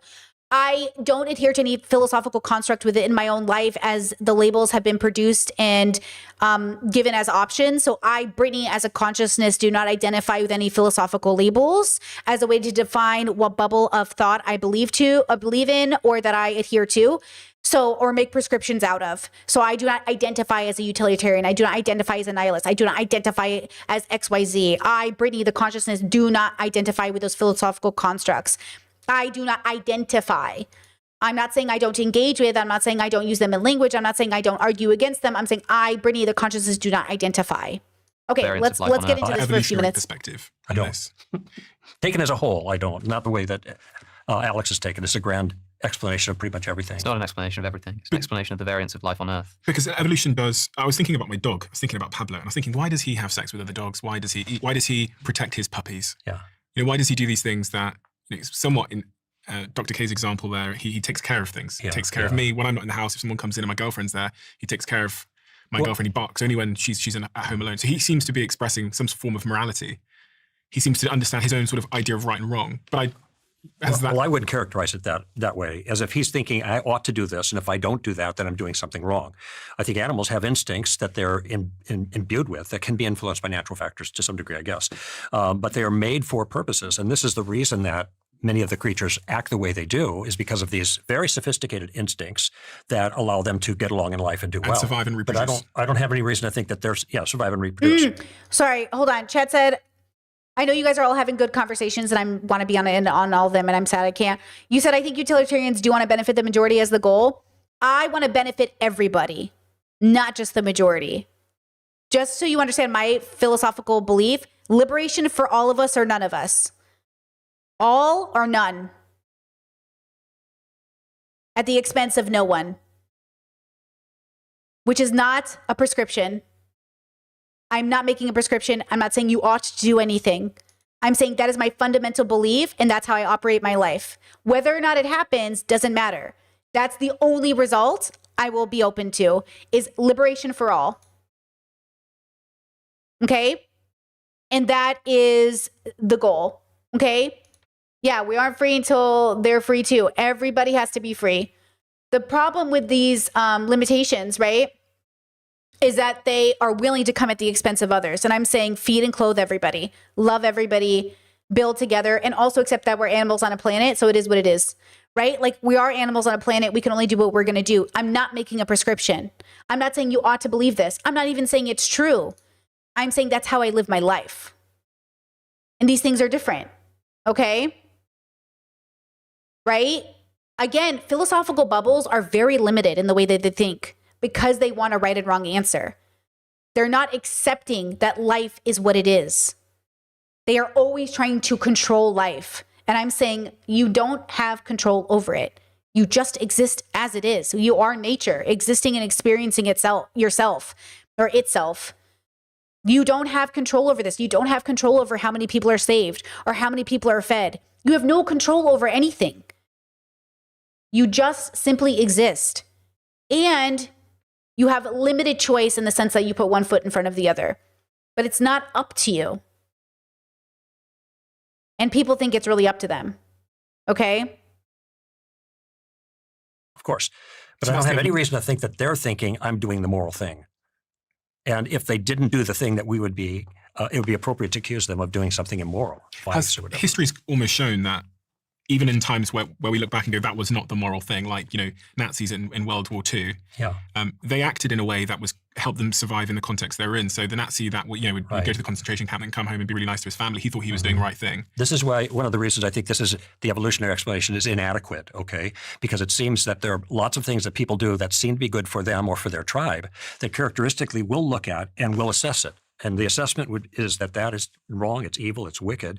And I think that our assessments are reliable in that regard, okay? That we have moral intuitions that allow us to see things that are real about that. And these things are relatively universal. I mean, it doesn't matter where you live or when you live, people are asking the question about the problem of evil in the world, okay?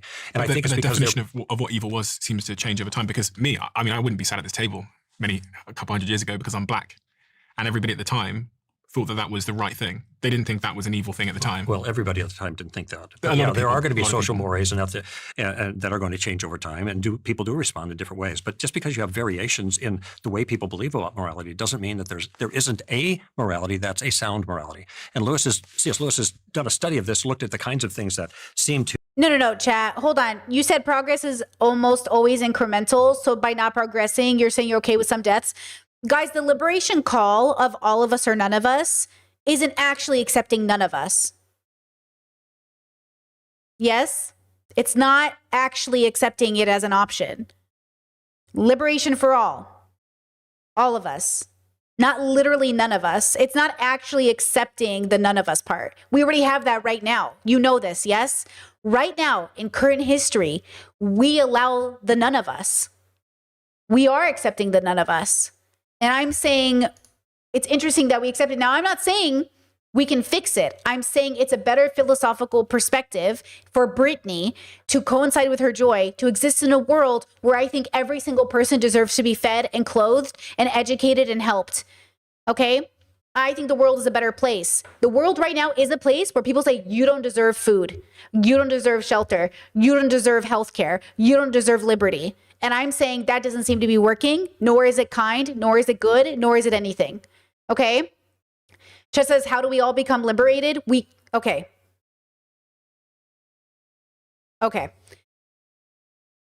The world will never liberate itself, and everything will be exactly as it is always. There will always be genocide. There will always be rape. There will always be famine. There will always be everything. Yes? You're still going to do it anyways. We're still going to try anyways. We're still going to get up every day and do it anyways. Because that is the answer but not everyone is doing it, because you cannot do it unless it is your part of the process. You have to engage in the process, but not everyone is ready to engage in the process. And so little over time, human beings start engaging with the process, and little increment, we get better. But you cannot exist in a world where you do not get better because no one else is getting better. You have to get better even if no one else is getting better. You have to do good even if nobody else is doing good. The problem with this philosophical conversation is often people go, well, if you're not going to do it, I'm going to jump ship too. And I'm saying I'm going to do it even if no one else is going to do it. Okay? So again, you are doing right by people and yourself because it's the right thing to do. But it's the right thing to do subjectively based off the data of our lived experience. Okay? And again, if people are going to do bad in this lifetime, that's their journey. We are animals evolved on a planet. It is what it is. So you radically accept it is what it is. What did Ta-Nehisi Coates say the other day? I'm not surprised. I'm not happy about it, but I'm not surprised. I'm not happy about it, but I'm not surprised, and therefore I am joyful. I'll add my own little quote at the end there. I'm not surprised, or I'm not happy about it. I'm not surprised, but I am still joyful. My sense of joy will not be rocked because the world is exactly like it's always been, and I am just a part of it. Okay? So that's what it is. This clinging to this perfection, this clinging to this, what about the outcome? Well, what if it matters? It is what it is. It is what it is. I'm not attached to the outcome, but I'm still going to do the right thing, even if it never happens. Now, imagine if everybody else did that thing, that harm reduction, right? Then all of a sudden it would feel like it mattered a little bit, right? But it would have to be for the right reason. It can't be for the wrong reason. It can't be because we force people to be good people. I don't think you can force people with a gun to be a good person. I think people have to go on that journey of becoming one. That's why I say, may you die a good person, because most of us won't. It's very hard to die a good person. And that's all I would hope for the universe, is that we die good people. Because a lot of people are going to die bad people. And you don't know when it's coming. And you don't know if you're even going to live long enough to die a good person. So, do that what you will. To transcend culture in terms of assessments, moral assessments that seem to be true about every culture. A lot of times the differences are not differences in moral facts, but they're like the morality has actually changed, but a difference in perception. Okay, so what counts as heroism in some cases would not count as heroism in other cases, even though heroism is considered a noble kind of thing. I've been waiting for an opportunity to rewind to the fact that we just brushed over two of what I think are the best available, at least the first that came to mind, explanations as to why children get cancer. And I just wondered, as a question, whether you consider whether your explanation sounds to you as your explanation sounds to you, as I think both of them sound to me, and I don't know how they sound to you, Stephen. Mm-hmm. But the idea that the thing that we are most fundamentally confronted with, I think, on an existential level, is suffering. Mm-hmm. And there's our own suffering, and then there's the suffering of others, and the seemingly meaningless suffering of a child who's undergoing cancer and does not survive it. And I'm told that in the face of such existential tragedy, I turn to religion to give us a sort of sense of fulfillment and a sense of explanation. But when asked about the mechanism of how, I'm told it's because at some undisclosed number of years ago, somebody committed a sin against God. And that's why your child has now died of cancer. Alex is really hung on this. Chet said, drop a 20 in a store and you'll find out how good people are. You probably live in a low trust community. If you live in a high trust community, somebody dropping a 20 on the floor doesn't mean anything. If you live in a low trust community, yeah. But if you live in a high trust community, which is built over time by adhering to certain social expectations and value similarities, right? Then it wouldn't matter if you dropped a 20 on the floor. You could drop $1,500 on the floor and somebody would just take it and return it, right? But you probably live in a low trust community.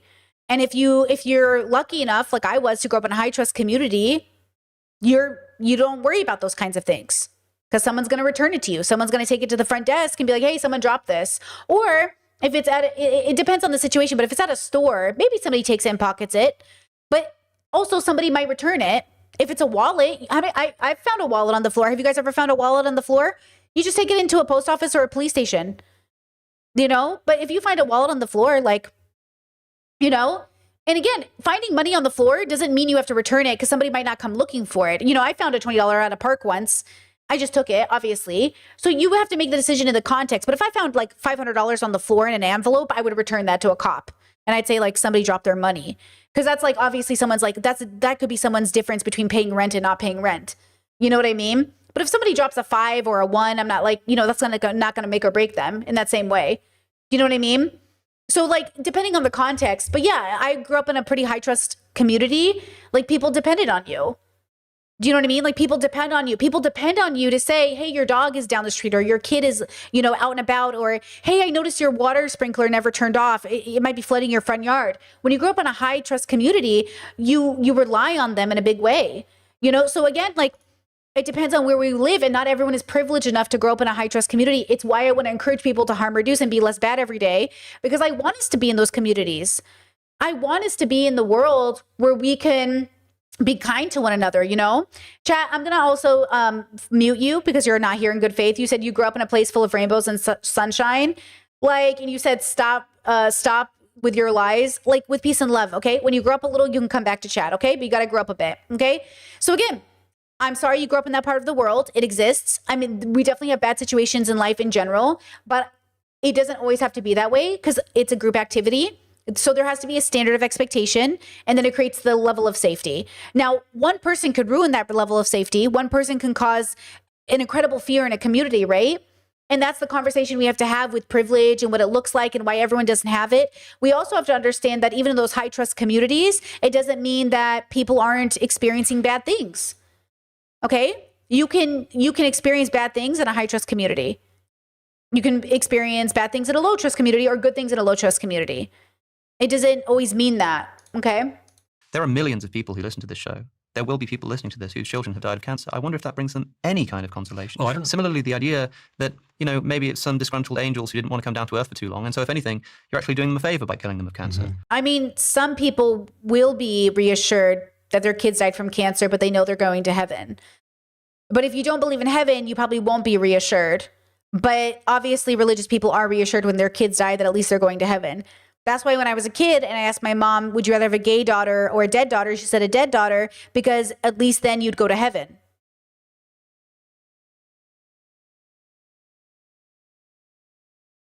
I don't know if that's bringing the kind of I don't know. people are looking for. What's your answer to that? I don't think I have one, but I don't like people professing that they do have an answer, but when it comes down to it, actually saying something which I think will provide the opposite effect. And I don't mean this personally, I mean as a point of religious explanation. I mean, I agree with I think what Alex is about to say right now, which is like at the end of the day, like it's not overall good, right? And I agree with him. I'm just pointing out something that I think is obvious but he's going to say his piece. The idea that this this is going to bring comfort. Everyone's going to get a chance to respond to this. Sorry. So. the idea that this even approximates an explanation as to why this happens. I would ask you to consider what you find more likely if we assume that we are essentially existing here as accidental organisms just competing in a struggle for survival with no endowed meaning or supervision. What might we expect to find? And I would ask what you would expect to find if we were created with purpose by a loving God who wants us all to come into communion with him, but for some reason thinks it's necessary that we exist in this vale of tears, in this material world first. What would you expect to find?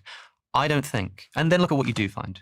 Look at what you do find in the natural world. Even if you just take into consideration non-human animal suffering, just an unfathomable amount of negative experience for seemingly no reason. Not to mention the fact that Ooh, is Alex actually nihilistic after all?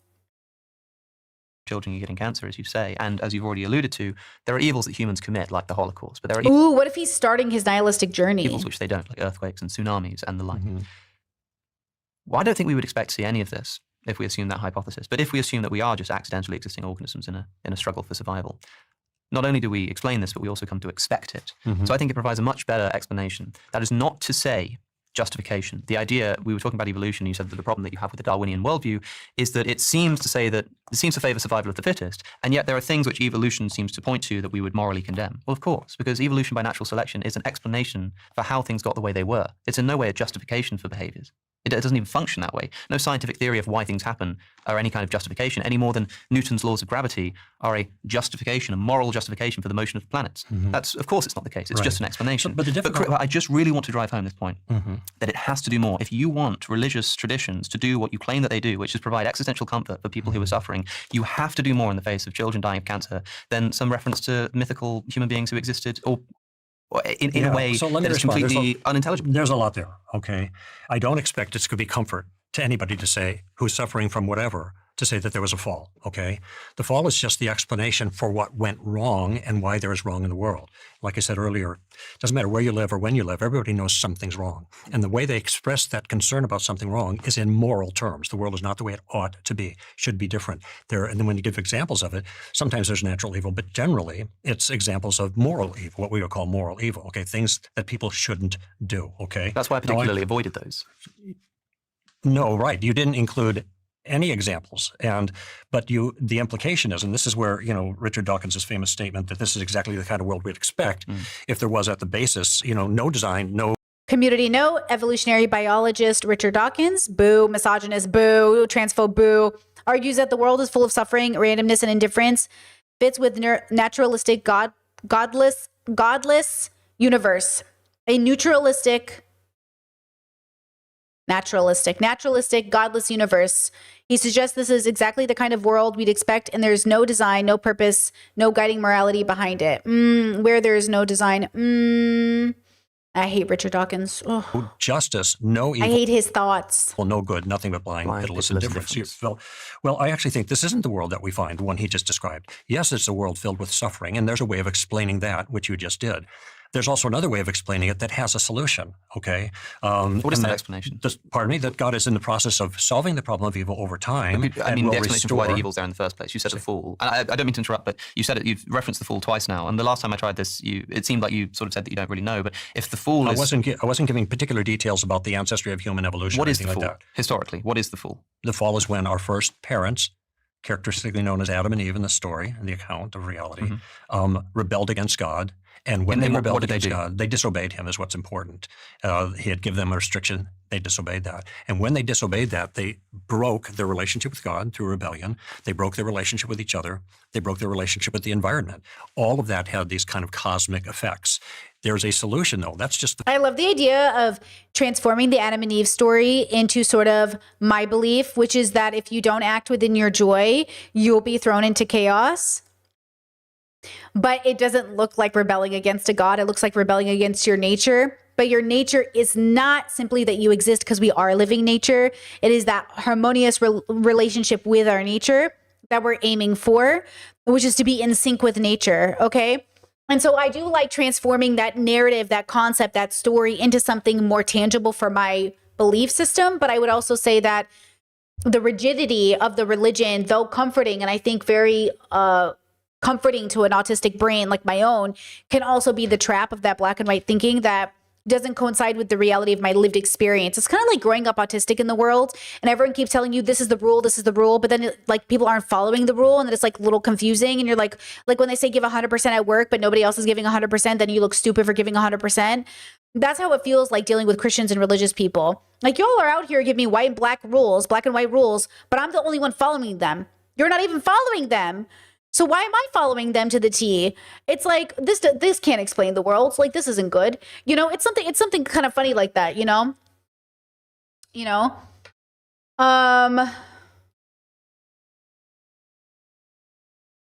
says, what would you say to a sadist who gets the joy out of hurting others? What kind of sadist are you talking about? I'm sadistic, but I'm not like a sadist, like a serial killer.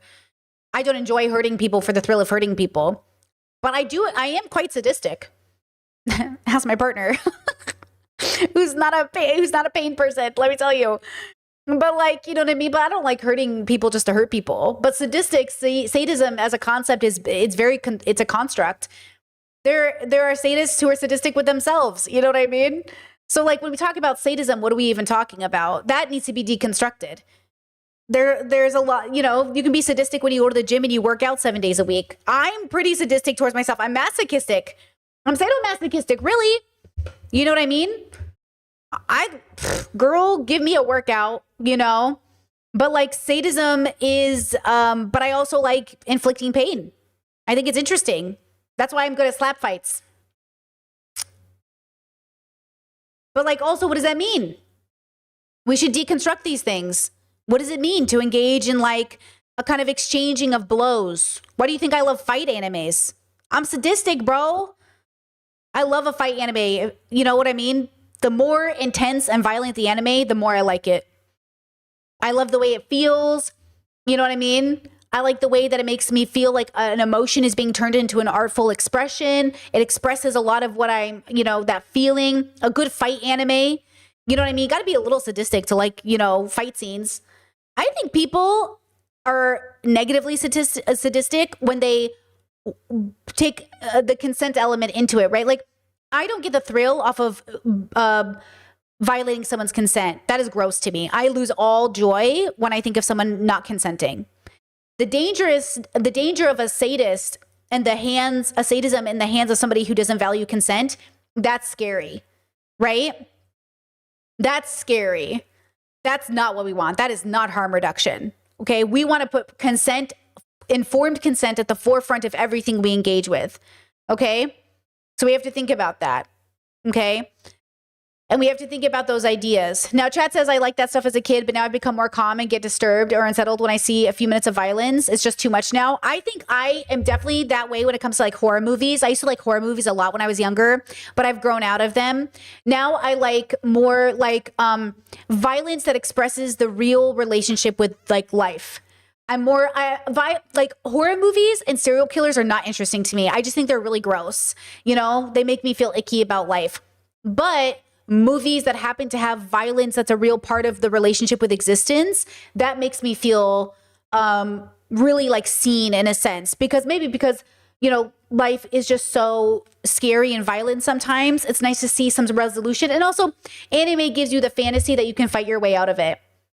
Yeah, violence for violence sake does not interest me. Same. Violence for violence sake, not interesting to me at all. I do not care about it. I mean, I'm not even eating animals. I don't even eat animals. You know what I mean? Like, I'm obviously moving away from that relationship with self, right? Yeah, I'm just moving away from that sort of idea. But that's why I think the patriarchy is so damaging, because the patriarchy is sadism without any kind of structure. A lot of the time, they want you to be violent for violence sake. And I'm saying stop being so violent. But that doesn't mean we can't have a relationship with self that is some healthy relationship with sadism or masochism. But that's another lesson. That's like that is so past. Like, I can't even get people to stop wanting to kill each other. First, we get past killing each other. Then, like, I don't even like MMA fights. So I like animated violence, but I don't like real life violence. Does that make sense? I like the depiction of the emotion that's being conveyed through the violence. But I don't like watching MMA. I don't like watching any of that. So I think that's gross. I don't like watching football. I don't like the idea of somebody getting paralyzed and losing their life because of a sport. But I also accept that people will do things, So the question is, where are you on this spectrum? When we're all talking about what is evil and what is good, does this bring you to your joy? I can see why somebody would do something that temporarily helps them cope, like an MMA or an athletic pursuit. I can also see why it could bring you joy. I can also see why it's unnecessary. You ever see those monk camps where everyone romanticizes the idea of pain, like Kill Bill when she's being trained? Yeah, that's like a cope because you don't have a sense of meaning. And also, you can do it as a part of your sense of meaning, right? Chet says, what if somebody is so messed up that non-consent makes them joyful and harm reduction does not make them joyful? What should we do? I don't believe that's true. I don't believe you could ever be joyful and hurt people on purpose, past a kinky situation, like really hurt people. I don't think you could ever be a joyful person and murder somebody. I don't think you could be a joyful person and rape somebody. I think it's impossible. I don't think it's actually possible. I think you could be having a very specific biological experience that's very limited and rare, but I think people are coping when they say they're joyful. I think they might be happy, but they're not joyful. Yeah, serial killers and psychopaths, like serial killers, are not joyful. I think they're absolutely in their evil and they're looking for something and their sense of meaning is lost. So like, guys, lock in. When you do not have a sense of meaning, you become unnecessarily destructive. You suffer unwisely. Serial killers are the epitome of suffering unwisely. Rapists are suffering unwisely. These people are not joyful. They're miserable. They're so unhappy. They are not joyful. They will trick you into thinking they're joyful. They will convince you they're joyful. They will say, this is what makes me happy. It's not. You're not happy. You're not happy. You're not joyful. You might be temporarily emotionally happy, like the emotion that is happiness and the emotion that is sadness, but you are not joyful. Okay? You are not joyful. Which is why, okay, You said as a boxer and being the opposite of sadistic, I find the art and the combat in order to evolve as a fighter. Now, you can be a boxer that is sadistic and evil and you just want to beat the fuck out of a guy, not joyful. Or you can be a boxer that's having a really like meditative relationship with your body, the way you move, the 1-2, the feeling of flow when you're in it, Muhammad Ali. And that could be really joyful, right? It just depends. It depends on how you're utilizing the thing. You can be a kinky sadist and be in your joy, or you can be a kinky sadist who's not in their joy. So you're hurting people. Okay? So again, joyfulness is a sense of foundational sense of being. Happiness is an emotion we feel because we're biological creatures. I'm not always happy, but I'm always joyful. So again, it's never like, you know, Christians and Catholics will do this thing because I come from that bubble. That's why I use them as an example. They'll say, no one will ever be joyful doing porn. Well, obviously that's not true. But I agree that in the industry that is the porn industry, you're probably not going to be joyful in it because it's a pretty not joyful community. The porn industry is an incredibly patriarchal, misogynistic, fucked up industry. You're probably not going to be joyful in the industry, but that doesn't mean you can't be joyful doing porn. And these are two different things. Okay? And that's the dilemma. Is like people will say, oh, so all porn is bad. No. Oh, all boxing is bad. No. Oh, all this is bad. No. How we do it, how we utilize the thing, that's the key. Okay? You can clean your house and be not joyful about it. You can be bitter. I can't believe I have to do this. It's so fucked up. I can't believe I have to go. Or you can be joyful in cleaning your home and maintaining it and making it beautiful and making it something that frees you. Right? So when we're having these conversations, we have to recognize it's not the thing, it's how we have the relationship with the thing. Dr. K said it. It's not life, it's your perception with life. You know what inspires me? The same way that I'm inspired by Palestinians, I'm inspired by my own family legacy, being immigrants and everything. There are Palestinians I see every day who are still joyful, and I just think to myself that they have the thing. Some people have the thing. Some people maintain joy even through a genocide. And when you see that, oh, I'm going to cry. Oh, don't cry, Brittany. When you see that, you might not know it for your life now, but I promise you it's real and I see it in people. I see people experiencing the worst things in the world and they are still so kind and compassionate and loving and giving. They are not rocked. Now, that's not to say you're a bad person if you are rocked. It's hard. Life is hard. It's okay if you lose yourself. It's okay if you feel bitter. It's okay, all these things, but I don't want you to stay there.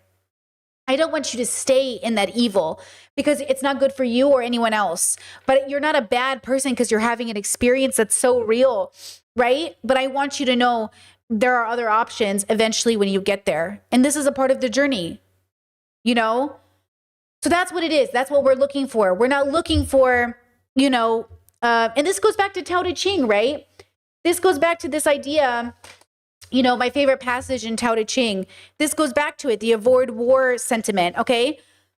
Just this one. The killing of others fills the people with sorrow. We lament with tears because of it. We lament in tears because of it. It says the rulers who rejoice over killing others will never bring happiness to the people. It's one thing to be in a position where you have to defend your country against an invader. It's another thing to invade a country and to glorify and be joyful over the deaths of others. Okay? Again, free Palestine all the way. Okay? Obviously, no group of people deserve to be genocided. You shouldn't celebrate in the death of others. Okay? And that's the dilemma we're having, right? We're having this dilemma where it's like, how can I defend myself and not be grateful that they're dead? It's a process. It's a process of healing.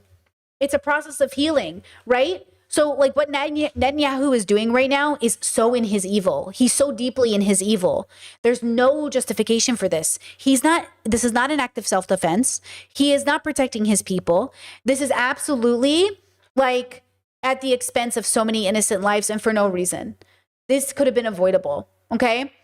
Chat said, can someone that's not in their joy reduce harm? Yes, of course, yeah. Bad people do good things. People in their evil can participate. So there's two types of philosophical evil, right? Because this is what my levels represent in my framework. Your relationship to self and your relationship to everything outside of yourself. So on my level system, there's a thing called a one. And ones are not fulfilled in neither their relationship to self nor their relationship to outside of themselves. Twos on spectrums are fulfilling some minor or whole obligation to relationship with self and or relationship outside of self, or sometimes both in different ways in a two construct. Okay. Fives are kind of feeling fulfillment in relation to self and relationship outside of self, relationship to the whole universe. Okay. So imagine like, I always say twos can kind of have the 1 to 5 spectrum in the 2 bubble, and then fives do it again. You're doing it again on different levels, right? To some extent. Okay. So I think, hold on. What was the question? Anyone can harm reduce. But it needs, how much you put it into practice is the question. Because all of this is about practice, which is why ritual is so important, which is why people pray, why people meditate. Like, I know people think Muslims are crazy for praying 5 times a day, but wouldn't it be so great if we would meditate 5 times a day? What's wrong with taking 5 minutes out of your day 5 times during the day to breathe? You don't got 25 fucking minutes to breathe? Probably not, huh? Sounds hard. 25 minutes of your day breathing. 5 times a day, spread it out. But people think it's weird. Oh my God, I can't believe they're doing that. I mean, what? How can that not be helpful to you to take a moment out of your day just to focus? So again, when we're having these conversations, it's not about what you ought to do, like Greg would say. It's about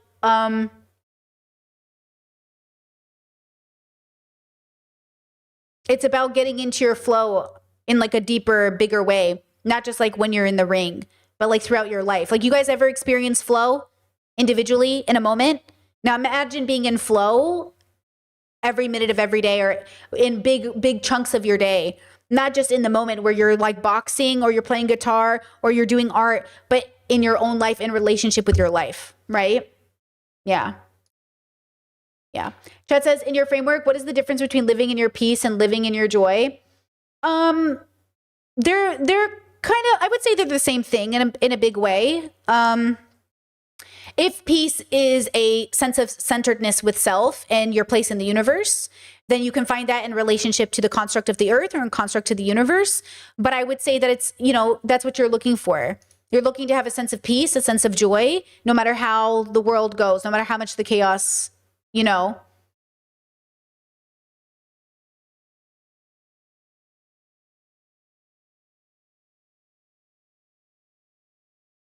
I really hate this comment, and I feel like I want to ban you. You said I say free Palestine, but not in the way most people mean. Their problem is not just Israel. They need to free themselves from their mentality.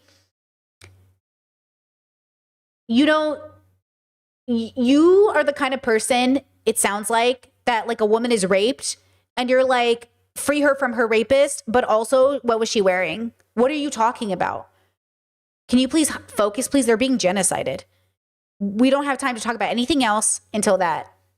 Like, there's no aftermath. A huge crime is happening to them. Okay? I'm going to put you on timeout. That's what you get. 10-minute timeout. You can think about what you said and come back. Okay? 10-minute timeout. Okay? You got to think about what you said. First 3 Do you know chapters. what the command Let me was? just finish the thought. Okay.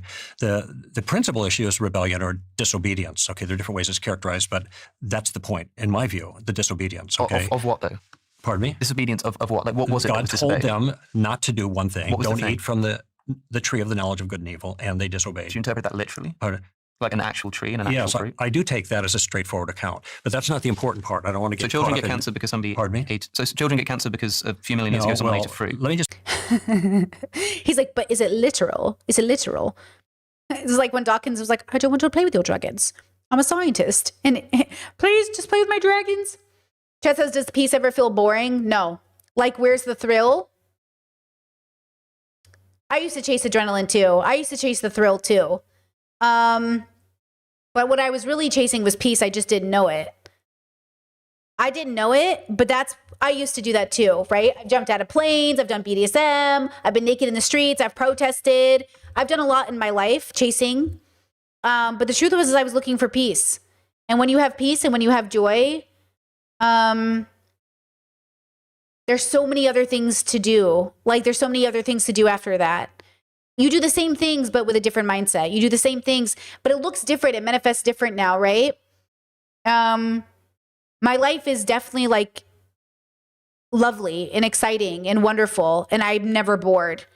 but I'm not desperate anymore. I'm not searching. I'm not self-harming. I'm not desperate. I'm not, engaging in evil. Yeah, Chad says people try to chase happiness, but it's peace they really want. Exactly. We chase happiness, but we want peace. Happiness is an emotion. It's a biological experience. I'm not going to be happy at my parents' funeral, but I will be joyful. I'm allowed to be sad at my parents' funeral. But if we're always chasing happiness, then we move into hedonism and we move into so much more that it doesn't work with our peace.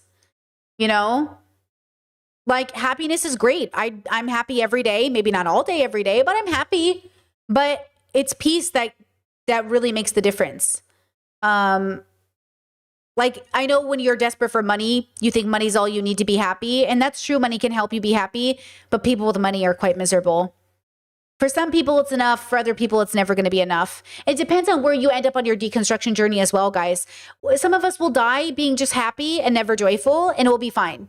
But it depends on you as a person. Your relationship too. Chad said, is peace a mindset? No, peace is not a mindset. It's an experience.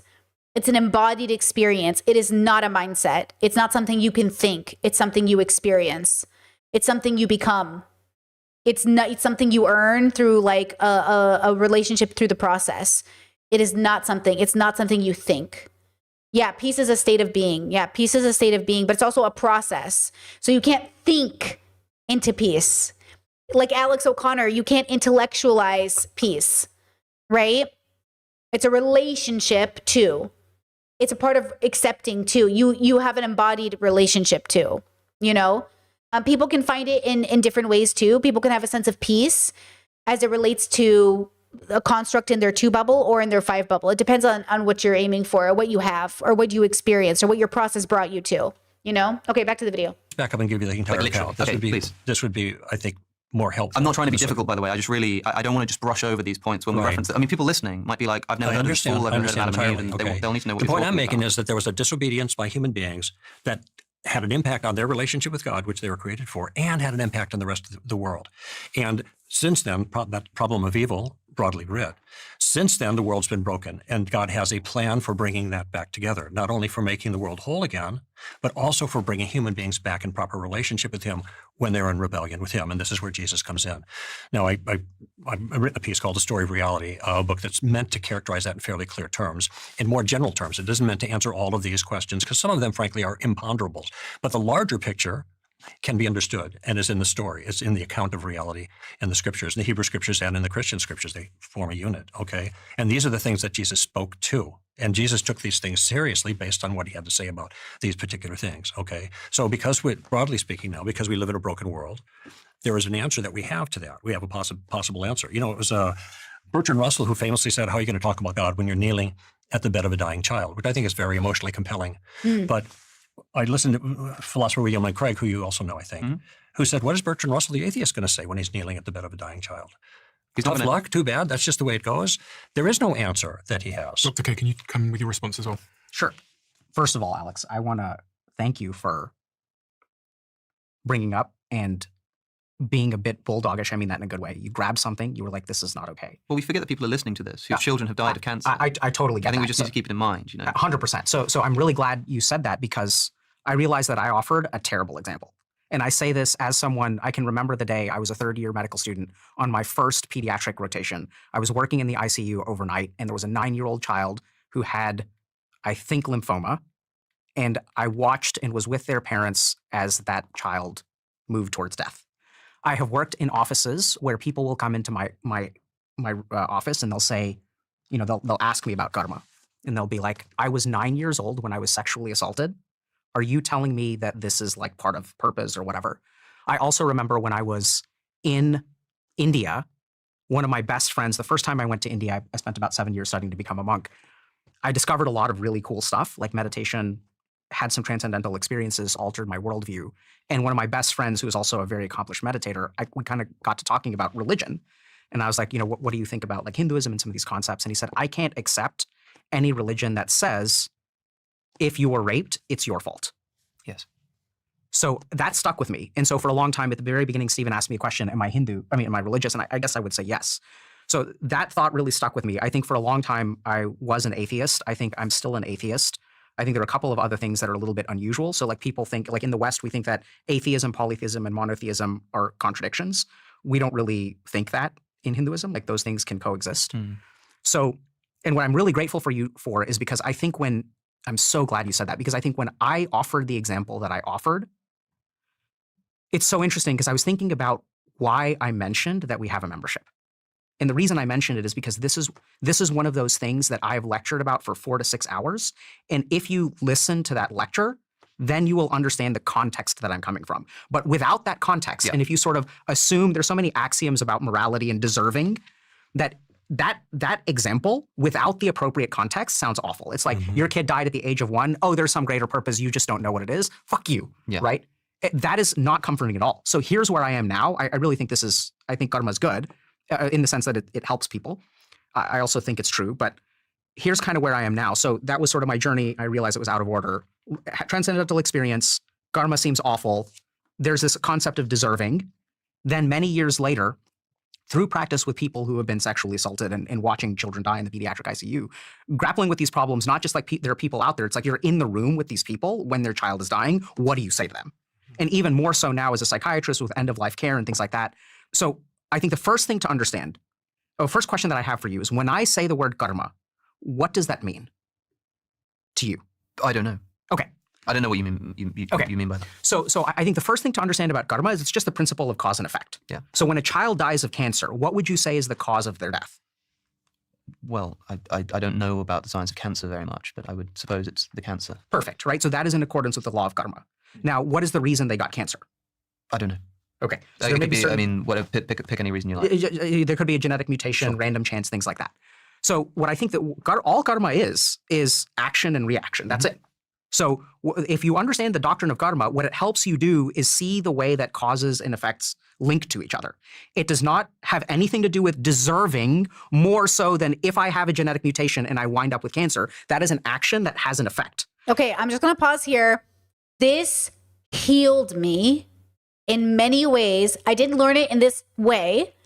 I didn't learn it with this language, but I learned this same message as it related to my whole life, my assault, everything that bad had ever happened to me is a realization that like we are really just existing together. And the cause and effect of existing on a planet is life. And this is life. There's something to say about life. There's something to do about it. There's also nothing to do about some things, right? It just is. It just is. And when you realize it just is, you can have a different relationship to it. You know, FKA Twigs talks about this in her assault with Shia LaBeouf. When you learn that abusers don't often pick you because you're you, it really frees you in a big way. You are just the one who is there. And it does free you in a big way. You're like, oh my God. In some ways, you might even think, hey, better me than some other girl. Hey, better me than someone else. You know, that's what I learned. And that's what I learned through my healing is like, in some ways, like it was not good. It was not fair. It was not just, but it just was. And it's going to be, and it is happening to somebody right now. You know, somebody right now is suffering in this way. And there's such a sense of justice that I feel for that, you know? Like I saw this, I got really emotional. I was on the bus yesterday. I saw this little girl. She was so adorable. And everyone she interacted with, she was so respectful. Probably like, I don't know, 10 or something. And Croatia is a really safe country. And so kids are often by themselves a lot on the bus. And I'm watching this little girl and all the adults, and a part of my protective brain was like, oh, if anything happens to this little girl. And then I started getting really emotional at the idea of like, if anyone hurts her, like I'm going to burn the world for her. And then I just thought like, that's not the answer. But my emotional brain just felt, my sense of justice just felt so angry at the idea of somebody hurting this little girl. Cause she's just probably having the greatest day of her life thinking I'm an adult, I'm on a bus, I'm 9 years old, I'm 10 years old, I'm so grown up, look at me, you know. She looked so sweet. All the adults were like so impressed by her. And they were just like, oh my God, you know, all the elders on the bus. And I just remember thinking like, oh, if anyone interacts with this little girl, I just kept thinking like, you know, I did a little prayer, like keep this little girl safe. I didn't pray to anybody in particular. I didn't even really think of a God. I just kept thinking like nothing better happened to this little girl, you know? And I think that feeling of just knowing that it's not up to me and it's not up to her, it's not up to anyone, like she's going to go about her day. And that's just all we can do. Like all we can do is just like go about our day, and what happens will happen, you know? And it's just like, it's a part of that radical acceptance, you know? And I assume she got home okay, you know? But it's just like one of those things that I think helps me every day, just like do a little less bad. Just do a little less bad, you know? And I think it really makes a difference in many ways. An old lady told her to tie her shoe. And I thought of that as that old lady's way of saying, do a little less bad. She wasn't trying to be a good person. She was trying in many ways to prevent the little girl from tripping, right? Like, oh, that little girl will trip if her shoe's untied. I should tell her shoe's untied. So she told her. And the little girl go, oh, thank you. And she tied her shoe. And I just thought of that as being an interaction of like harm reduction. It sounds like she did a good deed, but in my mind, she was preventing a harm. And that's all we can ever try to do without shielding, without suffering, without trapping our kids in a world where they'll never get hurt. It's giving our kids a better chance, right? You know? Chad says, do you think parents in a sense have that fear every second? No, not literally. I think here's the other part about harm reduction. Most babies, you know, come into the world without any preparation. Most people are not thinking very deeply about having babies. And a lot of the time, the predator in the family is the parent. So it's not just being a parent. Being a parent doesn't inherently give you, by the data, a way to protect your child, right? Like I had BPD because of my parents, right? My greatest bully growing up was more or less my parents. So even though they did everything they could, and even though they tried their best, and even though they really genuinely loved me, loving me wasn't enough because they weren't thinking about harm reduction. They were thinking about being good Catholics first and foremost. Because my parents wanted to be good people, good Catholics, it hurt their kids more than helped them.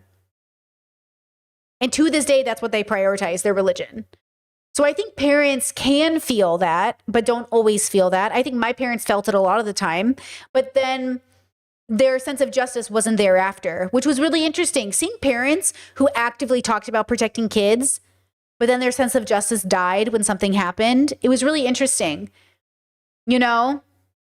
And so there's something to be said about that. Like there's something to be said about, does it follow after? And that's what I want for people, is I want there to be a follow-up. So there must be a cause and effect. If you do a harm, there has to be some sort of something, but I don't believe in hurting people or torturing people. So I don't believe in prison systems in the way they're established, because I don't think that's harm reducing. But I also think if you do harm, there has to be a consequence. And so we have to be reasonable with those consequences as a way not to also torture people. The issue with society is that they want to hurt people by hurting people. They see people hurt somebody, so they want to hurt that person. But then you just become a person who hurts somebody. So that's not very good either. You know, so there's something to be said about that. But anyways, hold on. Yes, so Dr. K is trying to explain just the fact and the reality that is. And I do think this is primarily a very big 5 thought of accepting that it simply is. Instead of saying like, oh, my child didn't deserve cancer. Nobody deserves anything. Oh, you don't deserve nobody deserves anything. Because deserve is a construct that applies to the ego in the sense of entitlement. You just are. Now, on the 2 level, I would say, if I was talking to a 2, I would say, oh my God, you deserve a healthy relationship. If I was talking to a 5, I would say like,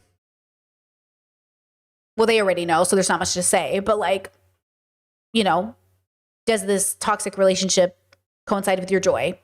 Right? Like, but if I was talking to a 2, and the way I would encourage a girly out of a relationship or a homie out of a relationship, I'd say, you deserve better than this. But the truth is like, we don't deserve anything. Our life is a reflection of what we put into it. Every toxic relationship I was in, I never deserved the abuse I got, but I participated in the karma that was my life. I put into my life what I got back. Okay? I just was having that experience. That was just my life.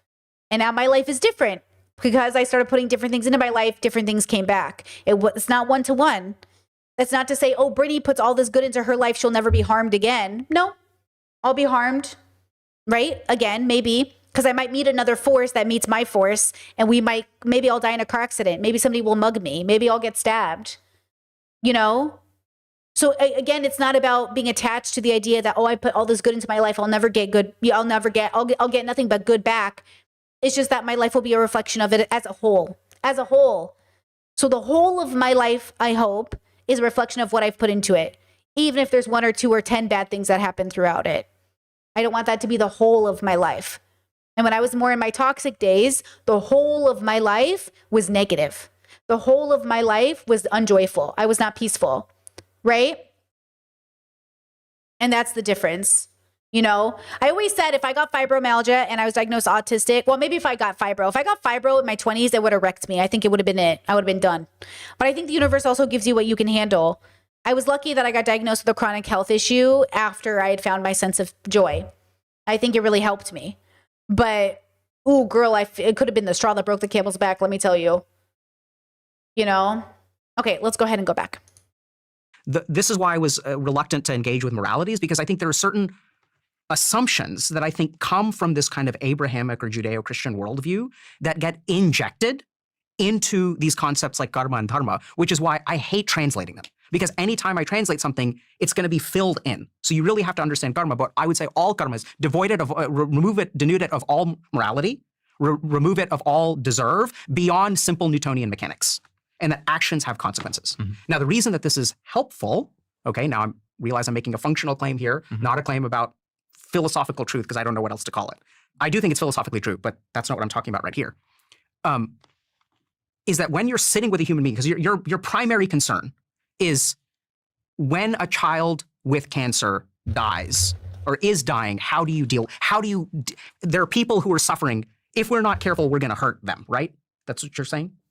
That's one thing. Yeah, That's one aspect of what I'm okay, saying, yeah. right? So I think what I sort of... There's how it makes people feel, but there's also the literal explanation for why they suffer. You know, it's one thing to say that, you know, this religious narrative will bring you some comfort, but it's another thing as well. I think that's something you need to keep in mind. But you're saying more than that. As a religious person, you're not just saying that this narrative will bring you comfort. You're saying this is why it's happening. This is why your child has cancer. So what I would say, so here's my kind of response to that. So the first is, I think that when I sit with people who were sexually used at the age of 9, didn't do anything to deserve it, you know, people will say like, oh, like you have to be careful what you wear and stuff like that. I mean, I have patients that were in onesies and overalls and all kinds of stuff. At the age of 9? At the age of 9? Yeah, people will say all kinds of stuff.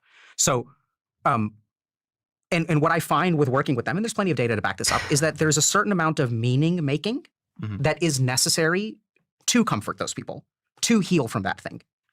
And the meaning making, if we're talking about empirically, making meaning out of things that are bad is one of the ways that you alleviate suffering. So one of the things that I find is helpful as an option for that meaning making is understanding the doctrine of karma. And when I share it with people, it doesn't work for everybody. So from a clinical standpoint, I'm not saying you should believe in the doctrine of karma. I'm not saying you should believe in Christianity or anything like that. The important thing is, this is what the science shows, is you should make a concerted effort to make meaning. And because of my background, because of my expertise, helping people understand things from a karmic perspective, I would say is helpful about 80 to 90% of the time. But there's a very important caveat there from a data standpoint, is that there's a huge selection bias to who comes into my office. There's a good chance that these people are already open to that concept and are interested in learning more. So I make no claims about that concept being superior to anything else. But I think what we know from psychiatry is that it's not so clear which one is the best, but that you just have some way of like making sense of what happens to you. And that's just one thing that I think is an option. And I happen to believe in the principle of cause and effect, which is all karma is. There's no morality tied to it. Sounds like you're saying that it's just something that it just happens. What do you mean, it just happens? It just happens. No, absolutely not. No. Oh, is this so good? I like how much he doesn't understand him when he's being so clear and he can't get it because he can't see it. Okay, I'm going to explain one last thing and I'm going to take a 2-second break, okay? Listen to me because we still got a while to go. Listen to me when I say this. I cannot explain it to you until you're ready to get it. You can't be ready to get it until you go on the journey. You can't go on the journey until you're ready to change. And you can't be ready to change unless you need to, okay? This is my life. This is my life on stream when I'm trying to like explain a concept and then they can't get it, but then it's so clear to people in my community, right? Don't you feel like we've done so much work to understand what Dr. K is saying? And yet Alex, who went to school, who is literally a philosophy channel, who has all of this like background in philosophical debates, he cannot get it. How can he not get it? Because bubbles and perception and limited scope of understanding, not because he's stupid. Alex is very smart, but you see how his intelligence isn't helping him here? And that's the point. We are doing work. Same thing he just said, Dr. K. When people come into his office, he assumes they're kind of already open. I know if you're here in my audience and you're here every day, especially, I already know you're locked in, right? Because we're obviously curious and interested. And we're like, what do you mean by that? And so we have all of the understanding. I bet if you put us up against an atheist, we could argue Christianity or Islam for that. Like we could argue on why it's good. I'm sure if you put us in a position, we could argue any of the positions. The idea is, though, are we getting anywhere? If we're just arguing positions instead of saying what is, what then, what now, what can be, right? Dr. K is solution based. He's not just arguing an idea. He's actually looking for an answer, right? Oh, I fucking love this. Yo, who needs more excitement than this, baby? Who needs more than this? This is my jam right here. Okay, give me 2 seconds. Let's take a little bit of a break. I'll come back. We'll continue forward. Yo, this is my jam right here.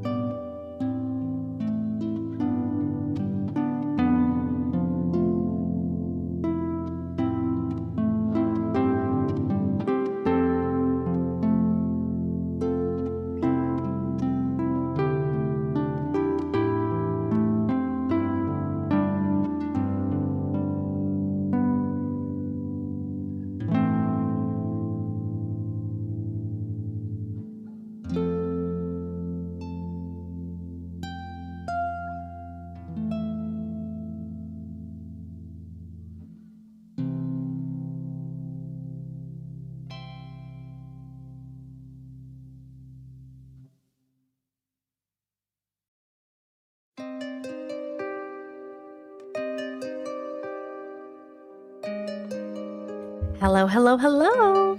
Okay, muting the music in 1, 2, 3. Okay. I'm so excited. I just can't hide it. You know, I'll tell you this. we're all built differently and we're all meant to do different things. Okay? When Hassan says he doesn't do philosophy and I say I don't do politics, this is my jam. I don't watch Hassan like that, but I have a feeling he's not going to sit through a 3.5-hour conversation that is this. But I will, and this is my drug. Give it to me, baby.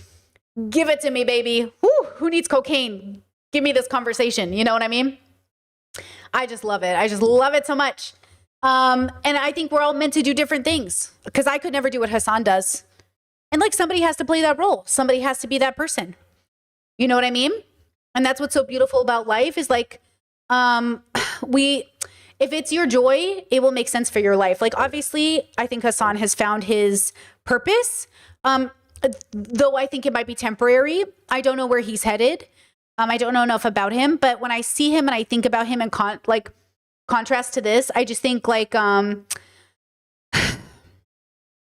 he's such a perfect two. You know what I mean? He feels like he really found his like thing in this bubble, but I don't know where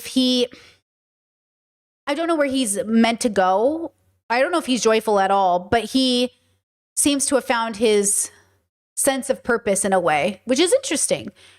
You know, unlike some people who are also popular who don't seem that way, but you know, who am I to criticize? Anyways, but he seems, yeah, but this is my jam. This is just so my jam, you know? Okay, let's get back to it. I'm so excited. Ready? Here we go. I'm saying the exact opposite. So it just happens does not imply a cause. No, but it just happens as the result of some series of causes. Like, why do children get cancer? It's just the result of a series of causes. Yes. That's it. Yes. There's no redemption, there's no meaning, there's no intention. It just happens.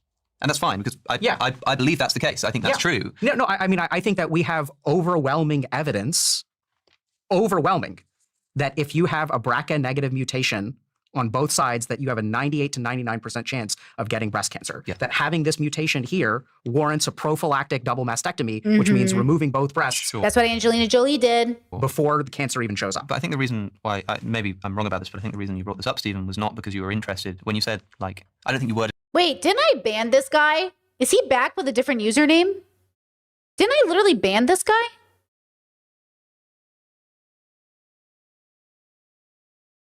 Did this guy literally come back with a different username? What the fuck? Did like this, but you know, why does the child get cancer? Now imagine if you put that much effort into something important in your life. You could be so happy, so joyful.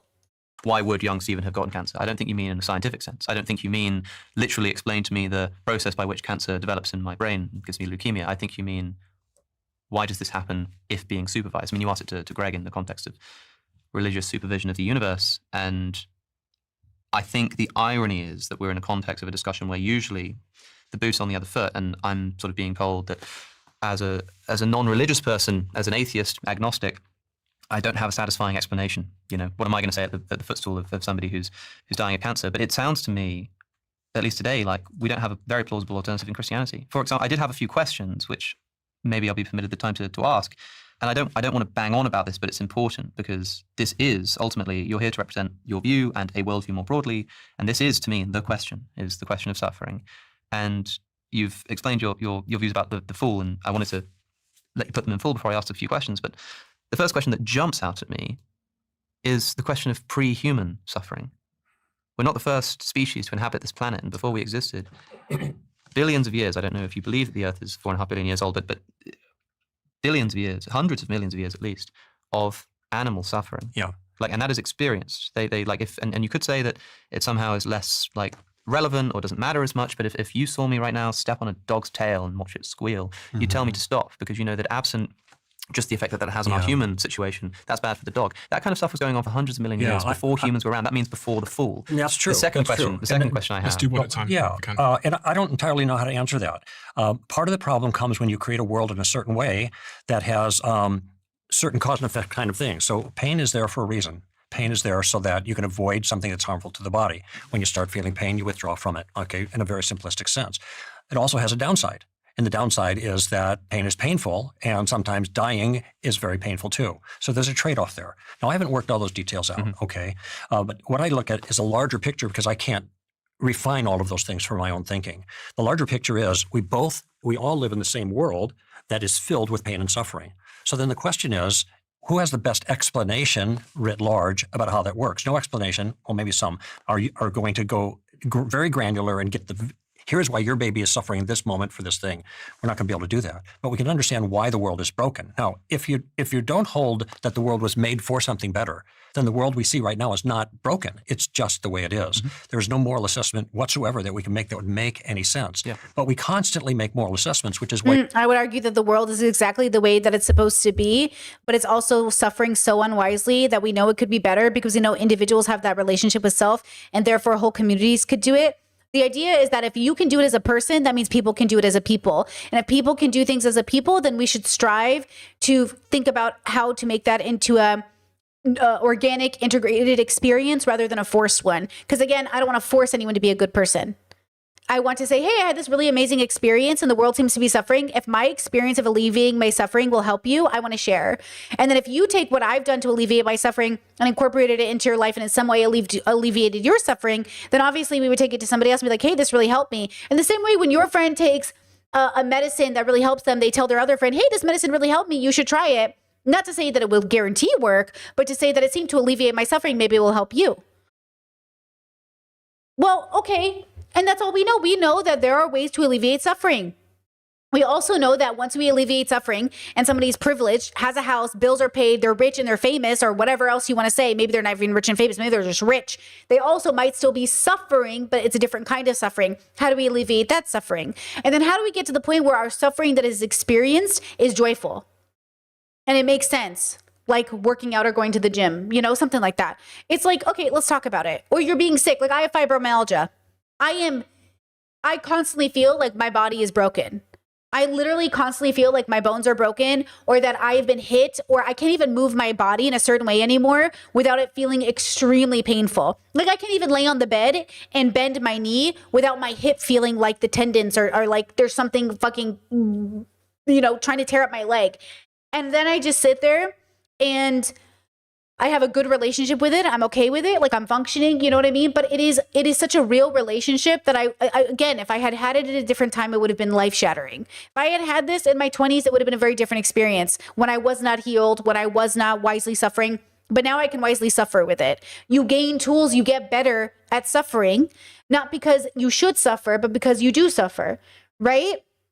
It's like there's something to be said about alleviating pain, right? Why do we support like a transition might be a good example. Why does it help people to transition sometimes for some people who are trans? Not all trans people need to transition, but let's say you're the kind of person because it alleviates suffering. We're trying to alleviate suffering.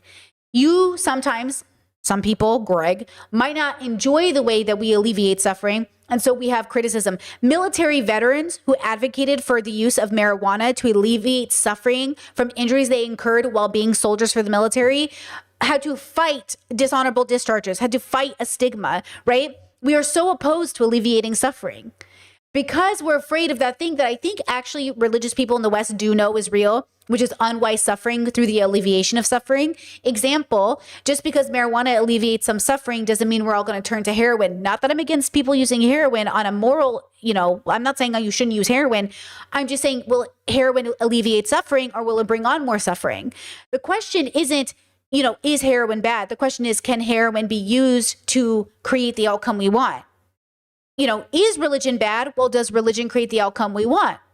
What's the outcome we want? And yes, I think religion and heroin are very similar.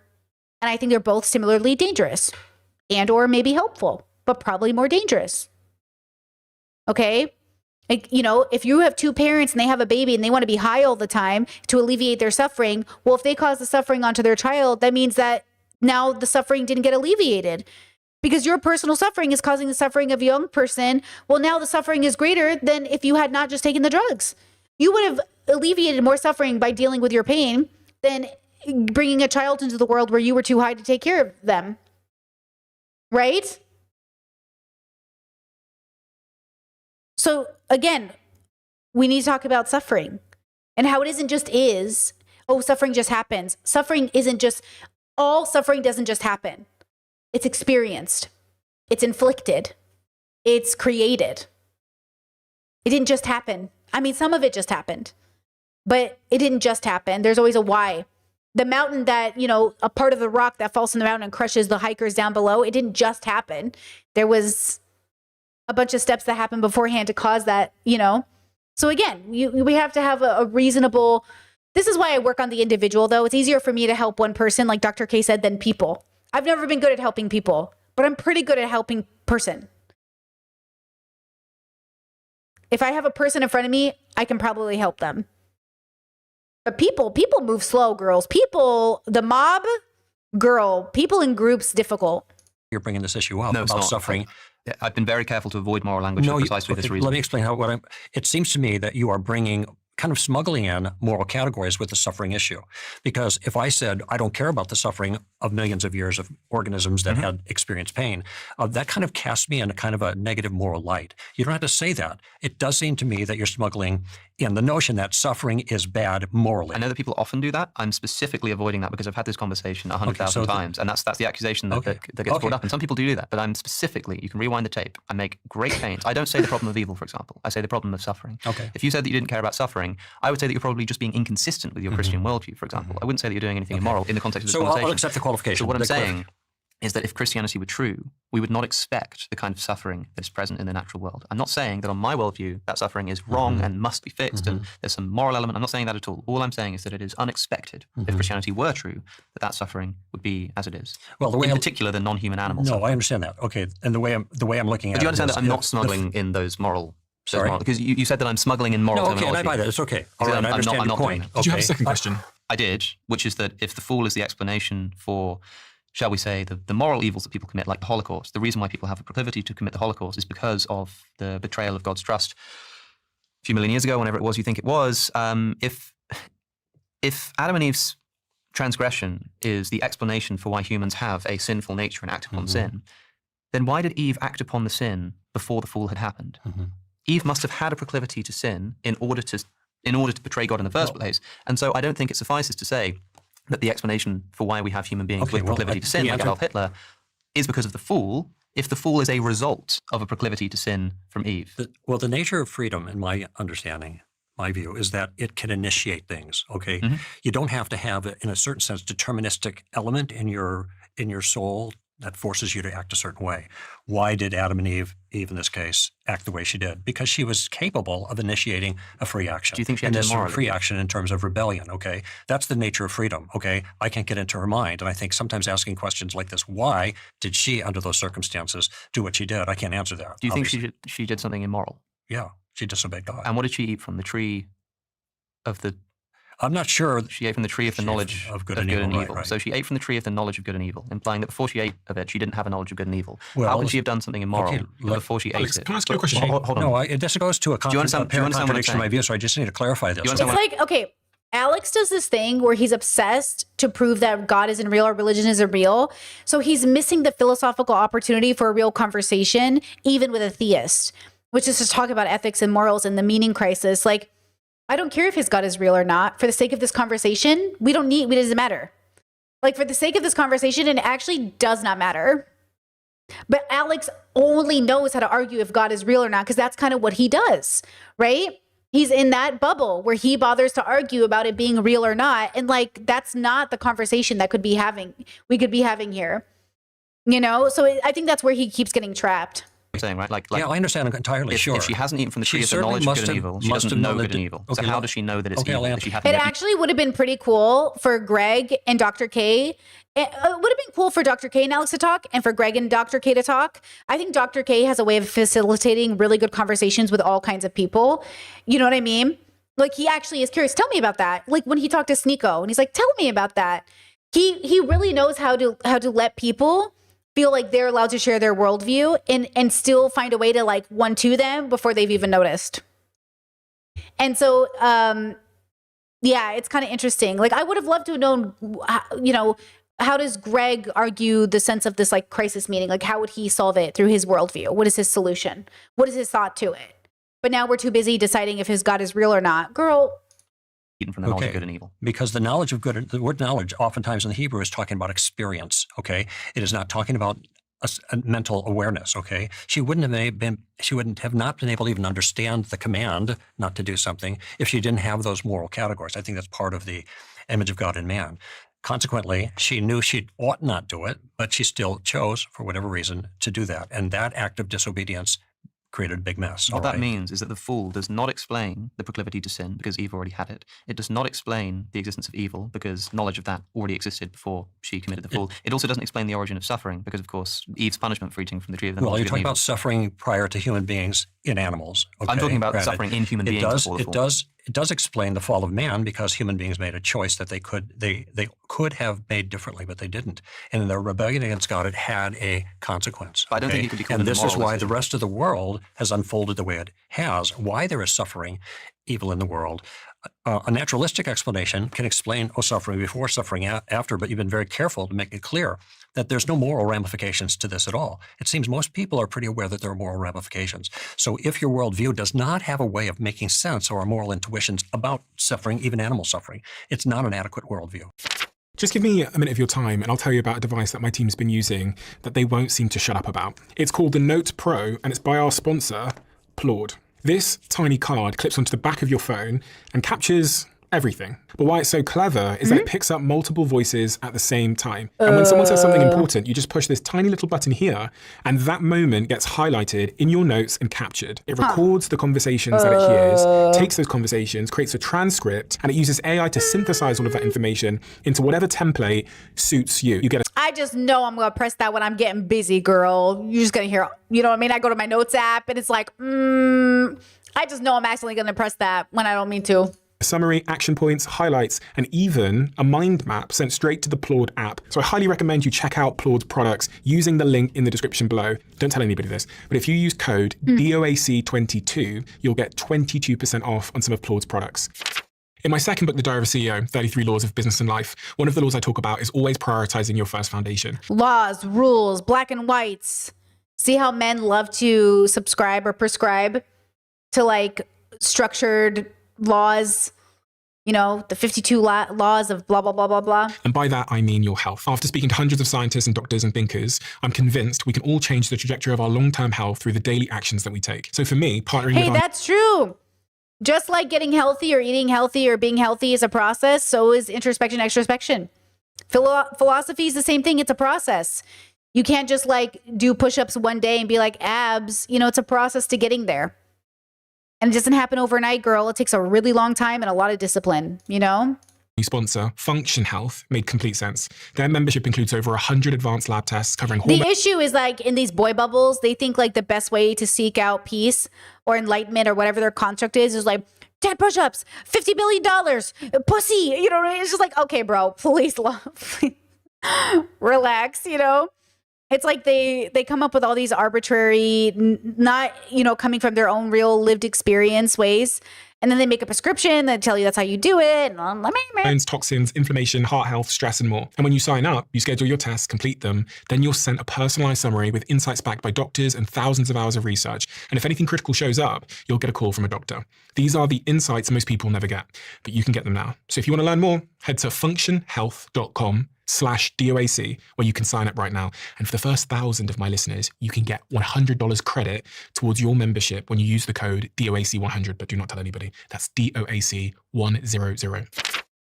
Alex, how do you categorize your belief or lack of belief? Are you atheist, agnostic, religious? Agnostic is probably the best term. And how do you define the word agnostic? It means that I don't know. I think that a lot of religious language escapes us, and I'm also not entirely sure always what people are exactly talking about. So if I asked you the question, how yeah. did life come to be on the earth? What would your answer to that be? Oh, I have no idea. Okay. Of course I have no idea. And how does someone who is agnostic create a really meaningful life in your perspective? Well, I don't know how somebody else might do that, because crucially, I mean, we talked about this earlier when we talked about like, we had this brief interlude where you were sort of saying meaning for humans and meaning for individuals. And the reason I make that distinction is because if you consider the way that, take like scientific progress, right, from Galileo's time to today, the idea is that there are some kind of scientific innovations, and then you have a child, and you teach that child the latest science, and then that child will build upon it and teach their children the latest, and they'll build. And so as generations go on, the starting point for each individual human is like further along, right? So you can have a child who's like 12 now and knows calculus, you know what I mean? And with successive generations, the starting point for each individual is like further along the path of discovery. With like meaning and existential concerns, it doesn't work like that. It resets every single time. It's not something you can't figure out, like how to live a meaningful life and experience meaning and come to some kind of spiritual enlightenment and then teach that to your children, and that's then their starting point. For them, it resets. It's new. So I think that every individual has to do it on their own for themselves, right? And we're all doing that together, as it were, going around the world. So the way that I'm approaching this, we were going to talk about consciousness, which we didn't, and perhaps it's a good job that we didn't because it's just such a big topic. But my views on consciousness are crucial to my sense of sort of what it's all about, as it were. I think when you guys are talking about this in the chat, I think when Alex says, I don't know, it doesn't feel refreshing because I love when people say, I don't know, but he's not saying, I don't know, tell me more. He's saying like, I don't know. He's not engaging in conversations in which he should know something. It's like I'm on a date with him and I'm like, what's your favorite ice cream? I don't know. Do you have a favorite song? I don't know. Oh, like some of these questions, he actually should know. Some of them he doesn't have to. Like, because sometimes it can feel really refreshing to talk to a guy, especially in an intellectual field, who says like, I don't know. Like, like the humility would be nice. But this doesn't feel like either of those. Or this doesn't feel like humility. It doesn't feel like he genuinely doesn't know. It feels like he's not trying to get trapped in an answer. It feels like he's afraid they're going to do a gotcha. And he doesn't want to get trapped in the gotcha. So he says, I don't know. That's what it feels like. Because the greatest mystery that we are confronted with every single day, if you just take a moment to remember it, is that we are conscious, is that we are experiencing things from a first-person perspective, that I have thoughts which are inaccessible to you and you have thoughts which are inaccessible to me. It's extremely strange. So there's a view that I'm quite attracted to in the philosophy of mind called panpsychism, which literally means sort of like the view that consciousness is everywhere or in everything. It doesn't mean that everything is conscious. It doesn't mean this pen is conscious. What it means is that the stuff that the universe is made out of, so the fundamental... Okay, hold on. So the community... Oh, hold on. I'm back on me. Sorry. The community note is... I don't even know how to say this. Panpsychism is the philosophical view that the mind and consciousness is a fundamental universal feature of reality, meaning that all matter possesses a basic form of mental conscious reality or conscious reality. I think I believe that. Every rock and tree and creature has a life, has a spirit, has a name. I do believe that.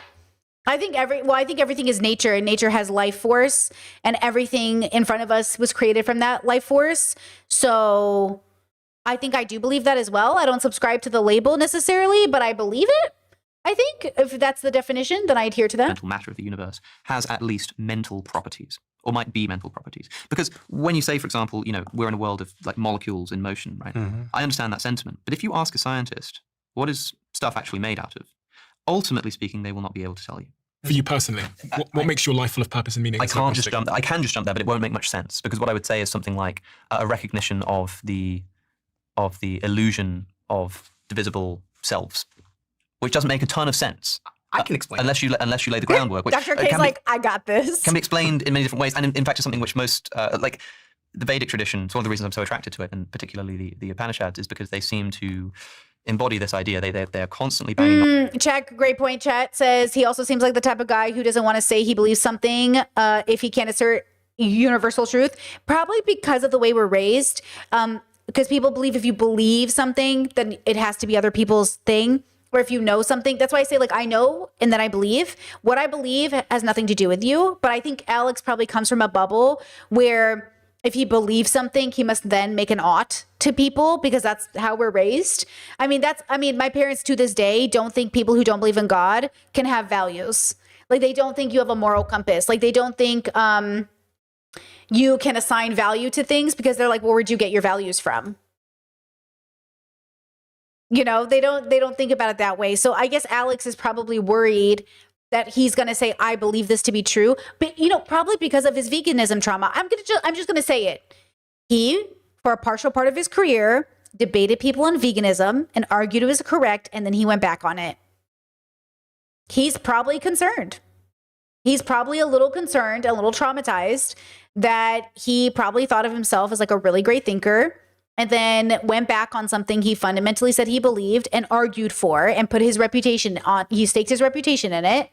And then he had to make a big apology, and people threatened him, and it was a big thing, and people sent horrible messages his way. He had to deal with a lot of backlash and a bunch of hate, which was very wrong, and he shouldn't have experienced that. I mean, he did, and that's life, but like he shouldn't have. It was bad, right? So I'm sure he is also experiencing some level of trauma and or impact in relation to making definitive answers, possibly. I don't know that, but maybe, right? On about how the individual self, the individuated person is an illusion, and there is one ultimate self. They call it Atman. But are you going to have kids? I don't know. Do you want to have kids? I hope so, yeah. So you do want to have kids? Oh, yeah. Why? I'm not sure. I don't know. Hey, fair. Honestly, the one I don't know that I'll accept. I want to have kids and I don't know why. You and billions of other people, my bro. That is very honest, and I will accept that. It feels as though I've got, it's a bit like asking, there's a literal explanation. If you ask me, am I going to have dinner today? I'll say yes. If you say why? I could say, well, because I'm hungry. But if you ask me but like why? Like why? Why do you care about being hungry? Why do you care about satisfying it? I would say I'm agnostic, and I'd say I want to have kids because I think it will bring a lot of joy to my life. I think I'll enjoy the challenge. It's proven to be. Okay, now I'm going to say something out loud, and I don't mean this to be a criticism. We're using real people's lives to learn about our own. Alex O'Connor is not very introspective. And that's okay. But the man hasn't even understood why he wants to have kids. He's 26, and I get it. I am not here to talk bad about him. I'm here to acknowledge where he is on his journey. He's introspective enough, but he hasn't even fundamentally asked himself one of the biggest questions you can ask yourself, yes, why do I want kids? He doesn't know, and that's okay. That's okay, right? He doesn't have to know. And we also don't need to pedestal him. My frustration with Alex is not Alex. It's the people who pedestal him. He's just a guy figuring it out. But reminder that this is what the world thinks is good philosophy. Okay? This is what $1 million YouTube channel gets you, a 1 million subscriber YouTube channel, right? Like this is what getting, on all these podcasts is. This is all you have to know about life to be, because what his job is to tell you what other men think about the world. It's fine, right? But it is a testament to where the world is at and what the world can handle, right? I really appreciated the way he went on Flagrant and handled that group of boys. I think he really dumbed it down for them, no offense, in a way they could understand, which was beautiful. Because I remember Michael Burns was a little annoyed that he was like dumbing it down. Where I don't want to misquote Michael, but I was watching his stream about it, and I remember thinking, and his audience said it too, like because Michael is an academic philosophy professor, right? And Michael even said, like, his audience was, Michael, I think this might be your privilege speaking, like, as an academic philosophy professor, because these guys on Flagrant are not smart, right? And so you have to understand that not introspective. I shouldn't say they're not smart. They're not introspective. But then if Alex is the most introspective guy in the room with these guys, can you imagine how not introspective they are, like, in a big way, And so I think the Flagrant guys are probably 2 C's, 2 B's. That's probably where I put them. Some, maybe 2 B's, somewhere there. But they're not like the most, they don't have to be. Look how successful they are. See how successful you can be without any introspection about the why, right? But everyone is introspective, right? Babies are introspective, right? I just want to like literal children are introspective, extrospective. It's how they function. All of us have a level of introspection, extrospection. Whether or not we utilize it to learn to get to the next level is dependent on our experience. And it's not always necessary. So obviously they're introspective. That's why I put them at a 2B, 2C. That's some level of introspection. Babies are 2s. They have some level. They're 2 Cs, if we're going to be specific. And by a certain age, they might even be 2 Bs, like 7 or 8, 9, 10. They might be 2 Bs, right? So there's a conversation to be had, but there's something to say about, it's not about intelligence. It is about introspection, which is different than intelligence. It's just different. For sake. Yes. So it's not for their sake. I think everything Isn't that kind of everyone immoral no. I think everything everyone does at some, you can look at the neurological level, is for their sake. Self-serving. The reason why Dr. K works on that ward and saves the life is ultimately because it's So then, in a way, I agree with you. But if it is true that there is this sort of thing called consciousness that the universe is made out of, and brains are kind of complex organizations of consciousness, then when you ask me, like, what's wrong with harming another person on this worldview, on this materialistic worldview? Well, I think the material of the universe is consciousness, and I think that when I harm someone else, it could literally, in a fundamental sense, be a case of self-harm. By the way, can I just say, because it sounds a little bit insane, without the space to explain the panpsychist worldview, it sounds absolutely mental. But there are some really interesting clues. Can I give you one clue? This is really, really fascinating about the fact that the brain, as Aldous Huxley said, was a tool for focusing the mind. Aldous Huxley writes in the Doors of Perception. Essential reading to anybody interested in consciousness, by the way. Aldous Huxley in the 20th century takes a psychedelic drug, and he writes about his experience, and he writes about it beautifully. And one of the things he realizes is that his mind has been opened. And he thinks, okay, well, if my mind has been opened during this experience, then that means that in normal waking hours, something must be closing my mind. What could be closing my mind? Answer, the brain. He concludes that the brain is a tool for focusing the mind. So I love Huxley. I'm a big Brave New World fan. It says, a community note in the book, The Doors of Perception, which I have not read, Huxley describes his experience taking mescaline. What is that? What drug is that?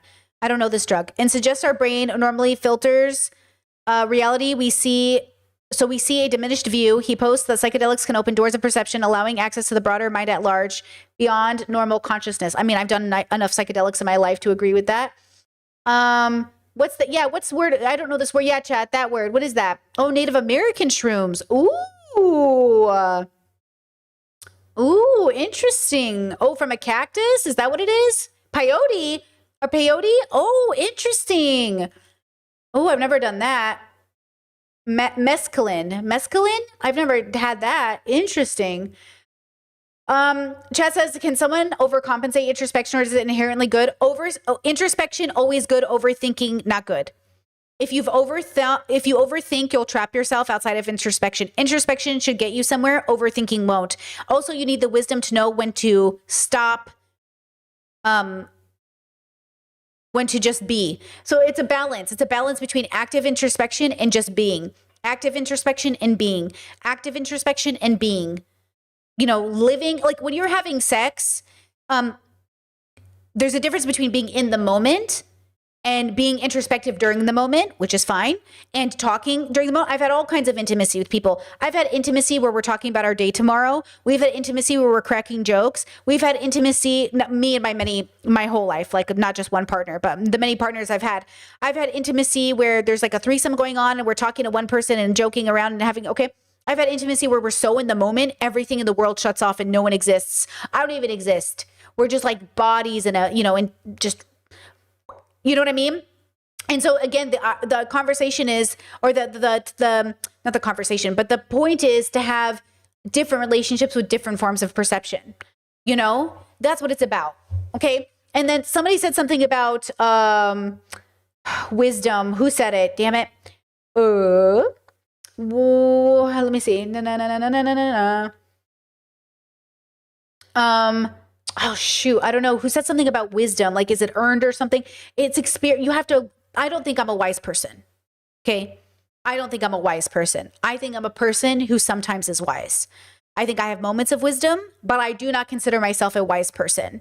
And so the question is, what do you think a wise person is? I meet a lot of people who have moments of wisdom. To meet a wise person, it's kind of a difficult kind of person to be. It really is, right? And then Chet said, what level is Dr. K? I don't know what level Dr. K is. I'm actually very unsure of what level Dr. K is. Yeah. I don't know. Which is interesting. I don't know.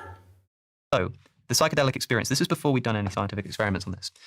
You can scan people's brains in like an MRI scanner, right? Okay. Oh, yeah, chat, there you are. Can wisdom be learned, or has to be through experience? It's both. Okay? Wisdom is a process of learning from your mistakes. Wisdom is introspection plus action applied to real life experiences on a constant basis. So I'm an inconsistently wise person. A wise person is consistently wise in a sense, which is why it's sort of a myth, right? It's a little bit of enlightenment, right? Before enlightenment, we chop wood and carry water. And after enlightenment, we chop wood and carry water. A wise person is wise in all things they do. And yet, have you ever met a person who's wise in all things they do? So then the question is, are we looking for a myth? But wisdom really is introspection, like plus, action equal, wise action. The idea is like the wisdom should be a part of your thought and a part of your action. So can you do that in all things all the time? I certainly can't. Not me, girly. I can't. You know what I mean? I can't do that.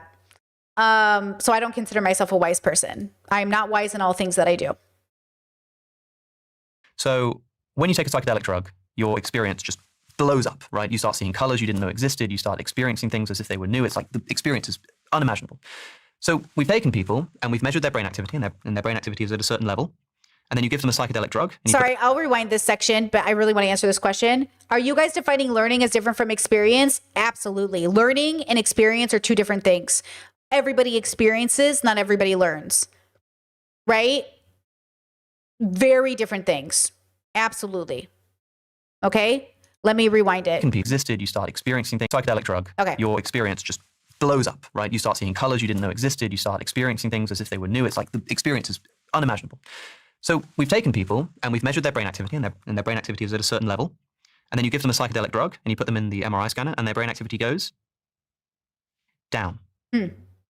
Brain activity goes down as the mental experience expands and goes up, which for the person who experiences the psychedelic drug, they will report this as a feeling that they just get from the experience. The scientist who measures the brain activity, the sages writing the Upanishads, the Buddhist monk after a series of long meditation will all say the same thing, which is that in some inexplicable way, consciousness is more foundational than the brain is. And the brain is focusing consciousness, and in some sense, that means that our individuated selves are essentially illusory. I'm going to do. Okay, hold on. Chat says, I would say it's the contrary. People learn a lot, but they don't experience it. I think people learn, and that is the experience. And if you aren't experiencing while you're learning, you're not actually learning. I would say a lot of people take in a lot of information, but don't actually maintain it or learn it or embody it. So they don't actually learn, which is why I'm always telling you guys, I don't know things. I didn't learn that. I can't repeat it back to you, right? Like I didn't experience the learning. I took a lot of classes growing up. I didn't learn what I was taught, except what I did learn was embodied because it was an experience. I didn't have to experience a certain learned thing, but by having an experience, I learned it and I embodied it. I could repeat it. I could bring it into my real life. I really learned this thing. I had the experience of learning, right? I think a lot of people think they're learning because they consume a lot of information, but they're not learning because they're not really like, I think a lot of people can hear. I think a lot of people can experience, but I don't think people process the experience. I think, I could be wrong, but I think earlier Alex said something about eating food or having a kid, I guess is a good one. Like he wants the experience, but he doesn't know why. And maybe if he has the baby, he'll learn. Right? But the idea is that for me, Brittany's brain, when people ask me like, what's DBT? We had this conversation a couple of weeks ago in chat, or a week ago, who knows? I did DBT, but I experienced DBT. I didn't learn DBT. Does that make sense? I experienced it, but I didn't learn. But I didn't learn it as an academic thing, but I embodied the lessons that I learned enough to move on with my life. But I didn't learn it in an academic sense enough to teach you. But it was like a temporary thing. Like DBT was something I learned for a point in my life, and then I moved on. Do you know what I'm saying? Like I learned something enough to embody it, but not enough to teach it to you. Does that kind of make sense? But I think some things are a little bit embodied. So I have a theory, a little bit, actually, chat, great timing, said Robin Williams says, I read Oliver Twist, but that doesn't mean I understand what it's like for you to grow up as an orphan. Okay, now pause. Listen to this. I think I suffer from, and I think a lot of autistic people do, a really intense feeling of empathy, which is disability. It's a disability where I feel like if I read a book, I know exactly what that person's life is like. And I feel everything they feel. And my whole life is like, oh no. And I have to be very careful when I'm talking to people or experiencing people, because it feels like very overwhelming. Like I'm automatically in there. My mom would say, oh, Brittany cries for everybody. Brittany reads a newspaper article as a kid, like a 9-year-old, and she'll cry like it happened to her. And it's because that's why I loved books, because I could put myself so strongly in their world. It felt so real, right? That's why I think drugs work on me really well. Like the tiniest amount of drugs and my brain is like I am shooting off in different universes. I did 3 grams of shrooms and I was in a completely different universe versus other people I know did 3 grams and it didn't do anything to them, right? So like, I think sometimes some of us are having a biological experience. Like I think I'm having a biological experience in which my brain is and that's the other thing we have to consider. By the way, pause. A big part of my introspection journey is benefited or not benefited by the fact that my brain works the way it does. I didn't do anything to earn this. So Alex's brain might just work differently. And that's the other thing. If all of our brains work differently, then we're all going to need different solutions to come to these conclusions, right? And so that's what I think is important too, is how does your brain work? How do you compute information? How do you problem solve? And then what is the result of that? You know, yeah, Ches is having executive dysfunction and also having too much empathy, which is why I get obsessed with injustice. And yeah, I get angry. Same. Like I can definitely get like, I can ruin my whole day by being sad for somebody. You know, it doesn't happen very often, but it can happen. Like sometimes I will just like, I'll be so upset over something that happened to somebody else that I just can't function for the day. And again, that doesn't happen very often anymore, but it used to happen a lot back in the day where I would just be so devastated. Now, again, it sounds nice because the world is so lacking in empathy, but at the same time, you don't want to become disabled by it. So in therapy, I learned a lot about how to do this was like and also philosophy was not to turn other people's burdens into my own because it was an injustice to them. So since I care so much about justice, it would be an injustice for me to pretend I was suffering their suffering. And yet, in order to humanize everybody around me, I must recognize that their suffering is my suffering. So your suffering is my suffering. And so I do not want you to suffer, especially unwisely. Yes. And at the same time, I don't want to do an injustice to you by pretending your suffering is my suffering. So we want to suffer wisely and we want to remain with a sense of justice. Yeah. Okay. We want to do both of those things. So we have to be careful about how we're having this conversation. And also there's some nuance here with the language we're using. Like chat says, my distinction is that I'm not using experience to mean an embodied first person experience with something. I mean like watching something is an experience or reading something. So that's okay too, guys. Let's think about our language difference. There's no right or wrong here. If you think of experience as something that you physically have done yourself or something you've read about or something you've learned or something you can teach, use whatever word works for you guys to move forward with your life, right? Because I don't want us to get worried about like right or wrong with experience. Experience is an experience. And it shows up differently in all of our lives, you know? Yeah. Okay, let's go back to this. My best. In the same way that distinction between objects are illusory. To support what you're saying, I totally empathize with having fallen into this mistake of invoking karma and not having the bandwidth to explain what I mean. Yeah. Opening myself up to misinterpretation. That's also why I completely understand what you said a moment ago, which is... So I think the funny thing about this is, if we look at the quantification of meaning, I think everything that I said about self-determination theory, make choices in life. Doesn't matter what they are. We get so caught up about making the right choice. Where does the concept of right or wrong come from? It comes from the social conditioning around us. When I was 9 years old, my grandmother was like, oh, you're going to be a great doctor one day. Great doctor, great doctor, great doctor. And so then I went to medical school. I was pre-med. And I promptly failed out because the reason I wanted to be a doctor is because I thought it was going to be cool. And I was going to go to Harvard, by the way. I was going to be the best doctor, not just a doctor. And that didn't really align with my motivational system at all. It was coming from the ego. So I kind of failed out. And then 7 years later... Listen to that again, girls. Listen to this again. It was going to be cool. And I was going to go to Harvard, by the way. I was going to be the best doctor, not just a doctor. And that didn't really align with my motivational system at all. It was coming from the ego. And so I kind of failed out. And then 7 years later, started med school. A few years later, that wound up, ironically, training at Harvard and being faculty there.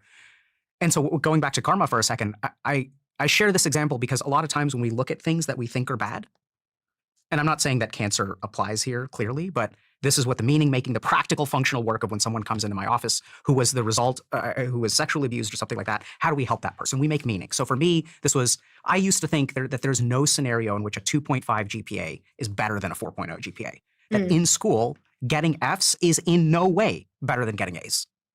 Now, years later, I realize that all of those experiences of suffering, of struggling, of having no meaning in life, playing video games for 20 hours a day, joining a fraternity when I was a freshman, which is lots of great times, made me the person that I am. And even if you look at the brand of Dr. K, the whole point was I was a college dropout and then ended up as faculty at Harvard Medical School. Amazing, right? So in this context, that a lot of times that if we the more we are zoomed into our life, the less we will see this broader perspective. And this is really fascinating if you look at the work of Viktor Frankl, because Viktor Frankl was a neurologist, went through the Holocaust, became a psychologist, and then he literally his work is something called logotherapy, which is how do we consistently help people make meaning in life? And he designed a system of therapy. And the first part of it is de-individuation, is the ability of zooming out from your thing. When someone feels like my life is falling apart, there's no point anymore. Why? Because I just got dumped and she's never going to talk to me again. Zoom out a little bit. This is not the end of the world. Your life is bigger than this one thing. Fucking men, bro. Speaking facts. Chat says, I love how Alex is like, what about cancer? And Dr. K is like, oh yeah, I've treated kids with cancer. Let me explain. Exactly. Alex he sounds like he's almost, let me be very kind. Alex sounds like he's deeply saddened by the pain and suffering of the world, especially to children. And Dr. K, in his real life, has met face to face with that suffering. The question is Alex going to do something about it? How is he going to contribute to the end of that suffering, or to the less of that suffering, in a way that will bring him joy? Because Dr. K has sat in the room. I can't even imagine a reality where you sit in a room with a 9-year-old child and they tell you they've been assaulted and that they were blamed for it. I don't have that lived experience. I've been told by adults. I've just never had a real child, come up to me and tell me this. And then you go about with your day and you move on and you keep functioning and you go home and you play video games and you move on with your life. You can't even imagine the amount of emotional load these professionals are dealing with every day, the amount of emotional labor these people are going through, right? Which is why therapists need therapists, okay?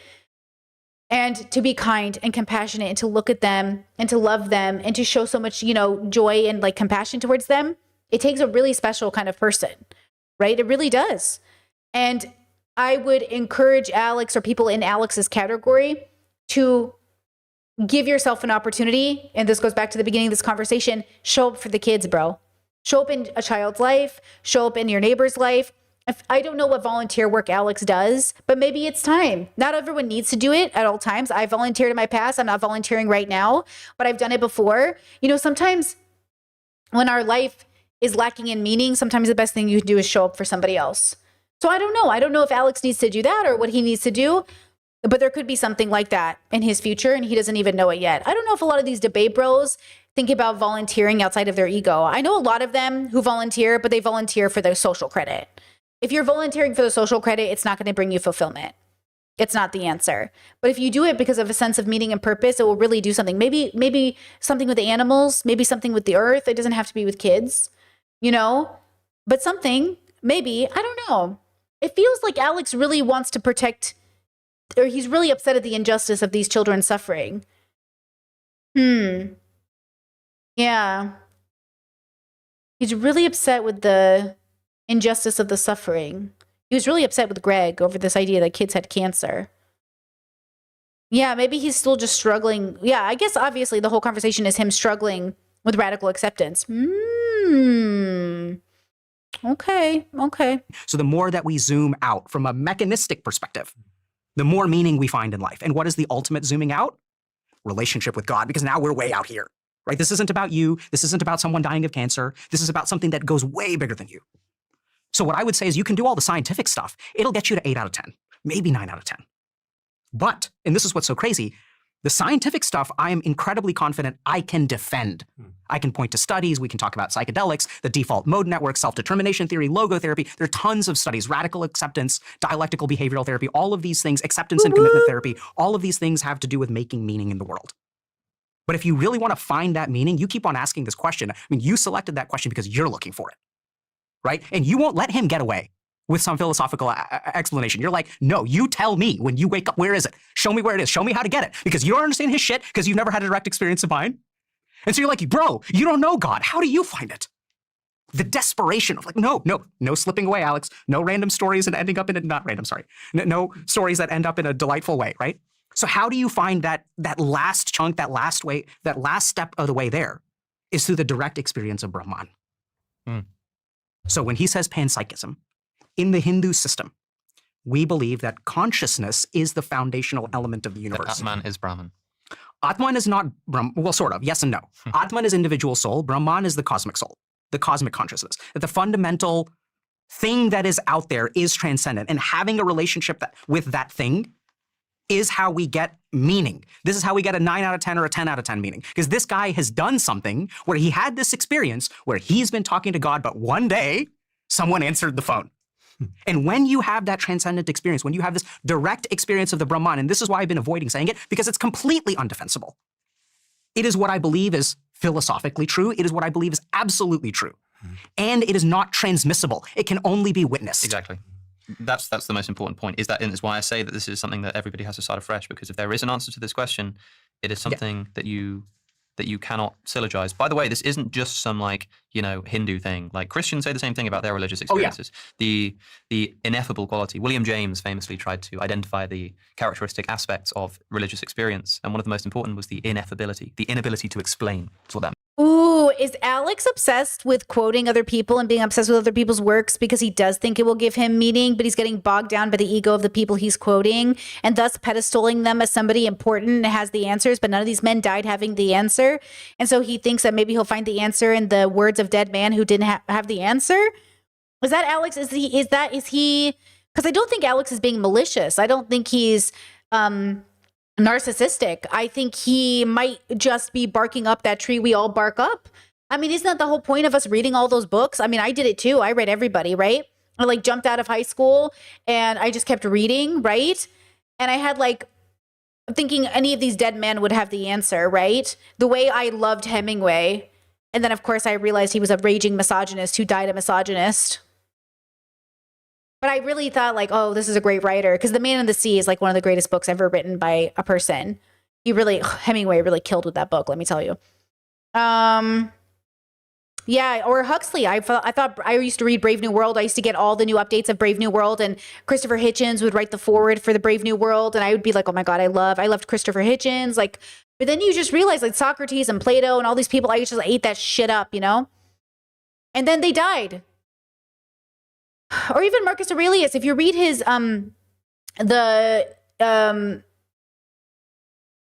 meditations, right? It's beautiful. If you listen to the audiobook, it's beautiful. It's also deeply flawed and horrible, and just it shows you what a horrible person he kind of was, but also the wisdom that was there. So I would say that he had moments of wisdom, right? And he wrote it down in his little, meditations, and we read it now today. But he still just died like a tyrant, if you will. Or he died as a hero, but what is a hero except a myth created under patriarchy to convince men that murdering, killing, enslaving, and raping people was all part of their duty as a great emperor, right? Mm-hmm. It's the inability to put it into words and to explain and to say what it's like. And interestingly, some of my favorite examples of this throughout history have been some of the most important Christian thinkers of all time, who've essentially abandoned the project of communicating ideas to other people. I mentioned Blaise Pascal earlier. He famously had his Night of Fire, where he has a religious experience, and he's one of the greatest writers in Christian history. And he has this experience of God, and he writes in his diary, and later has it etched into his jacket. Fire, he writes, not the God of the philosophers, the God of Abraham, the God of Isaac, the God of Jacob. Because he realizes that he's experienced something which is not this abstract first cause, design of the universe. It's not that. It's something more deeply personal. Thomas Aquinas, undoubtedly the greatest metaphysician of Christian history, writes the Summa Theologica, which is to this day one of the most celebrated works of Christian metaphysics, trying to explain and analyze the nature of God. It's where we get his famous 5 ways of showing the existence of God and all of this kind of stuff. And it's really long and still studied in depth to this day. He left it unfinished when he died. Why? Because one day he was performing the Eucharist and he had a religious experience. He believed that he experienced the presence of God, and he stopped writing it. And he was practically begged by a friend and patron like Thomas, you've got to finish the book. And he wrote back and said, I can write no more after what I've seen. It's like straw compared to the experience I've had. So quite clearly, when you look at people who actually report the stuff that people want, which is the certainty, the experience, where they say, I've met God and I know what that feels like, the number one characteristic of such experiences is that they are not transmissible, is that you cannot write it down and give that experience to somebody else. So here's the beautiful thing. You can't write down the experience, but you can absolutely write down the process of finding that experience. Yes. So I'm with you, that is an individual journey. And I think this is where something really interesting, I don't know if this is like accurate or not, but I sort of noticed that all of our most common religions have spiritual traditions that are not necessarily the same as the religion. Yeah. So in Hinduism, it's really interesting because we have priests and then we have swamis. A priest is not a yogi. So the person who does the practice of the religion is not the same as the person who sits in the Himalayas and meditates for 12 hours a day. And even if we look at like Christianity, you know, I know, so I read a Gnostic text for the first time. Which one? Thunder Perfect Mind. Mm-hmm. And what I realized is, I know exactly what this is. I read some stuff about it and people were like, it's talking about this. I'm like, no, it's not. Thunder Perfect Mind is a series of meditation techniques. That's what it is, right? That's what it's a series of meditations. And if you do these meditations, and there's all kinds of stuff, and I think, you know, Sufism was there, Kabbalah is there in Judaism, there's the Gnostic tradition. Every religion has this spiritual component, which sometimes comes down to going to church, witnessing God. But, you know, the whole thing is like, you got to have fingers crossed, which is part. I mean, not to interrupt this, to mention, but BDSM was very spiritual for me. BDSM was my religion after leaving the church. It gave me everything: consistency, community, structure. It gave me a sense of purpose. It gave me community in a way that I had never had before. I felt so seen, so just like, I felt like I had a place on the earth, right? It gave me structure. There was rules, do's and don'ts. Consent was the major focus of the community. Okay, it had structure. There were, you know, events every night. There was rules around that structure. There was titles and hierarchies and all of the things. But it was also transcendent. Like we call it subspace, right? People are experiencing this very natural high, no drugs needed. They call it subspace. Call it what you want, girl. But I was floating. I was floating on earth, coming out a different person, learning so much about myself. You know, like there really was all of those things that I needed. And then one day I didn't need it anymore. I want it. I like it. You know, I'm not BDSM, but I don't need it. So it's not my religion anymore. It's not my church. I don't go to the dungeon anymore. Not to say that I'll never go again, but it became not a big player in my life, as you guys know, right? But what a great time. 10 years, fabulous experience, just so great. No regrets, just a beautiful experience, right? I know I'm on a different 10 years. You know, I left work in decades, you know. I know I'm on a different part of my journey. Very isolated, very researchy, very experiential, very meditative, very different, you know. So again, I'm not opposed to any of these spiritual overlaps. I think we're all experiencing it. I think the issue I have, and I probably share this with Alex, is that I'm a pretty literal thinker as well. And I try not to be when I'm discussing my experience of life, but I try to be when I'm trying to talk about like what it actually is. So if I was having this conversation and we were actually debating if God existed, I would be like Alex. I'd be very literal. Do you literally believe Jesus rose from the dead? Do you literally believe there was a garden? Do you literally believe they ate of the apple? But since this conversation is not a literal one, I would switch my literal brain into my other brain, my metaphysical kind of brain. And I would say, okay, Britt, we're not talking literally. Nothing that's going to be said here needs to be taken as the truth.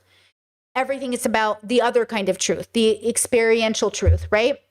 Let's talk about that, because there's the tangible truth, okay, the tangible truth. There's the experiential truth. There's the logical truth. There's all these truths that are happening. Which one are we exploring in this context, right? The way why it's designed, because there's no definitive way to do it. You have to have God's grace to get it. There's a certain amount of surrender. There's a certain amount of ego that you have to get rid of in order to open yourself up to God. But there are a series of practices that you can do that will cultivate the right setting for God to pick up the phone.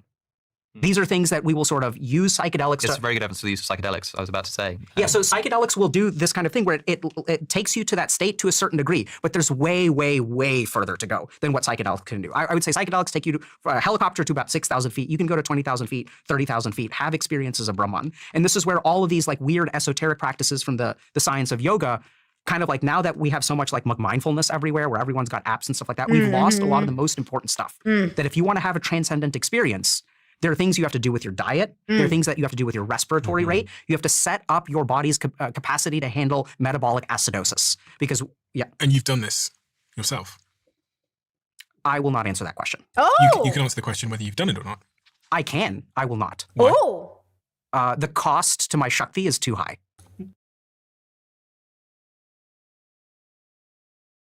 Okay, keep your secrets, Dr. K. So I asked you this question before, do you remember? What did I say? You told me that you have seen things and gone to a Right. place, but when I asked you what you saw, you told me you wouldn't tell me. Yeah. But you're happy to say that you have done this. No, I didn't say that I've done this. So you said to me last time. Oh, yeah, well, maybe I made a mistake. Oh. I mean, sort of. So if that's what I said last time, that's my answer Oh. then. Okay. My answer today is I will not talk. I will not answer that question. And the reason you won't answer Ooh. the question is because, The depletion of the Shakti is too high. and what does that mean? Okay. Ooh, okay, wait. I don't want to say I get it, but I think I get it. There are there are certain people I've had this conversation with. Okay, I won't say it, but I'll say it like this. Some experiences that you have, that are grounded, that are not like, schizophrenia or a medical health problem, that cannot be experienced or conveyed in a way that is digestible to others, are just for you. And sometimes for those people who have gone through the same journey. I'm not saying I understand what he's saying. I'm saying this is how my brain hears what he's saying. Because I know in my own journey, I'm at a point in my personal growth where I am having experiences that I think very few people understand, but the people who get it. But it's not for, it's like, it is like trying to explain spirituality and BDSM to somebody who just refuses to engage with it, right? Except it's a different level of experience. And to explain it to somebody who's not having it is almost unfair to you and them, right? It's like, it's almost unfair to you. It diminishes the growth you've had. I'll explain it in a different way that might make sense to you. Have you ever shared something so vulnerable about yourself with your partner, like the love of your life, and you feel like they really see you, but you don't want to tell anybody else, not your bestie, not your girls, because you feel like they can't know you in that way? It feels like that. There are just certain people on the planet that I can confide in or tell things to that they're going to get it. But like if you tell it to other people, it's like they don't see you enough to get it. And because they don't see you, they become dangerous. Either to your experience is diminished or they might even like threaten your life.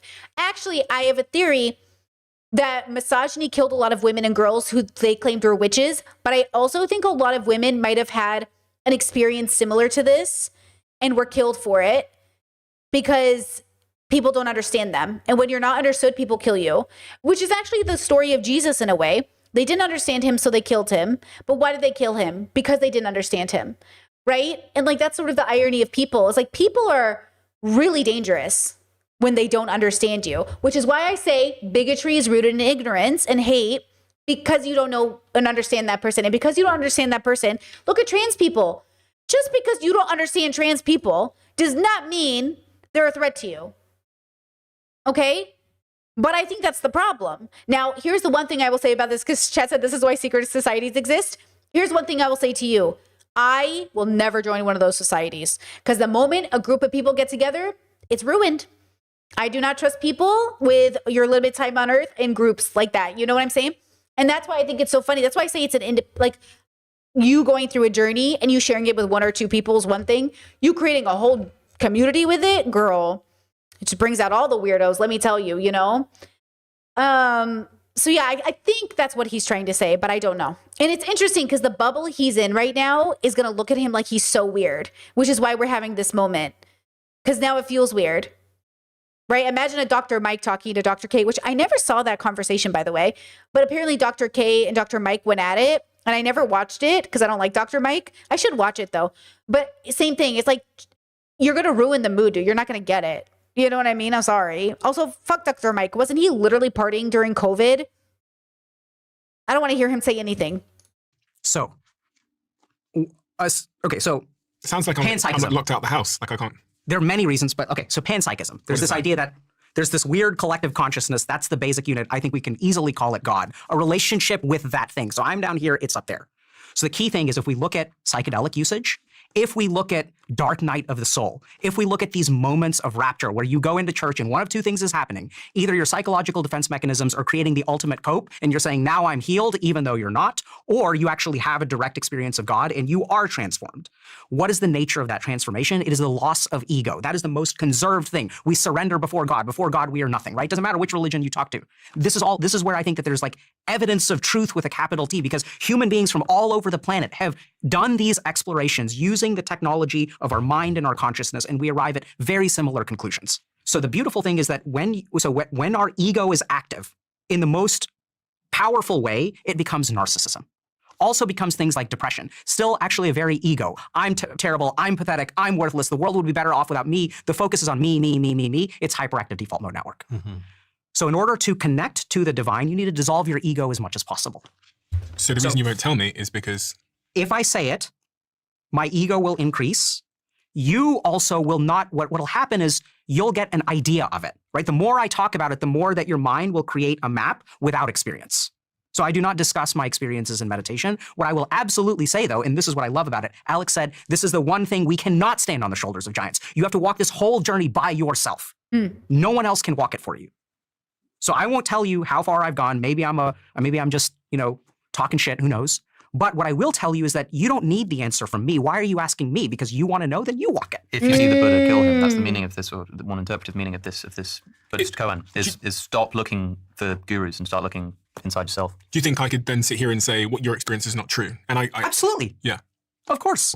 And I could pick it apart and stuff like that. Absolutely. So this is the thing that I Is there think any value in that from what? for me doing that to you? Of course there's value. For you, if you want to pick me apart, if you want to continue to live the life that you live, if you want to continue to get 5 out of 10 meaning, because you've accomplished a lot, you have a lot of stuff. I mean, so many videos that you have left, so many people that you help, millions of people across the globe. I say this because that's what's happening here. Because listen, and I always say this, I said this about Sneeko when he came to me. I said, if Sneeko took my advice, he wouldn't have been rich, he wouldn't have been popular, and he wouldn't have been with Kanye West. Which is why he didn't take my advice. He would have been a poor artist. And maybe a guy who went to go meditate for 5 years before coming back to the internet. You can abandon your 75 million euro, whatever pounds, Stephen Bartlett, go on a journey, do things. The scary part is that if you go on this journey, your life will change. Your life will look different. Stephen Bartlett has accomplished a lot in his life to go on a journey that he doesn't know what it is, which is why he might not need to. But for a guy who's in his position, he does, and I don't know if it's an act, does seem very unfulfilled. A 5 out of 10 experience? Damn, bro. What? That Alex is picking apart. Fine. So I have no problem with picking things apart. If you want to pick things apart, pick things apart. But be very clear about what picking things apart does. What does it do? So it's a great question. I have a different way of answering it. So when I listen to philosophers, like these guys were just in it about evil, and if evil was created when Eve ate the apple, was she evil when she made the apple, right? It's so great. They're just picking things apart. So it's so interesting because as a psychiatrist, my training is actually the exact opposite. What I've trained myself to do is to twist and turn in mental gymnastics to understand somebody else's view. When a patient walks into my office and they say, I'm suicidal, I don't want to pick their view apart. No, you have so much to live for, it doesn't work. I try to understand them. So there is value to picking things apart in terms of political debate, in terms of you're arguing with your wife whether you should buy a car or lease a car. There are all kinds of values to picking things apart. But the question is, what do you want? Now, I think if you take Alex's road, which I think is going to change real quick if it hasn't. Why? Be honest. Ooh. I think he's going to go down the road of gnosis if he isn't already. Gnosis. What is gnosis? Knowledge. Alex? Gnosis is a Greek term. Gnosis means knowledge, but it's attached to, I guess, a kind of an ancient school of philosophy which believes that truth is obtained from looking inward. Do you mean gnosis? Refers to a deep intuitive spiritual insight, especially about the divine or the self. In early Christian and Gnostic traditions, it means direct experiential knowledge of God beyond more belief and doctrine. Not narcissism. So I think if you want to, Alex. Oh, wait, there was a misspeak here. Inward. Do you mean narcissism? Not narcissism. So I think Gnosticism. if you want to, Alex, it's not a philosophy, it's a practice. But what do you mean when you say, I mean, Stephen asked, you said, I'm going to go down a... I think you got to walk down the Gnostic road, but dude. Would you tell us What is that? you didn't It's just say that you said you practices. thought I was going to do that. What does it mean? That I think you're going to do that? Or the path of What is Gnosis? the thing that you think I'm going to? Yeah, I think you're going to have to start practicing Gnostic stuff. What's the Gnostic What stuff? does that mean? So Thunder Perfect Mind is a series of meditations. Mhm. If you look at that and you do what it tells you to do, you will understand what the Gnostics understood. You have to walk that path that they walked. But doing so does not involve the philosophy of Gnosis, right? That the part of Gnosis, I don't know what the philosophy, I mean, I get what you're saying from a philosophical perspective, but the Gnostics were practitioners as far as I understand. I read one. Basically, he's planting an opportunity and a seed. The dilemma, once again, is that Alex can't just do it because Dr. K said to, or he can't just do it because he wants to. He has to do it because it coincides with his joy and it feels like it makes sense to him. Because if he does it, but he's not ready for it, it's like therapy. If you just do therapy before you're ready for it, it's not going to help you. If you do therapy thinking therapy is going to fix everything in your life, it's not going to work for you. Like, yes, I agree with Dr. K's desire to see Alex go down this journey, and he's making a prediction. And I could make a similar prediction, but I would say that given the probability, Alex probably won't go down this journey. But it'd be pretty cool if he did. But he probably won't. They never do they? I mean, rarely. I mean, they do, obviously. But like, he could eventually. But, you know, it'd be great if he did, I think, for him, maybe. But, you know, will he? But I think Dr. K is right to plant the seed. I think that's his job, you know, but will he? Gnostic text. And I was like, oh, this is like a meditation. So what is it that makes you think, why do you look at me and say that's, I mean, you've read one Gnostic text. Because you're a sad boy, Alex. Isn't he such a sad boy? He's a sad boy. Somebody said earlier, does Alex ever express anything joyful? I'm telling you, I do not know what makes this man joyful or happy. I do not know what makes this man happy. And now, his predisposition to being monotoned actually makes people think he's smarter than he is. Because people look at high emotional outbursts as less intelligent, which is why women often get depicted as highly emotional. And yet when men yell, it's just them being like manly. So in many ways, Alex's disconnect actually adds to his credibility, at least socially, but it also is cutting him off from his like vulnerabilities, because you don't want Alex to go down the Jordan Peterson route. Alex, come with me on my journey, cry at everything you see, and never ever get back onto the horse because it's too high and it's scary and I don't know what to do with this horse. Should I even ride a horse? You know, like Jordan Peterson, I'm mocking an ill man, but like he uses his power for evil. So I feel, like I can, but like Peterson is lost. His spirit is just in pieces. He lost himself to the journey. You know, the question is, will Alex go down the same route? I hope not. But he better figure it out. Listen to me when I say you want to be Dr. K, you don't want to be Jordan Peterson. See how Dr. K also works with men specifically? And look at the way they do it so differently. Dr. K is progressive. He's thoughtful. He's considerate. He's spiritual. And what is Jordan Peterson? What is he? A mess. A big fat mess. I have an an hour. intuition. So but I wonder what you mean. It's not explainable.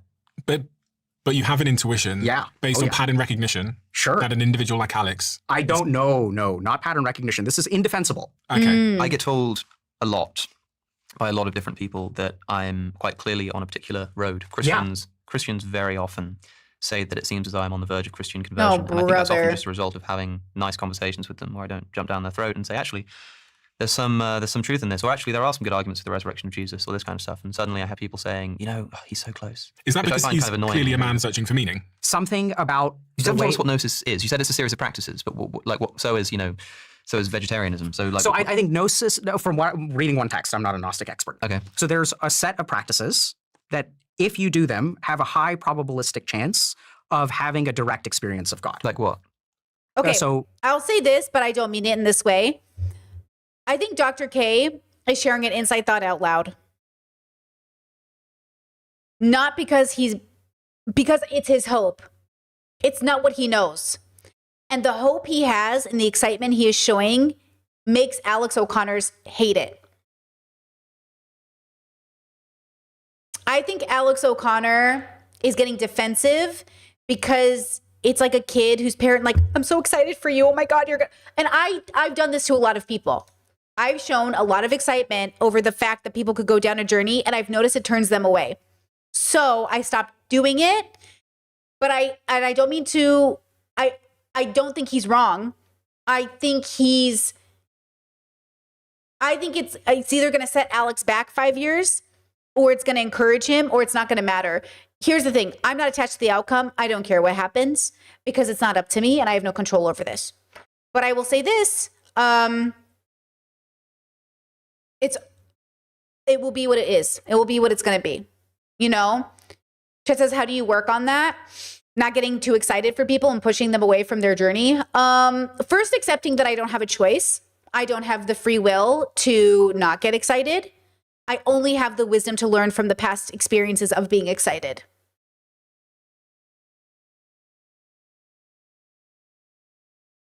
Like Dr. K didn't have a choice in this moment. Nothing about this moment was free will. The way he reacted to Steven, the way the conversation went, if he had pondered and thought before he spoke, he would have done it so different. So Steven wouldn't have to challenge him about something he said in the past. And Alex wouldn't have to feel defensive. But it's too late, so now he's in it. And so now he's working to fix it. But it's what happens to all of us always. It happens to all of us always. Dr. K, I don't know if he's a wise man. In this moment, I would say that he's not being a wise man, because a wise man would have stopped his mouth from running. But at the same time, he's a good man.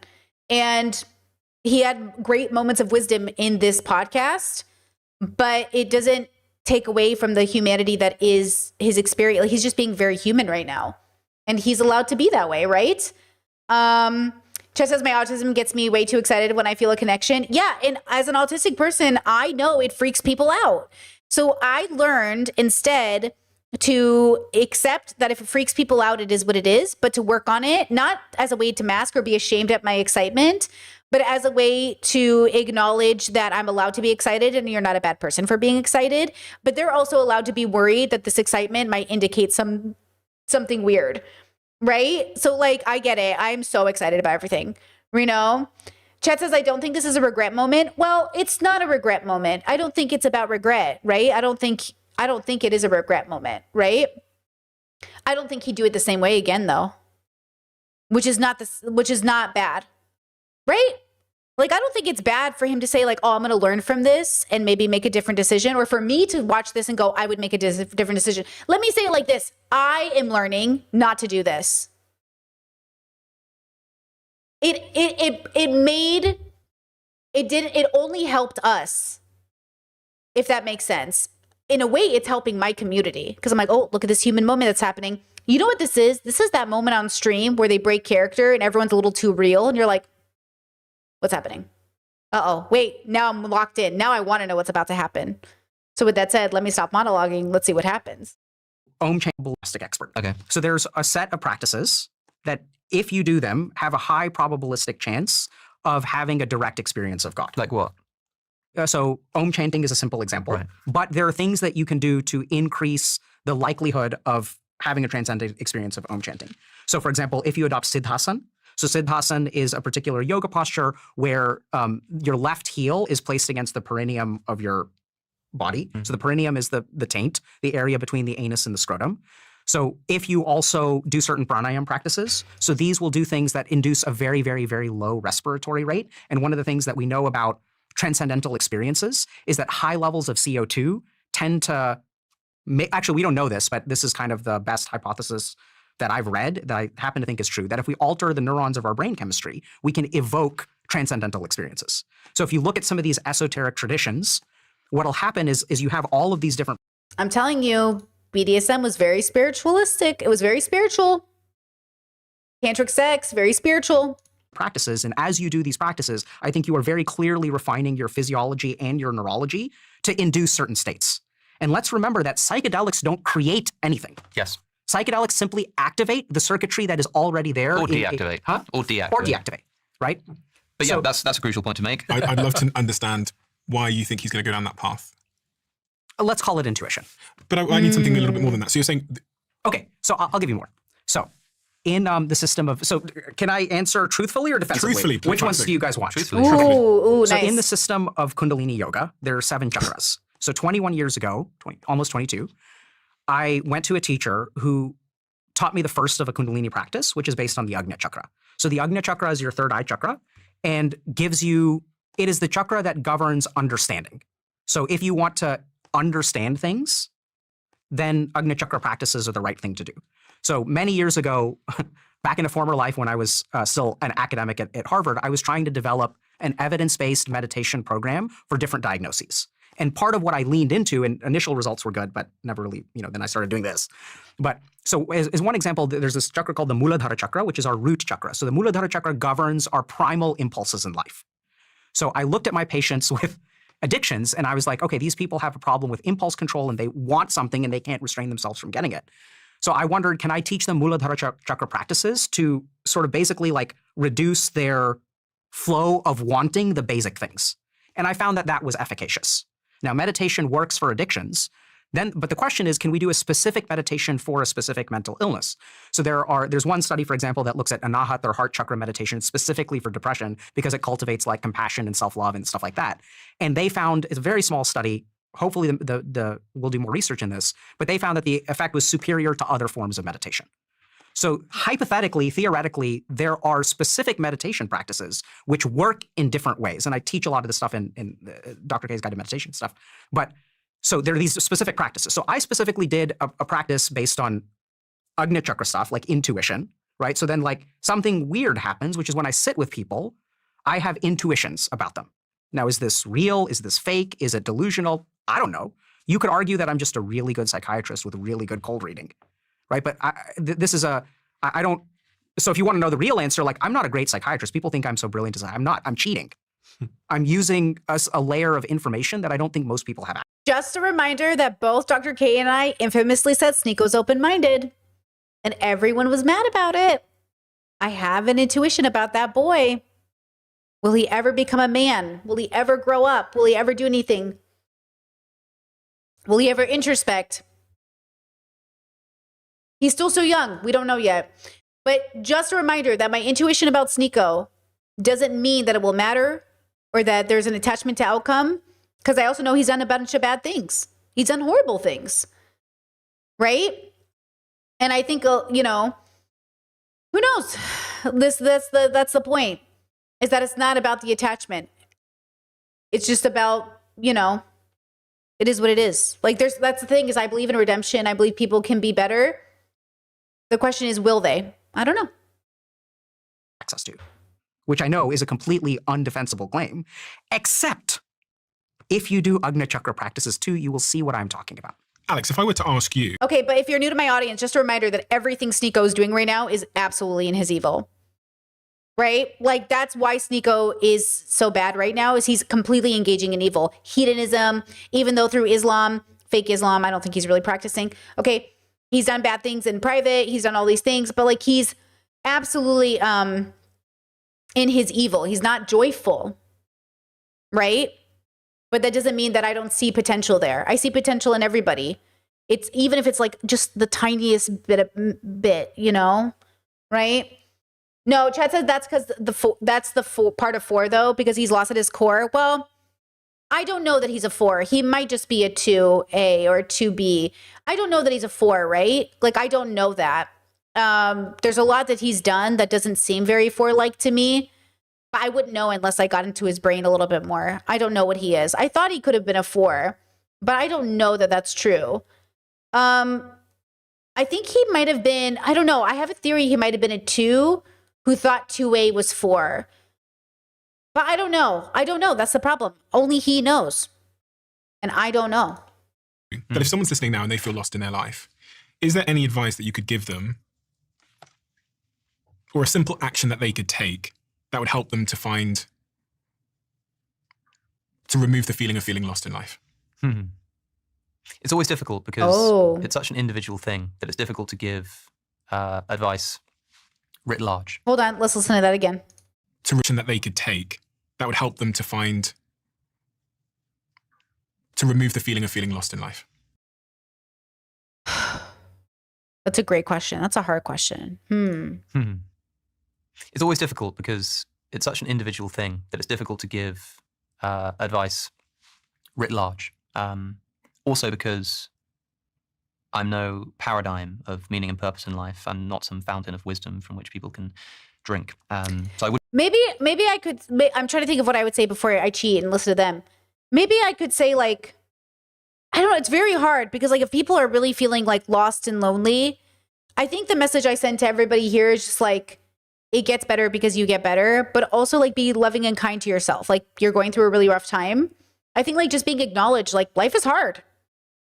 You know, I mean, that during my nihilistic days, like that really helped me, especially my therapist who knew I was suicidal. She was just like, of course you are. And I was like, thanks, girl. I needed to hear that, you know? And that's the thing. That's what I want you to always remember is like, it is really hard. And you have every logical reason to come to the conclusion to give up or feel alone in the world. You also have every logical reason to find a different path, you know? There's something about that, right? There's something about that. Well, chat says we're all lost, everyone. You're not alone in being lost. Well, we're not all lost, but we've all been lost. But not everybody is always lost forever. You won't be lost forever. Like that's the thing that I'm trying to say. You won't be lost forever. But everyone has been lost at some point. And that's kind of the point. That's actually very Christian too. You're lost, but now you're found. Like you won't be lost forever. You don't have to be. But it is a requirement of the journey. You know? Presume to do so, but if a friend, so if they came to me as I'm the guy on the camera with the microphones and stuff, so what do? I would say Probably the reason a lot of people click this video. yeah, I would say that firstly, stop doing that. Like, no, don't stop clicking the video. Everybody, Yeah, please don't. like and subscribe. but stop thinking Must serve that my purpose. you're going to find some kind of teacher or guru who is going to give you the answer. Instead, True. the most valuable form of person to listen to, I think, and I found, is somebody who's quite clearly also trying to do the same thing. There are people out there who think they've achieved certain things, they've found meaning, they've understood the truth, and you can learn a lot from them trying to explain their worldview to them. I don't claim to be such a person, so the only thing I can do is say, like, I'm actually doing this at the same time as you. So I can't give you advice from experience. I can't say, here's what to do to find meaning, here's what I did. What I can say is, here are some things that I'm trying. For example, Ooh, ding, ding, ding, ding, ding. So he's telling us where he's at. He's telling us where he needs to go. He's saying he hasn't found meaning. So he is he's letting us know, okay, now we have like this great like idea to figure out like where he's at versus the other two men in the room. I think the guests would argue that they have found meaning. So it's a very different journey, right? Okay. I'm really interested by this question of consciousness and what it means to say that reality is fundamentally mental, and that we've made a mistake in thinking that complexity produces consciousness, and rather complexity allows consciousness to do particular things like memory and emotion and stuff like that. That's really exciting. And there are some implications of seeing the world in that way. Implications about the unity of Are experiences. you saying pursue answers?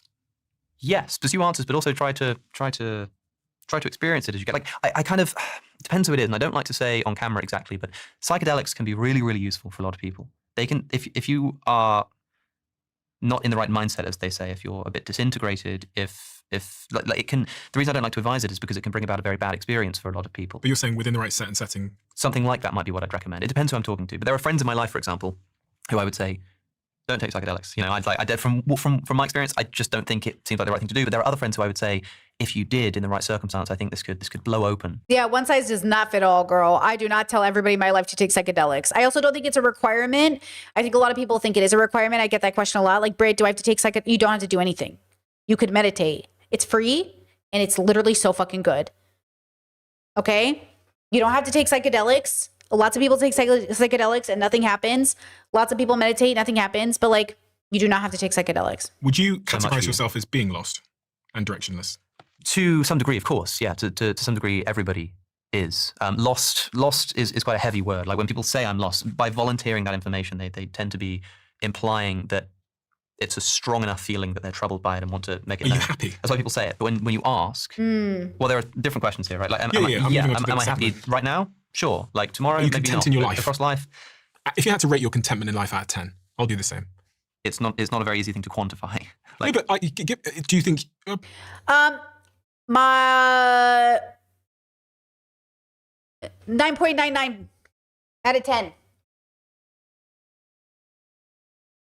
Maybe a 10. My contentment in life, maybe a 10.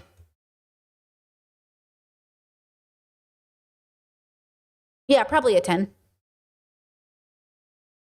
When I was in my 20s, a 2, a 1, a -5, a 3, sometimes a 6, sometimes a 5. On a really weird day, maybe a 7. Yeah, maybe a 10, maybe a 9.5. I don't know. What does that mean? Contentment in life? My life? Definitely. Vibes, bro, all around, you know? Yeah. My happiness, hey, that changes. That's an emotion for me. Like, I'm always really grateful with my life and I feel really good about everything. But I'm not always feeling the emotion of happiness. I'm mostly happy all the time. But I mean, I do have moments where I'm sad, you know? Yeah, I don't know. It's an interesting question. But I've asked hundreds of people, 400 people this question. Well, everyone on the podcast has been. I asked Dr. K this question. Jump in. And let me just finish this train of thought. They'll give you some I'll pass answers. you. So I could say to you, for example, yeah, I'm like a 5 out of 10 contentment. Is that true? Like maybe, yeah. I'll give you a simple way to quantify it. I literally can't quantify it. And the reason I'll give you a way I mean, that feels honest. He does feel like a 5 out of 10. to quantify. I'll give you the yardstick. So if you think about, how old are you? 26. 26. So you think about those 26 years.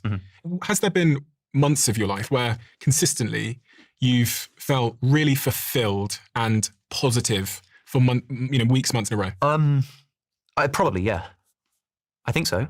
Memory's difficult to... When was the last time for a full month, for a full 30 days, you felt really good on average? Out of 10, what counts? Really good on average. I don't know. It might have been... Usually when I have some kind of project, as I said, I think meaning is intimately tied up to having a task to fulfill. So when I've been touring for the purpose of filming podcasts and doing talks and stuff, like I feel pretty content because I wake up and I know what my task is for the day and I get it done. So on like a subjective psychological level, those are probably the times when I wake up with the most, let's say, drive, the feeling that I've got a task to fulfill. And are there days where you feel, are there weeks sometimes or months where you feel the opposite, which might be characterized in the clinical context as depression? Of course. That's interesting. Can I ask why you were interested in my answers to those questions? I was trying to see how similar we are. That's really it, because we both sit in the same agnostic camp, but actually we're very, very different. In terms of I wake up in the morning, and I woke up this morning and I'm very happy and I feel very, very driven, and I couldn't wait. I was actually, the night before, I couldn't wake up. I was annoyed I had to sleep because I couldn't wait to get up in the morning. And that's typically my experience. I'm like, I can't wait to get the sleep done with because I can't wait to get back to life. So what's it all for? I don't really, this sounds crazy. And it also somewhat links to what you're saying about, at the very beginning, about people being really obsessed with not dying.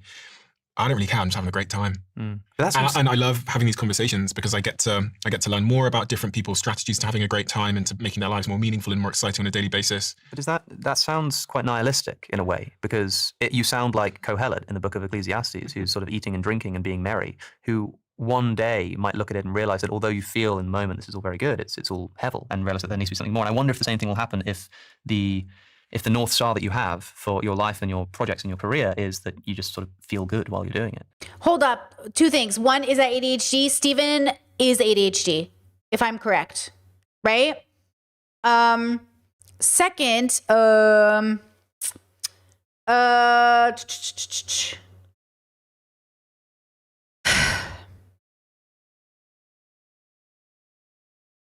again, I would like them to say, because Steven Bartlett in particular is very like me in relation to everything outside myself.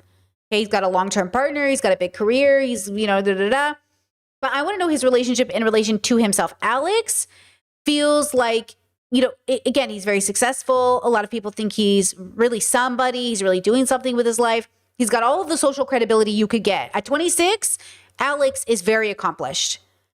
Him in relation to the outside world, his extrospection. But he's obviously missing that relationship with self, which I find very typical. I went on the opposite journey. I found myself unable to become successful until I had a relationship with self. Some people, like a Sneeko, I have a feeling like a Steven or an Alex, struggle to become successful if they know themselves.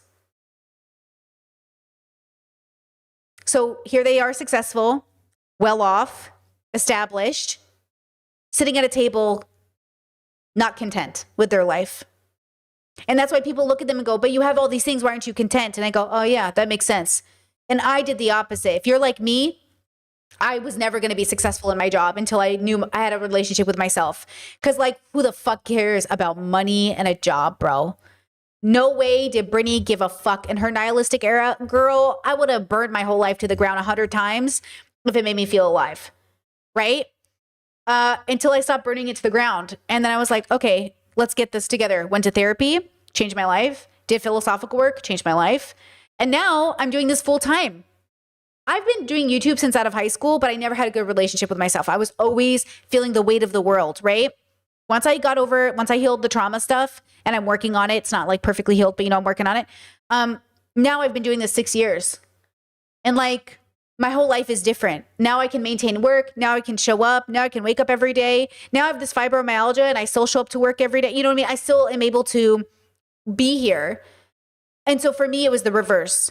And so I don't envy these men because I think I, at a time did, in like 10 years ago when I was 26. Yeah, definitely. Why can't I be famous? Oh, I pulled a Diane. What was all of this pain for if I wasn't going to write a New York Times bestseller? What was all of this pain for if I wasn't going to make me a famous YouTuber? What was all of this pain for if I wasn't going to be a motivational speaker? And then I healed my pain and then I became successful. And all of that pain it just was. And I did something despite of it. Like despite the pain, I did something with my life. But I don't think the pain was for my success. I don't think I experienced pain or suffering so I could write a book. Now, obviously it helps because now I can tell you, hey, I used to be this person, you know? So then it sort of has a sense of meaning because it's all part of the journey and it helped me process and it somehow will end up contribute to my little bit of wisdom, right? Yeah. Chad says you're kind of a motivational speaker when you activate my PDA. Funny. That's great. You know, it's like, you know, but in some ways that's what the pain was for, was this now. So I could talk about it 10 years later or 20 years later or 30 years later. And I could say, oh, I went through this pain. And maybe it's so I can give people hope that there's an answer after, the same way I was looking for it my whole life. Somebody give me hope that there's an answer after. Somebody. And you know what?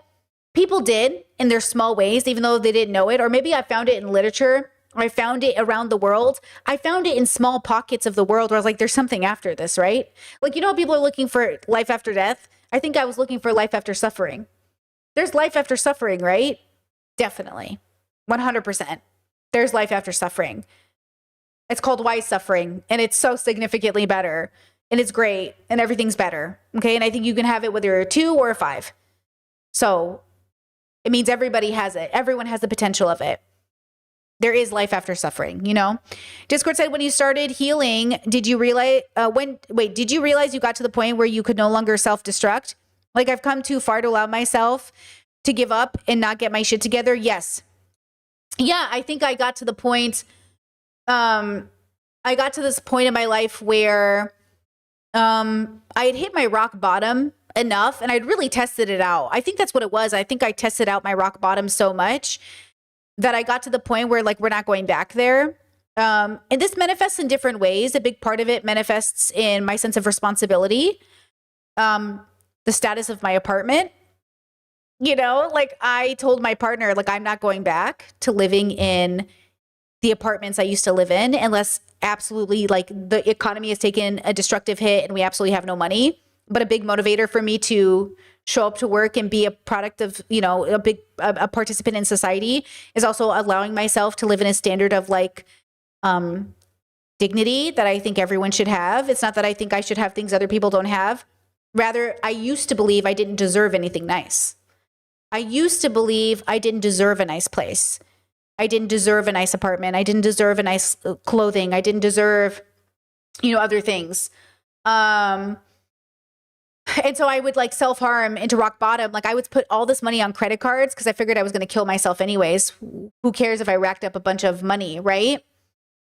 And then eventually I also learned to be like grateful for what I had also. So like example is like I got to the place in my life where I deserved to have a budget, where I was allowed to be disciplined with my money, where I was allowed to say, I am not going to spend money on that because I want to put this towards savings.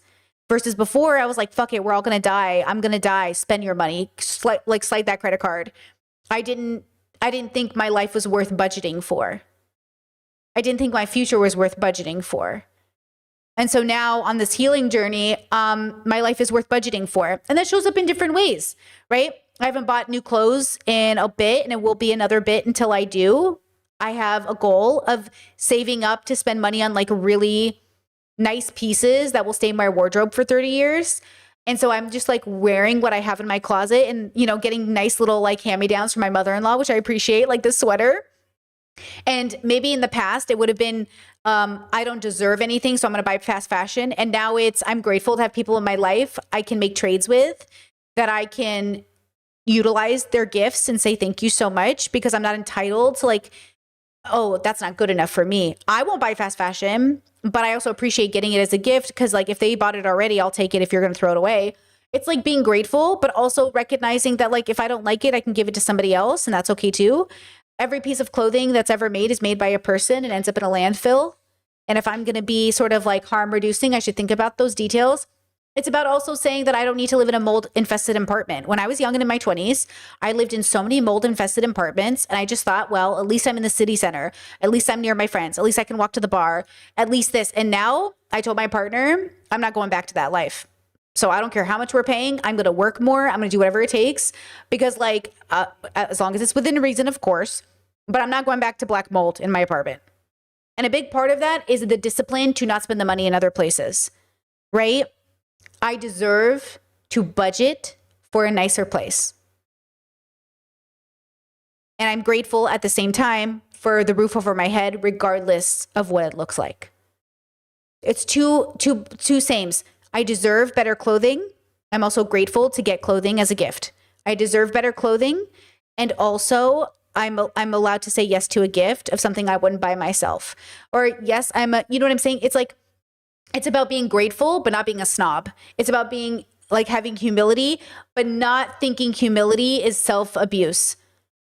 Because I think sometimes we depict like humility as something that it isn't, or like gratitude or saying I deserve as something that it shouldn't be.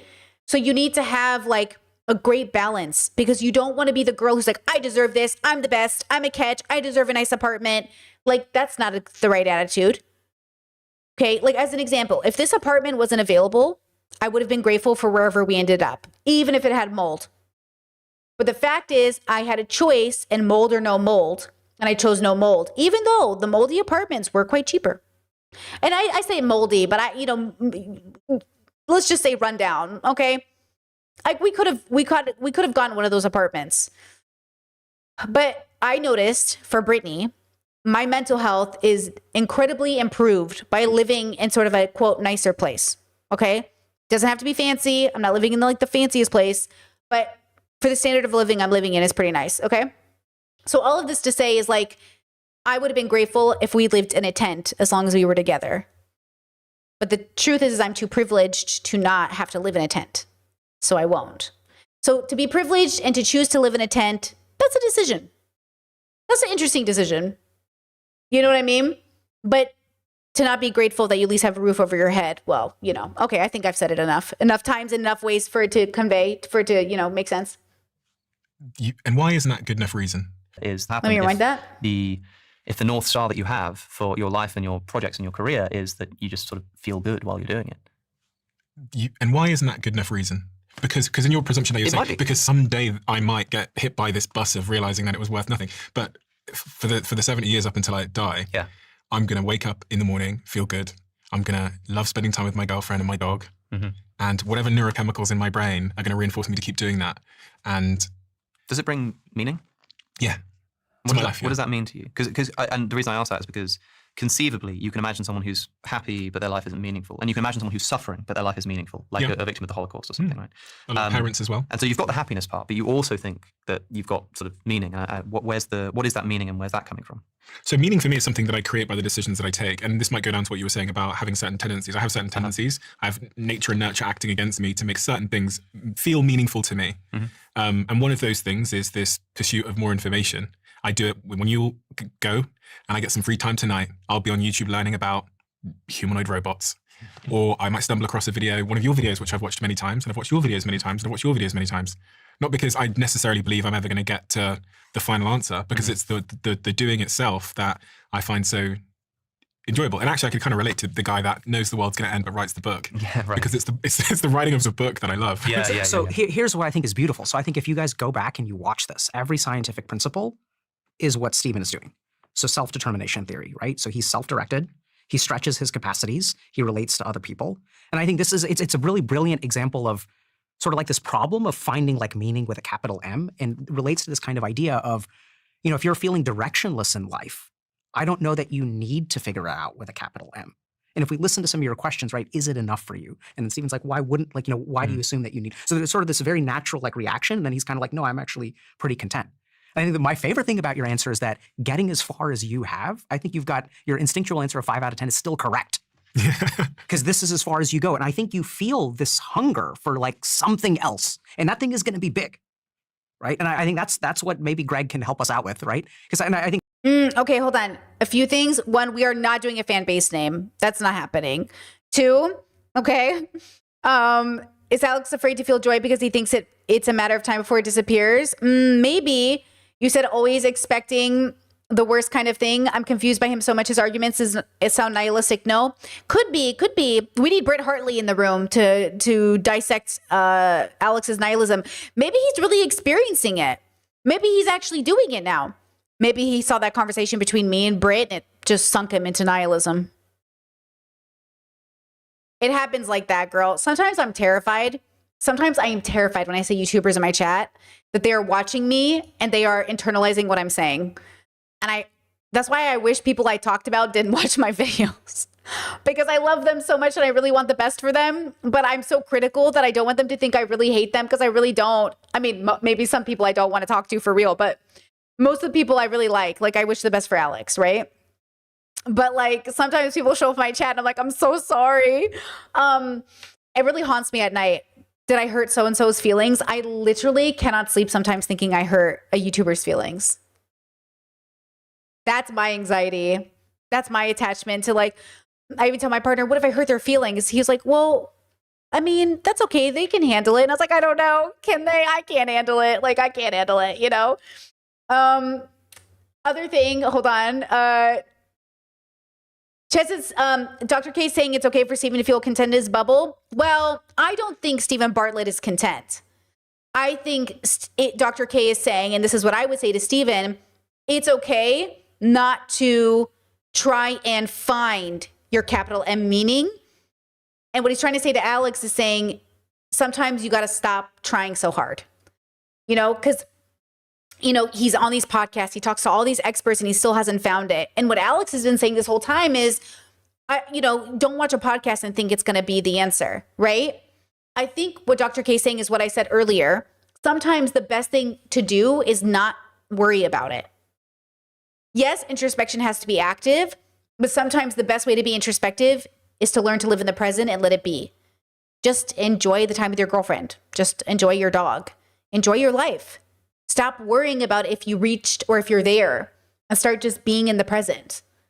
You know? Like just be.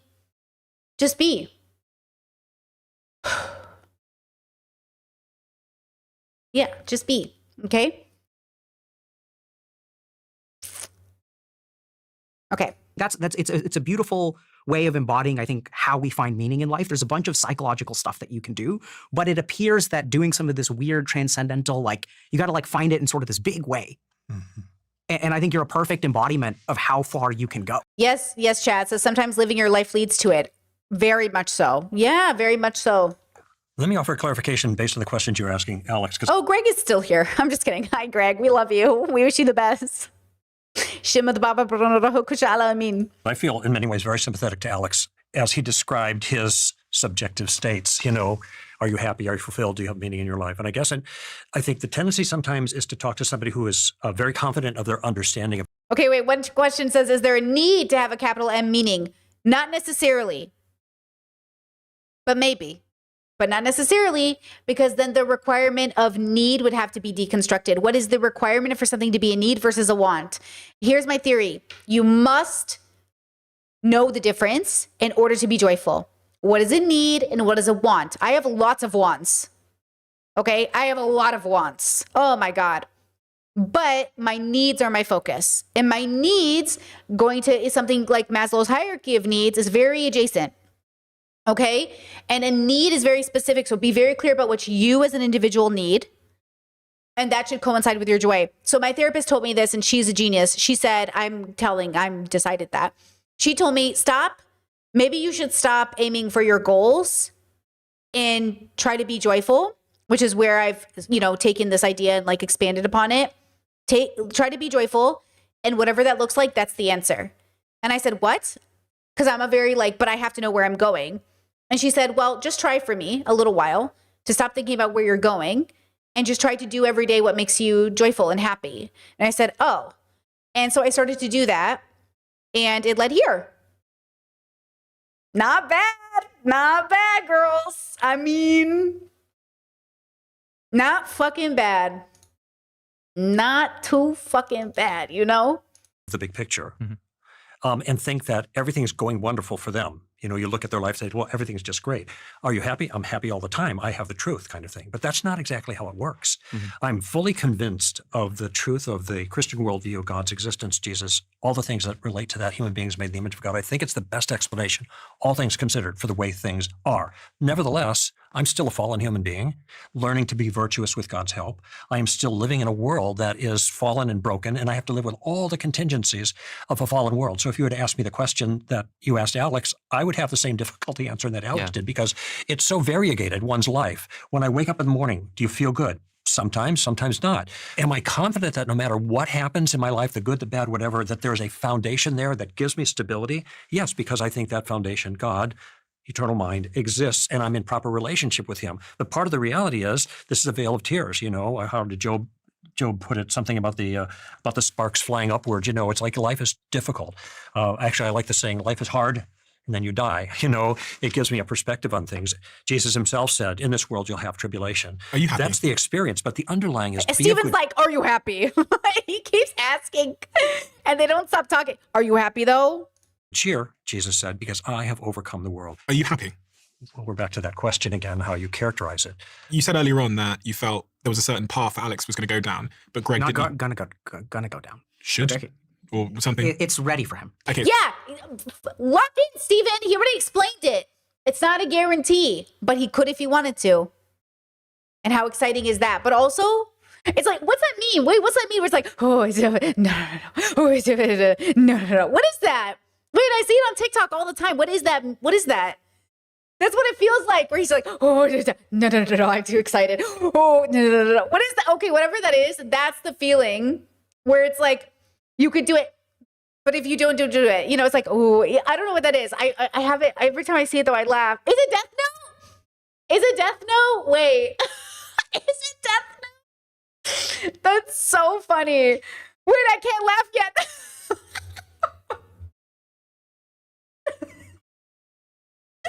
That's what it is. Yeah, that's what it is. Oh my God. That's what it is. That's exactly. Okay. Yeah. That's okay. That's what Dr. K did. And then everyone got excited. And you know what Dr. K did too? He kind of like pulled the curtain back a little bit. And Steven's like, hey, what's behind there? Hey, pull the curtain back. And Dr. K's like, what curtain? Ooh, what curtain? And Steven's like, wasn't there just a curtain here? And he was like, what curtain? You know, and then now everyone, he's going to be stuck on it. Steven is going to go to bed just thinking about that curtain. He's going to be like, what was Dr. K? Why didn't he say it about me? You know, why didn't he say about me? Oh, I'm dead. It's ready for him. Yeah. But you didn't say that about Greg. Yeah. And so when you look at these two individuals Yeah. and you think about contentment and happiness and whatever that word is, can you feel with your intuition? That Sort of. So first thing is, this is where I know it's going to sound insane. I'm fucking tanking my brand right now because I used to be believable, I guess. But so first thing about intuition, right? If we look at intuition technically, I can't activate it, right? When you have an intuition, it comes. It happens. So that's what's so frustrating about this is everyone thinks like, okay, if you do Agnya Chakra Sadhana, which is weird third eye stuff, then you can do this thing. I can't do anything. I am before God, and when God chooses to let me know something, that's when I get it. Now, if I had to answer, I think I am not surprised about the difference in baseline contentment between these two people, right? So if you were to ask, why do I relate to Greg in this way? Now, whether this is at a conscious level, neurological level, whether there's truly a spiritual level or not, right? So am I just reading into him, doing pattern recognition based on what he says and stuff like that? But that's not what my lived experience of it is. I know this man has seen God. And it's not, is it his behavior, his body language, no? I mean, I don't think so, right? So I've met some people who have very unhappy lives who still have that foundation of spiritual contentment, and some people who have very unhappy, can have unhappy life with spiritual contentment, or spiritual contentment with a happy life, or have a great life and have no spiritual contentment. I think all of those variables What exist. about me? I was about to ask that, yeah. What's your intuition about me? Oh. I think you're What did I say? What did I say? Our boy's like, but what about me? Dr. K, like, ooh, he wants it so bad. He wants daddy's approval, bro. He's like, dad, but like, dad. He's like, sensei. I love that. getting there way faster. You've changed from the last time I talked to you. I think you're getting there. Mm. And I think you're going to get there. Oh, thank God. Oof. Talk to you. I think you're getting there. And I think you're going to get there. Oh, thank God. Where am I going to go? There being contentment. There, Was that a cut? Uh-oh. And I think you're going to get there. Look at Oh, this. thank God. Where am I going to go? there being Ooh, there's a cut in the video. contentment. There being what? There. So it's not something that can be put into words. I'm just going to call it there. If someone's listening right now and they feel stuck in their life, which is what I asked Alex, what is something that they can do tomorrow, a small step that they can take to become unstuck in your worldview? Yeah. So I would start by, Alex offered a beautiful answer. And I think he kind of mentioned that I wouldn't be arrogant enough to give people things because, give people an answer because everyone's an individual and stuff like that. And Basically, what Dr. K is saying to him is like, you have the potential and I could see you going down a journey. And I tell this to everyone. Listen, I do mean it when I say it to people that I believe in you and I see a potential in you. But I don't want you to take this in a bad way. I see that in most people.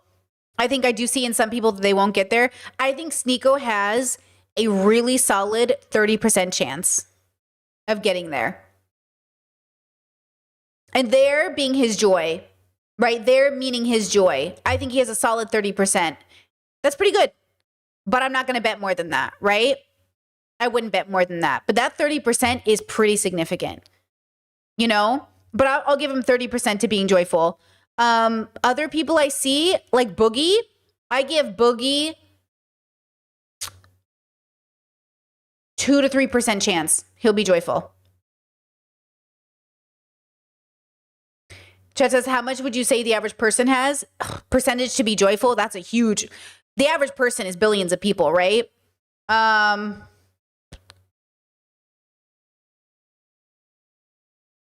Anywhere from 45 to 73% chance. That's really fucking on the spot thinking. I'd have to think about it longer. But the average person has anywhere from 45 to 73% chance, I'd say, of being joyful in their lifetime. I think a lot of people die joyful. A lot. Billions of people die joyful every day. I think a lot of people are joyful. Like in themselves, 2 or 5. I'm talking about 2 or 5, right? Joyful. I think billions of people are joyful. I don't think the world could be as good as it was if there weren't that many joyful people. I also think a lot of people will die very bad and very not joyful. Yeah. Yeah, I think in my own life, yeah, it's hard to say, actually. It's hard to put that into numbers, Just said, Brittany, what's your relationship with validation? I think pretty good. I think of I need it like everybody does, I need validation like everybody does. It's hard to say. I think in some ways I probably need it less than some people, but I think with other people, I think I need it just as much as anybody else as well. I need it in specific ways. I need a very specific validation, which is very autistic of me. My sense of validation is very specific, but I just think it's autistic. So I don't have like the typical sense of validation needed from most people, but I still need it as much as anybody else. Like, I don't know. That says, do you think showing you have a belief in someone's potential, sometimes it hurts them? Then they end up doing bad, so you don't have expectations and then they feel free to do worse? Maybe. Yeah, definitely.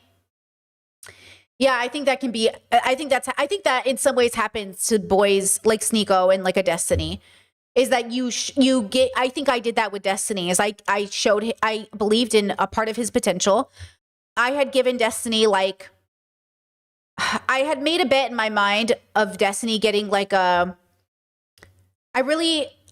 saw the potential he had.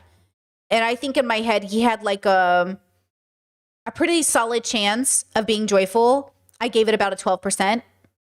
I thought that was pretty generous, 12 to 15% chance of being joyful. I thought that was pretty significant for given his state of where he was. And given his background and the way he was raised, Sneeko just got a higher percentage as a comparison because of the way he was raised and his background. His age as well played a role in it. His open-mindedness, his lack of open-mindedness.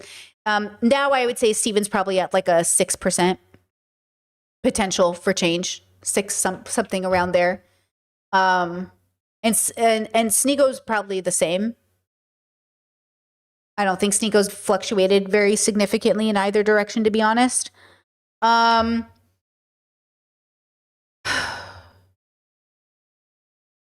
But I think I showed a deep belief in those boys. And I think it made them feel justified even more in what they were, specifically Steven, because Steven said it on stream. He said, why would Brittany do this to me? I thought she liked me. And I had done, I think I had made a mistake of believing in his potential too much to his face, to offer groundedness in where he was. I think in my head, I knew how bad he was, but in my desire to see him grow, I think I was more positive to his face than was appropriate because I didn't want him to feel like I was judging him.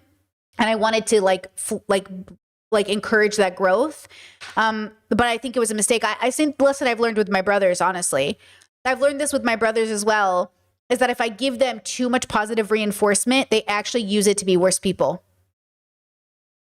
Which is really weird. It's a really weird phenomenon when you look at someone, you've been so like cheerleading and like, you can do this.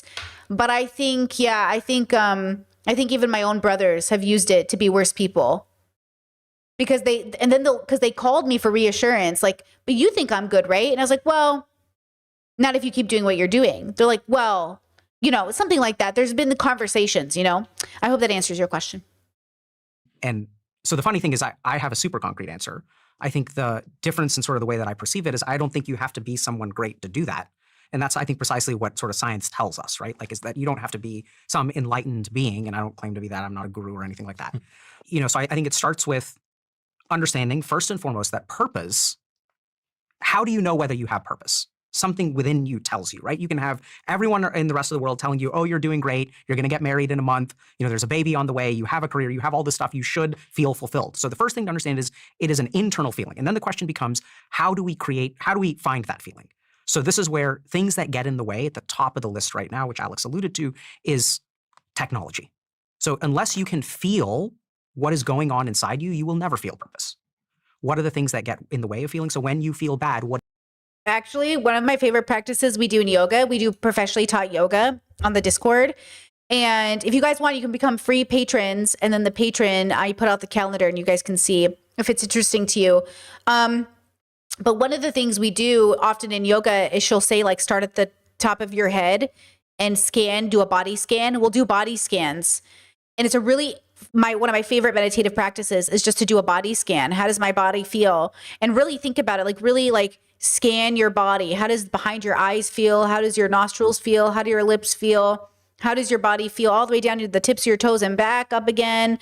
Chet said, is that Nidra? Honestly, girls, she knows all the names for things. I'm just there as a student. She uses all these names. She tells us all these things. I don't know all the words for it, but she's using all these like fancy words. I don't know them. I'm just here to learn. I'm a student, but it works. Whatever it is, I'm into it. Okay. And we are doing the thing and it feels really good. And then it's like we move into our bodies. It's really magical, So I think like that's what Dr. K is trying to explain is that you're having a relationship in your body, of your body. And that's what, BDSM was getting me there too. It's why I like yoga. I like anything physical, even though I'm not much of an athletic girly. I do love the physicality of like having a relationship with my body. I really do appreciate this little vessel that carries my consciousness, even though it's sick. You reach for, right? How do you manage those negative feelings? And it's not about making the feelings go away or not making them go away. It is simply about stopping the process of severing yourself. That process is, I think, alexithymia is what I kind of refer to it as. I wonder if he's hinting that he thinks Alex might have not that he could ever say it as a professional, but it would be slime. Oh, now I can't say it because I heard his name. That process is, I think, alexithymia is what. Alexithymia. Somebody in chat put it earlier, alexithymia, and then it got stuck in my head. Alexithymia. Maybe he's experiencing it, or maybe it's something else. But I wonder if he's also offering Alex some advice as well. Not that I'm saying he's doing this, but if I was Alex, I'd be paying attention. What I kind of refer to it as, that's color blindness of your internal emotional state. Like I have a whole lecture about it. So first thing you have to do is learn how to feel again. Because if you look at most people who are whose life has no meaning, what they're actually doing is trying to create a life that is running away from bad feelings. So I don't like the way my boss yelled at me. I'm going to go to the bathroom. I'm going to pull out Reddit. I'm going to scroll on it, whatever. Right? They're running away from the way that they feel. And it's not about good or bad. It's just you have to reconnect with yourself. Second thing is focus on your ego and, as best as possible, probably for most people, dissolving parts of your ego. And ego is anytime you say I am ... it is what's that ... So if I say I'm a doctor, that's part of my ego. I'm a man, that's part of my ego. So a lot of times what gets in the way of us finding purpose is what we believe we are. Right? So I may think to myself, I am a doctor, I am this, or I'm a loser, I'm an incel. Right? So it's all of these identifications that get us away from purpose. Third thing to do is find your narrative sense of identity. So there's some ego dissolution practices like shunya meditation and stuff. And then third thing is we want to develop a story for ourselves. This is when people have purpose in life. What does that presume? That presumes that there's a temporal quality, that there's a directional quality. Does that make sense? Like purpose or direction is like literally moving from A to Z. So there's time and then there's like a particular distance. That involves going through the most important emotional experiences of your life and stringing them together as a sense of who you are. And then I think the last most important step is recognizing that everything that has happened to you, I don't know if it's karma, I don't know if it's the will of God, whatever, it has happened to you, it's made you in this way. But it does not determine your future. Your future is determined by how you act in the now. And this is where I would lean into, I would just go back and listen to the way that Stephen talks about his life and try to do the same thing. So try to decide make a choice for today, stretch your capacity, and try to connect with another person. The last thing is if all of that stuff isn't sufficient or you want more, I would say engage in some kind of spiritual practice or go to church. Both work equally. I don't know about equally well, but I think they're both options. So do the thing. A couple of comments. Chesed, are you rewatching this discussion? I don't know if you're asking if this is the first time I'm watching it, but this is the first time we're watching this. This did get posted a couple days ago, I think. Chad says, this might be a stupid question. No stupid questions. Does ego mean identity? Ego is the I. Think of ego as the I and the thing that protects the I. So ego is not identity necessarily, but it is a part of the identity of the I. Because like you wouldn't say like your trans identity is your ego, but you would say that your ego has a relationship with being trans. But then if you dissolve the ego, what are you? I mean, then the second commenter, look at this. Have I been dissolving the gendered part of my ego by deconstructing my masculinity? Yes. Which is why if we deconstruct our bodies and our genders and everything else, right? Like what else is there left? Yeah, I love this. Your ego is your eternal narrative of self. Yeah, your ego is, well, I think this is my brain. I think of the ego as the protective armor my consciousness wears to protect the way I think about myself.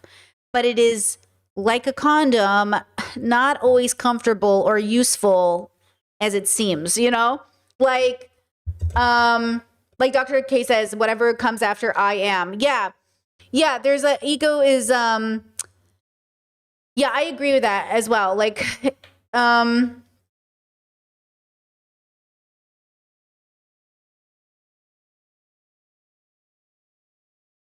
yeah, I think I don't know. I've been like when I think about my deconstruction of my ego, or I think of an ego death, I think the I is gone, but the experience is the in of itself life, and life in of experience is outside of ego. And yet we need the ego to help us manage life, something like that, you know? Something, I don't know, something like that. But, you know, please run with it the way that makes sense to you, right? Let's see. How How do I deconstruct? Great question. Remember that deconstruction is taking things apart to understand them better. It's not meant to destroy. So we deconstruct like you would a meal. Ever had a look, Google deconstructed ice cream or deconstructed meal, and you'll see the way chefs deconstruct a meal. Imagine you have an ice cream cone and you take the ice cream cone apart. You have the ice cream, you have the cone, you have the toppings, you're deconstructing it, and then to put it back together, right? That's what you're doing with your life. You're deconstructing it, seeing if there's anything that needs to be changed or the flawed. You're looking at the details, and then you're putting it back together. Deconstruction can be done in a lot of different ways. You can meditate to deconstruct. You can write things down. You can create art. You can, take a walk. You can do lots of things that, you can think. You can do lots of things. You can put it into some physical kind of practice. But deconstruction is the practice of deeply understanding the details of whatever the thing you're deconstructing, your ego, your spirit, your life, your finances, your house, your body. That's how I like to think about it. But people deconstruct from religion, right? They're taking themselves, they're separating themselves from this thing that was them. They're deconstructing it and recreating themselves outside of the construct of religion, right? Chad said, is ego always defensive? No, ego, I think for the sake of this conversation, needs to be the thing that it could differ construct to construct. I don't think my ego is me. I don't even know. I think I exist outside of the ego, but I don't know if that's how other people are having a relationship with it. So I don't want to say that an ego is always things that it's like is defensive, right? I would say that the ego is a protective measure that helps translate into the world. The I am. The I am is the I am is how you function with the extrospective in my mind. So then the ego is kind of like a mask you wear to kind of translate the consciousness outwards. But I'm not sure the ego matters too much when I'm in my sense of being. I will say that my ego comes out when I am defensive. And that's interesting, like a guard dog, right? But when I'm existing on the macro, like in my everyday life, thank you, Chad. The ego is a vehicle for the consciousness to interact with reality. Exactly. That's really well said. Yeah. I will tell you, we're at the very end of this. It's 11 p.m. I'm starting to dwindle on my spoons. Let's finish this up and wrap it up. I know we can talk forever. We still have we're at 3 hours and 8 minutes and there's 3 hours and 20 minutes left, or 3 hours and 20 minutes total. So let's get through this. That appeals to you more. And the same question for you, Greg, for someone that's stuck. What do they do tomorrow to take an action to become unstuck in your view? Well, there's a lot of practical things that have already been shared that I think are helpful. So I have a very simple suggestion. Okay. I have represented a particular view of the Christian worldview. Didn't get into a lot of detail. But a lot of people have prayed a very simple prayer that has helped them at whatever junction they're at, trying to figure things out. And this kind of goes to a point that Alex made earlier. And it was a prayer that turns out I prayed in 1973. I was in the Army and I was in the middle of nowhere and I just prayed this prayer. And the prayer was very simple. God, if you're real, in the way that my brother, the Christian, was explaining to me, if you're real, I want to know it. Show yourself to me. And that was it. There was no coconuts falling from the tree, no lightning or anything like that. It was just a man praying, maybe the first real prayer that I'd ever prayed. But I do know that after that, things became more obvious to me. It's the best way I can explain it. Though I'm a Christian apologist, I make the case for the truth of Christianity. It wasn't any particular argument in that persuaded me. It was more the experiential thing and not even a pizzazz thing, just a deep awareness.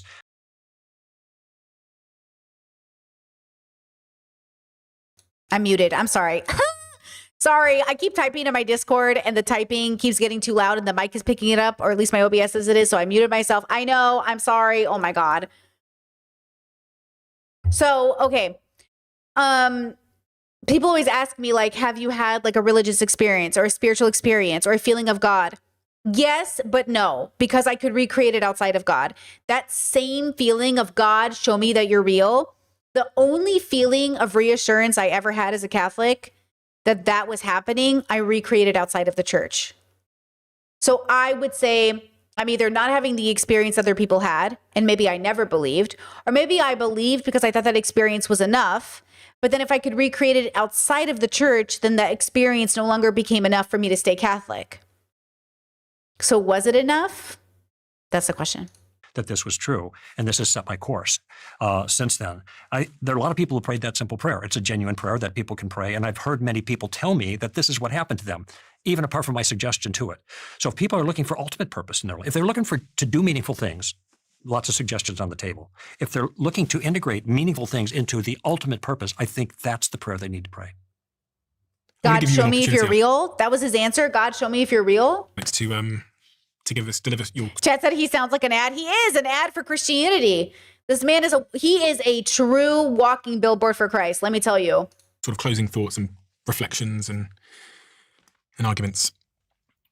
Well, I want to reemphasize that this topic of meaning and purpose is difficult to even define, let alone communicate to another person. I think it's individual.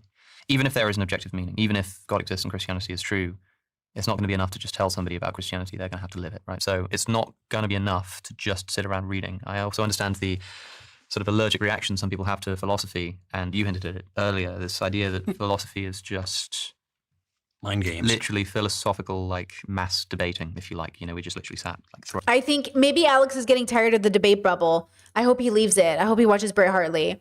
He should watch me too.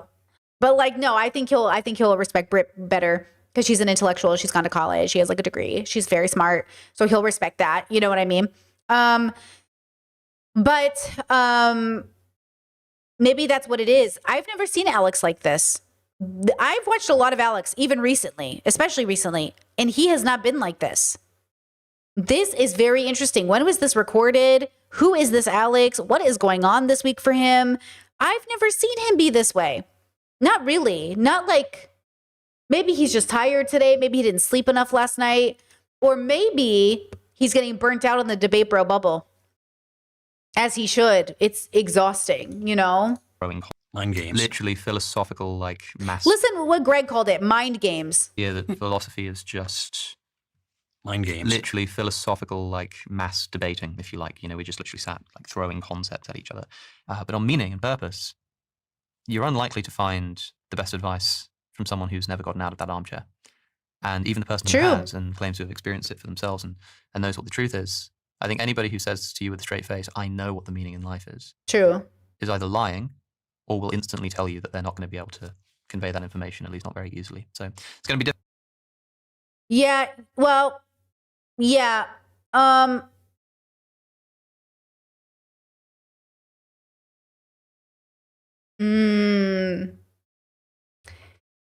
Okay, I'm just going to caveat that thought with I agree with the premise that if someone is offering you the answer and they're selling you a course, they probably don't have the answer. And two, if and that's separate from people who sell courses in general. I don't think there's anything wrong with selling a course technically, but I think if it's through capitalism, it's probably a scam. Or two, if they say, oh, but like you have to be a level 72 until you get it, that's different. But I will say, caveat, there are just some things you cannot know until you know, like a parent says to a child, I'm so sorry. There are just some things you will not know until you know. Okay? And I can't just tell it to you. You're not going to get it. And the same way I can't convince my parents to be pro-trans or pro-gay. Because like no matter how many times I explain it to them, they don't want to hear it. So no matter how many times Dr. K or I or anybody else could explain it to Alex, he's not going to hear it. Because this journey is personal. And he's right. He needs to get out of his academia bubble and start experiencing life. Maybe he needs to go on a crusade or go meditate or do something, get a tattoo. I don't know what he needs to do. And maybe he has a tattoo, but he needs to go do something with his life. I think he's right. Right? Yeah, Chad says Dr. K changes minds. That's why he's the GOAT. Dr. K does not change minds. Dr. K gives people an opportunity to change their mind. He gives them tools to change their mind. He gives them ideas that will help change their mind. People change their own minds. People do not change our minds. That's why debate does not change your mind. You change your mind. You are open-minded and curious enough to change your perspective, right? That's why we love Dr. K. That's why we love the opportunity to think, because it's in us. You have the opportunity, the power, the ability to be a different person when you're ready, when it makes sense, when it coincides with your joy. I see you, chat, right? And like that's what I want for Alex. That's what I want for everybody. But I want it for everybody. Keep in mind that a want Brittany has that is not a need is that everybody changes their mind. Because you always can, as Khadijah would say. Okay? But I also am not attached to the outcome that everybody changes their mind, because I accept that, you know, it is what it is. It's okay. Life is exactly the way it should be. Life is always the way it should be. Because there's no such thing as should, it just is. Life is always the way that it just is, you know? Difficult, and don't trust anyone who says you can do it in 5 easy steps on a podcast or something. 'Cause Right. I think we've got a bit of an endemic of that at the moment. People sort of We do. I agree with him. just saying that they've sort of discovered this path or this truth. And if only people would understand that the Stoics were right all along, even though I don't care about any of their Books. philosophical views, just their Exactly. Not their books. All these debate bros in the red pill bubble, all like, I'm a Stoic, I'm a Stoic. You never read one book, bro, what's about Stoicism. They don't care. They just love the way that it sells, you know, courses, and then they make money, you know? ethical views. I don't even know what they thought about the nature of matter and stuff. It doesn't matter that that's why they thought the way that they did ethically. You know, just become a Stoic and everything will get better. But I do recognize some of that in people saying, just become a Christian and it'll get better too. It's always got to be a bit more nuanced than that. So, Dr. K, your closing thoughts and arguments on today's discussion? You know, to kind of push back a little bit against what Alex said. So I'm with you that there's an endemic of 5 easy tips. And you know, as someone who is guilty of doing that. And what I'll do is I'll see, especially, so I saw a recent study that showed that 95% of TikToks about ADHD are incorrect. And so there's absolutely an oversimplification that's going on. I think at the same time, though, we have such an amazing amount of knowledge as human beings. We have such amazing access to knowledge that human beings have. So the human race has so much knowledge and we have the greatest amount of access to it. And so while I don't think it is like as simple as, one of the most shocking things as a psychiatrist, you know, who works with people is how little it takes to make a big change. Big questions and big changes don't always need big effort or big answers. It's such an interesting thing. Like, you know, when I talk to people who struggle with addiction for 14 years, it seems to be a small thing that just clicks. And so I think the key thing for people is don't assume that just because you have a big problem, it requires a lot of effort.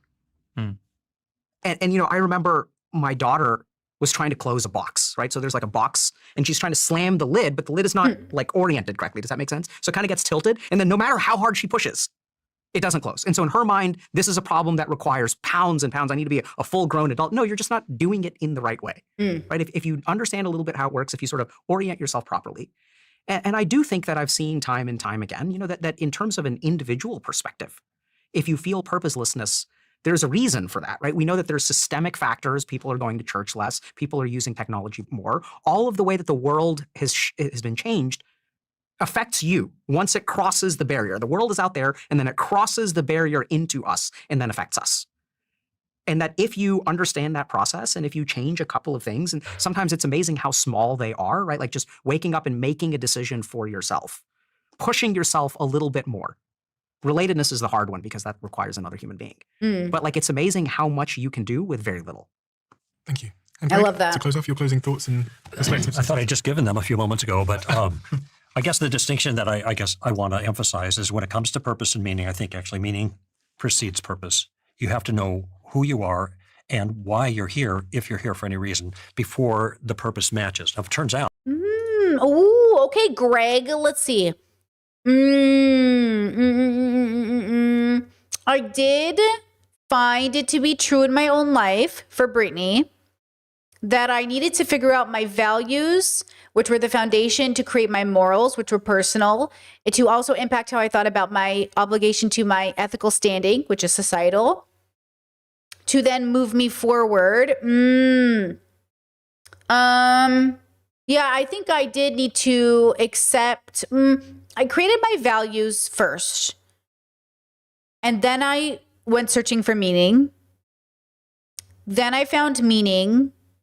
And then I found purpose. He's right. Ooh, Greg. Okay. 1, 2, Greg. 1, 2. Okay, Greg. I guess that was true for my life. Yeah, is that what he said? Am I saying the same thing? I think that was true for my life. So values are not your morals. Values are what you build the foundation of morals on. Your morals are your personal compass, okay? And then ethics are what you feel like is good for society, separate from your personal morals. I know it's a really hard topic for people because they think it's the same. It's not the same. Okay. Okay. Interesting. That there is no big picture, it's just you, and the purpose is going to reflect your individual desires at any given time. And pursue that as long as you want. But if there is a grand purpose, that's the thing to discover. I'm convinced there is. And I think this is why we have this hunger for answering these kinds of questions. And there's a lot of variables that are involved here. But there, and I mentioned before, the things that stand out for me is we have this internal sense that I think is there because we are a spiritual being. People say, well, I'm spiritual, but I'm not religious. And I said, of course you're spiritual. God made you that way so that you could know him. There is that element. This is subjective, okay? I think we're all aware of it. And then there is objective things that we can appeal to. You mentioned earlier the resurrection of Christ, the existence of the world, the order that the world is in, the existence of morality, the existence of free will, all kinds of other things that are part of the package of the Christian worldview that are well explained by that worldview. And one of the reasons that I'm a Christian is because I think it's all things considered, it's the best explanation for the way things are. Not because all of the questions are answered for me. You have raised issues that I haven't thought about that. It's a mystery, some of these things, but life is filled with mysteries, all right? And this seems to be one mystery, the big picture, that is resolved by Christianity, by the Christian understanding of reality. I call it the story of reality. Thank you so much for all being here today. It's a truly fascinating discussion, and it has actually pushed me forward. I shan't share how it's pushed me forward, but it's certainly pushed me forward in a number of ways, and it's helped me to understand you all. I'm big fans of all of yours. You all make a lot of great content on YouTube in various ways. Alex, I've watched your channel so many times. I've watched so many of your videos for so long because you help, you kind of represent one part of my perspective and curiosity, and you're a very intelligent, thoughtful, philosophical master of playing with ideas, and you've really done your homework. So it's fascinating to watch your YouTube channel. Thank you. I highly recommend people. That is quite the accolade. That's very kind. No, but it is. That'll go on the front of my book. Good, yeah. And your book is on the way, which we're very excited One about. day. One day. Who knows when, Ooh. but it will come eventually. Well, keep doing what you're doing because you're a vessel for people, and who knows where that vessel ends up going. But There, it's a I very hope. yeah. We all hope. And thank you, Dr. K. You're a master of what you do. And actually, Wait, here's the curiosity. Did they get up to pee at any point? Because I got up to pee twice. I cannot do interviews. I mean, I've been here 7 hours, to be fair. They've been there 3.5, but like still. when you talked about your chakra, the intuition one, I was sat here giggling because I've never felt so naked in front of someone in my entire life as I do in front of you. And I can only attest to the great work that you do as a result of that bizarre intuition. I think I told other people after the first time I met you that I think you have a magic power. And it's quite unnerving to be around someone that I feel like has a magic power. I highly recommend. He does. I think he likes Dr. K a lot. I hope he doesn't pedestal him, but I hope he respects that he's on his journey and he's really figured something out. You know what I like about Dr. K is that he figured something out. I really like people who figured something out. Even if, and I think everyone has. I think everybody in some way figured something out. And I want to know how you did it, but I don't think we ever figure out everything. And that's why I believe in the collective. I really believe like we need each other because we just can't do it all on our own, Recommend people go and check out your YouTube channel. You've been on the show a few times, and the response I get out and about in public is profound. So thank you for coming back again. It's really, really appreciated. And thank you, Greg. Thank you for writing these incredible books. There's actually one here, which is what you ended on called The Story of Reality, which I think is a great starting place for people that are trying to tease out some of the truths in their own life. Actually, also. we have a chapter that we would like to give to your listeners if I can give the landing Sure, page. I'll link all of that below. So I'll link all of your books below, but also that free chapter. Thank you so much, everybody. Thanks, chaps. Thank you. Thank you. Oh my God, Dr. K is such a dad with his little fist bumps. What a nerd. I love him. Cutie patootie. He's such a cutie patootie, bro. I feel like I want to pinch his cheeks. Let's see. Top comments on this page, of course. Cosmic Skeptic, that's Alex. Healthy Gamer, that's Dr. K. Jubilee should take notes. Jubilee could never. Jubilee wishes, I will say Stephen is very good at hosting. He's a very good host, I think that's, I think that's why he rose to such prominence in terms of doing this this podcast, 12 million followers, 12 million subscribers on this pod, bro, very interesting, very cool. I'm glad we watched it. Here's what I want to do now. First, we're definitely ending stream because I'm tired. Holy fuck. Second, I want to thank you guys for being here and for having such a good conversation with me. I'll be back tomorrow. We can have more conversations, but I really appreciate Alex and everybody putting themselves out there so we could learn from them. And look, if somebody like Alex or Alex himself sees this, I hope he never thinks that I think badly of him. I don't think badly of Alex O'Connor. I think he's on a journey. And I think I'm not going to, pull my punches because he's on that journey. But I also understand that I'm engaging with the persona that is his ideas on stream. But I don't think he's wrong in many ways. I just think he's still on that journey, and I think he's 26. And that's okay too. Not that age, sometimes I meet people and I'm like, oh shit, they're like 22 and they figured so much out, bro. I think that all the time. Okay. I also still think you're 22, but I still think there are different experiences. Different people have at different ages, but I always want to be the most compassionate to people under 30 because I think that's what I needed when I was under 30. And so that's why I extend that out and why I bring up his age so often. Monkey D. Trevi membership for 21 months. Thank you so much. Says like the stream, girls. And I just think that's the point, is that I want you to be kind and compassionate to yourself and remember that like everyone's on a journey. Your parents who are 65, your grandparents who are 89, everyone is just a person figuring it out, and not everybody figures it out at the same pace. And at the same time, even though I say that, it is okay that we set a standard for hoping people would figure certain things out by a certain age, because certain things I hope you would figure out by a certain age, maybe not answers to the universe, but maybe something like, respect and consent and all the basic stuff. Because a lot of guys are out here, a lot of girls are out here reaching 45 and not understanding the basics. You know what I'm saying? Okay, I'll see you tomorrow. Please be kind to yourself. Rest. I'm definitely going to go rest. 11:30 p.m. here, baby. Look at me go. All right, see you tomorrow. Bye-bye. Bye-bye. Bye-bye. Bye-bye. Bye-bye.